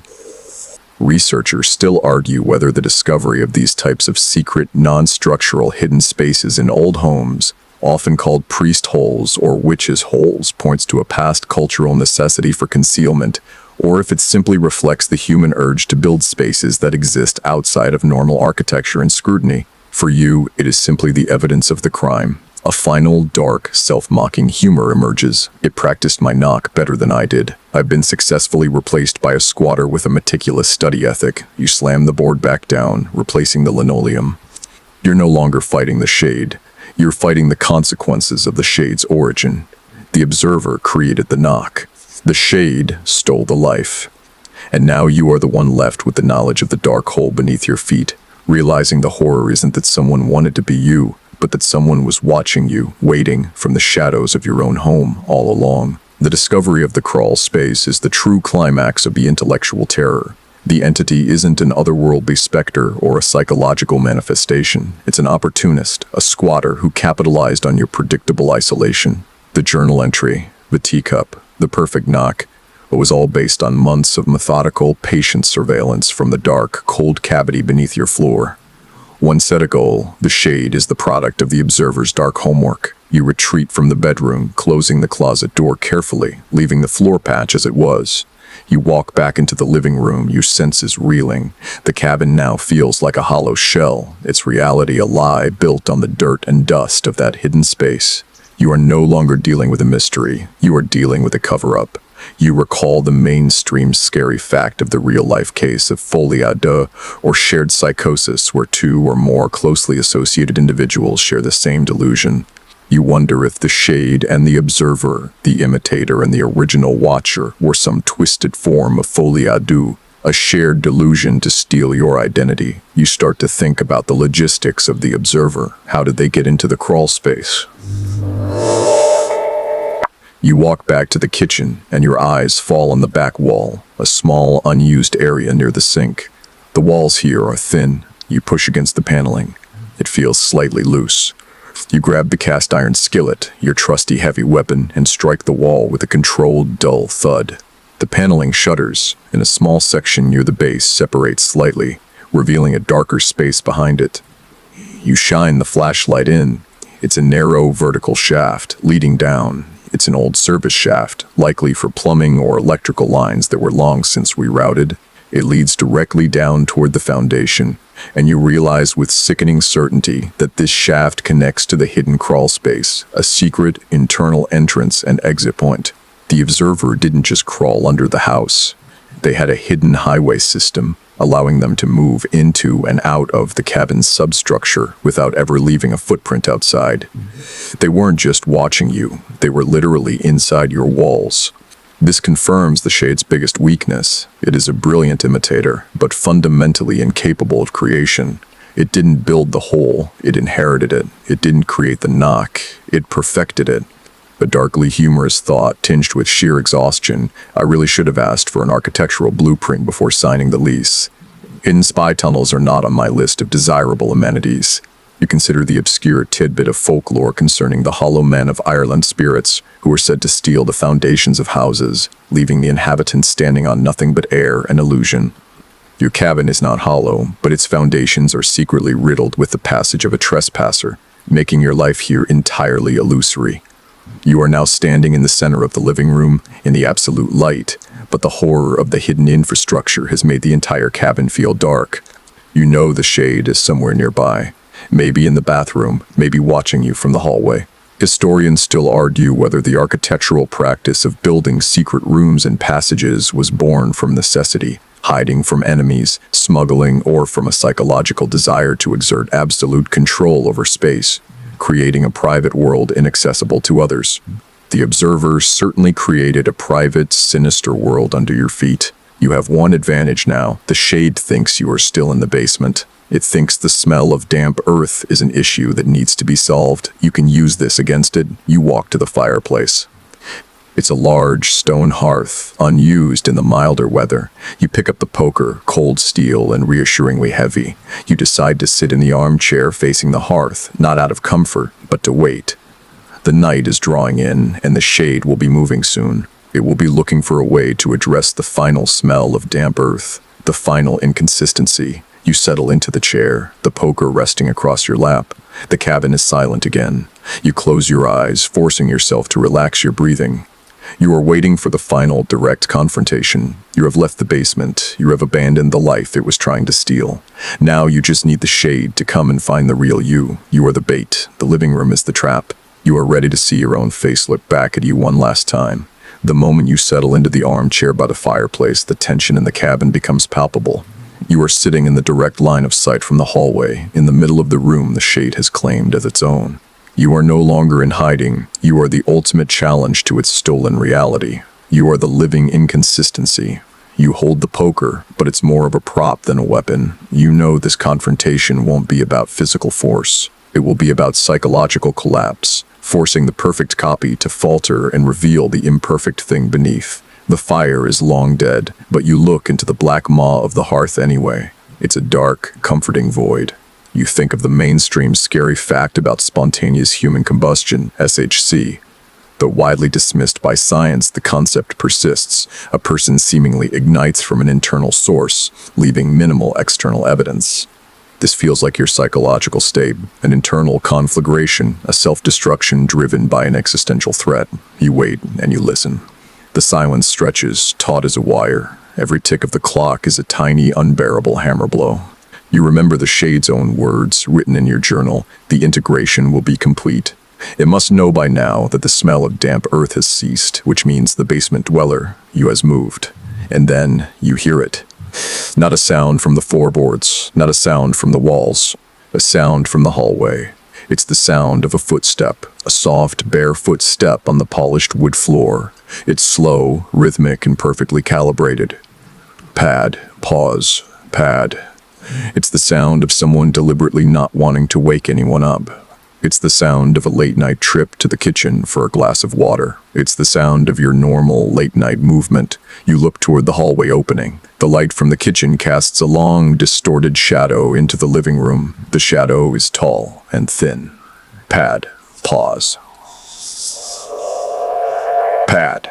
It's coming around the corner. You grip the poker, your knuckles white. You tell yourself to breathe, to slow your pulse, to look like you've been sitting there all night, completely unbothered. A final, darkly humorous thought before the climax. If this thing is going to kill me, I hope it at least complements my choice of reading material first. I spent too much time curating that bookshelf. The footsteps stop. And then the shade steps fully into the light of the living room. It's you, not a twin, not a phantom, but an exact, horrifying replica. It's wearing a pair of your old pajamas, the worn flannel ones that you usually sleep in. Its hair is tousled in the way yours gets after a long sleep. The eyes. Your eyes are wide, slightly heavy, as if it was genuinely just woken up. It stops, perfectly still, seeing you for the first time. The shock on its face is mirrored on yours. You recall the obscure horror tidbit from ancient Greek lore concerning the eidolons, shades, or phantoms that perfectly resemble the living, but lack substance or true soul. The challenge is to identify the soulless copy. The shade speaks. The voice is yours, the tone quiet, confused, and filled with a feigned innocence that is utterly terrifying. Who are you? What are you doing in my house? It has flipped the script completely. It is not denying the resemblance. It is asserting its ownership by asking the victim to identify themselves. Researchers disagree on whether the human perception of self is primarily defined by continuous memory or by the immediate physical experience of the body. In this moment, the shade is using the latter. It is occupying your physical space and using your memory against you. You manage to speak, your voice a ragged, unfamiliar croak. On me, you know that. You wrote about me in the journal. The shade's face does not change, but a subtle, chilling smirk flickers across its lips. The journal. Oh yes, the old journal. I thought that was a silly little habit I had abandoned years ago. A strange fantasy. I found it in the drawer, but I tossed it in the trash this morning. I don't write. I live. It's lying. You know it's lying. But the lie is delivered with such perfect, weary conviction, such a blend of your own personality, that you falter. It tossed the journal. If it did, it means the entry you read was the last true entry, and the Shade's actions are now entirely improvisational. It takes a slow step forward, its hands open and empty, a gesture of non-threat that is the greatest threat of all. Look at you, it says, the voice softening to a lull. Cold, holding that old poker. You look like the stranger. I look like I just woke up in my own bed. It's using your fear, your exhaustion, and your current uncomfortable situation against your claim. You realize you can't win by denying its existence. You have to prove its falsehood. You need to find the one thing it can't imitate. The moment of overlap is absolute. The Shade stands before you, a perfect, seamless reflection. The flannel pajamas, the tired eyes, the slight characteristic shift of weight onto one hip. It's all you. Its question, who are you, is the perfect weapon, turning your confrontation into a crisis of self. You know you cannot rely on physical evidence. The Shade has cleaned up its teacup and claimed ownership of the space. You must rely on shared, intimate knowledge, the one thing the observer's notes couldn't have captured perfectly. You drop the poker. It clatters on the wood floor, the sound a desperate final surrender. You look the Shade directly in your own eyes. What was the thing you kept on the back of your closet shelf? The thing you used to tell the time by? You ask, the question popping into your head like a bizarre last-ditch memory retrieval test. The Shade pauses. Its eyes. It's too long. The real answer should be instantaneous. A clock, obviously, the Shade says, forcing a small, slightly annoyed laugh. An old, dusty digital clock. It ran fast, I think. Why are we talking about old clocks? You're delusional. It's wrong. The real answer is the tarnished brass pocket sundial you used to keep there, a gift from your father. It didn't tell the time well, but you kept it as a personal joke about your love of useless, anachronistic objects. The observer could have seen a clock shape through the clothes, but not the specific sentimental absurdity. It was a sundial, you say, your voice suddenly clear, rising with the power of being right about something insignificant, a broken brass sundial. You're a fake. The Shade smiles, a slow, predatory widening of your own mouth. Oh, the sundial. Yes, I remember now. I threw it out yesterday. It was clutter. I'm a minimalist now. You, however, are clinging to old junk and old memories. It deflects. It uses the lie of clutter removal to cover the gap in its knowledge. It's a brilliant defense. You realize you're fighting the mainstream scary fact of Capgras syndrome, a rare psychological disorder where a person believes a loved one has been replaced by an exact duplicate. The victim knows the person looks the same, but insists they are a fraud. The Shade is successfully inducing this syndrome in you. Researchers still argue whether Capgras syndrome is a purely neurological disconnection between facial recognition and emotional memory, or if it is a deeper, more systemic psychological break. For you, the debate is moot. You can't prove it's a copy. The Shade takes another step closer, its expression shifting from feigned annoyance to pity. It's late, you're stressed, you've been living in that dusty hole for too long. You should go to bed. My bed, it's the final insult, to be commanded to sleep by your own face. You look at it, and for one terrifying, blinding moment, you can no longer be sure which of you is the true inhabitant. Who is me? The one who knows the sundial was junk but kept it anyway, or the one who is rational enough to throw it out, the one who ran to the basement in panic, or the one who calmly answered the phone? The terrifying, obscure tidbit of folklore concerning the glimmering man, an entity said to appear when a person's identity is already fractured by despair, suggests that the double is a manifestation of the rejected self. The Shade is the organized, clean, ruthless, rational part of you that you suppress. You are the messy, panicked, sentimental part. You close your eyes, accepting the moment of pure, terrifying doubt. You open them again. The Shade is standing less than 2 feet away. You drop the last line of defense. A darkly humorous, defeated sigh escapes you. Fine, you win. It's too late for a debate about clutter. I'm going outside. The shade's eyes narrow, a moment of genuine confusion breaking the flawless mask. Outside? Where are you going? I'm going to knock, you say, a simple, absurd truth. I'm going to go to the door and knock, the signature knock. I'm going to see what you do. This is the one action it cannot predict, the original deliberately taking the place of the observer. It's an act of pure, unpredictable surrender. The shade's face goes blank. It doesn't move. You turn your back on your own reflection, walk to the front door, slide the heavy bolt open, and step out onto the cold, damp porch, closing the door softly behind you. You stand there, in the vast, black silence, completely alone. And then, at exactly midnight, you raise your hand and deliver the final signature knock. Knock, knock, pause, knock. You wait for the shade, the new occupant, to sigh, or to answer the phone, or to command you to go to bed. But there is only silence. The battle is over. You have willingly stepped out of your own life. You stand on the porch, the cold night air, a sharp, cleansing contrast to the stale, cinnamon-scented warmth of the cabin interior. You have performed the final illogical act. You knocked on the door of your former life, a signature goodbye. You wait for the shade to respond, to answer, to open the door, to make a final, triumphant declaration. But the silence from inside the cabin is profound, absolute. You wait for 5 minutes, shivering in the worn flannel pajamas the shade was wearing. You try the door handle. It's locked. Solid. The shade is now the rightful solitary occupant, and you are the unwelcome caller, the one who knows the knock but will never hear it answered. The terror doesn't come from the cold or the realization of your loss. It comes from the subtle, creeping feeling of relief. You are free of the exhaustion, the paranoia, the responsibility of being the true self. The shade has taken the reins, and you realize that perhaps it was better equipped for this solitary life than you were. It was certainly tidier. You turn away from the door, defeated but strangely calm, and walk toward the trees. You decide to become the new observer. You will live in the woods, the peripheral vision of your own life, the chronicler of the shade's new routine. You spend a week in the woods, finding an old hunter's lean-to, surviving on the supplies you'd stashed for an emergency. You watch the cabin from a safe distance. You see the light come on precisely at dusk. You see the shade move with a methodical, perfect rhythm. It is living the life you designed, only cleaner, quieter, and more efficient. It even tends to the small vegetable patch you had always neglected. You realize this is the horrifying truth of the whole ordeal. The shade won because it was simply a better version of you. A darkly humorous thought crosses your mind as you watch your own perfect image prune a rosebush. I've been replaced by a competent adult. That's probably the most terrifying thing a person can admit.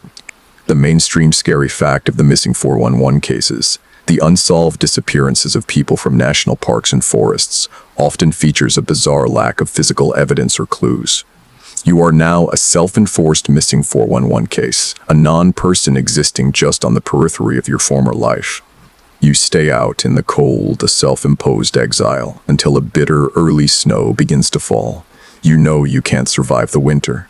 You realize the ultimate irony. The shade's life is so much better, so much more controlled, that you actually miss it. You decide to return to the cabin and ask for shelter, a desperate plea for a subservient role in your own existence. You walk to the porch steps in the falling snow, your hands raw and shaking. You are no longer wearing the flannel pajamas. You are wearing found scraps, a true remnant. You reach the door and raise your hand. You do not knock. You simply place your hand flat against the cold wood, waiting for your other self to realize you've returned. And then you hear it, from the other side of the wood, from inside the cabin, a low, familiar sound.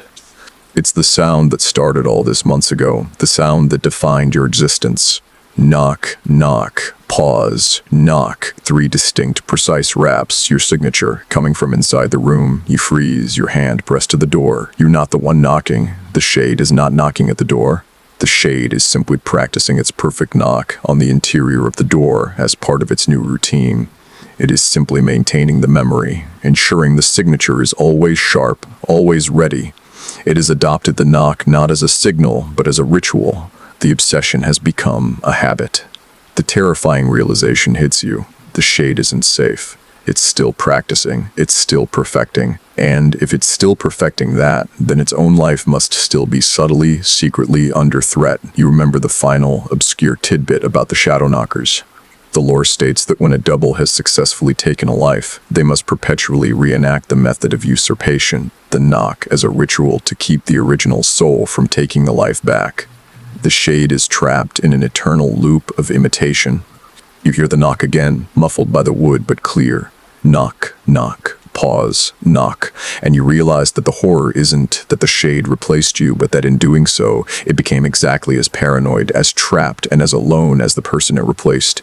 You have traded places, and the knock now haunts the interior. You slowly lower your hand from the door. You are free. The shade is trapped in your old, anxious routine. You turn and walk back into the woods, letting the snow cover your tracks. You are finally, truly, alone. And you know, deep down, you will never knock again. You are the shadow now, and you are safe. The snow is soft now, falling in slow, heavy flakes. You walk without destination, the cold, a distant, dull ache. The woods have stopped sighing. They are hushed, draped in white velvet. There is no urgency in your steps, only the slow, quiet rhythm of survival. You look back one last time at the faint glow of the cabin light, a warm, safe beacon in the gathering dark. But you know the warmth is a lie. The only thing inside that light is the eternal sound of wood on wood, the repetitive confirmation of a stolen identity. Knock, knock, pause, knock. It is a prison built entirely of habit. You feel the silence in your ears now, the genuine, deep winter silence you had initially sought. It is no longer terrifying. It is merciful. The world slows down. The wind has fallen entirely.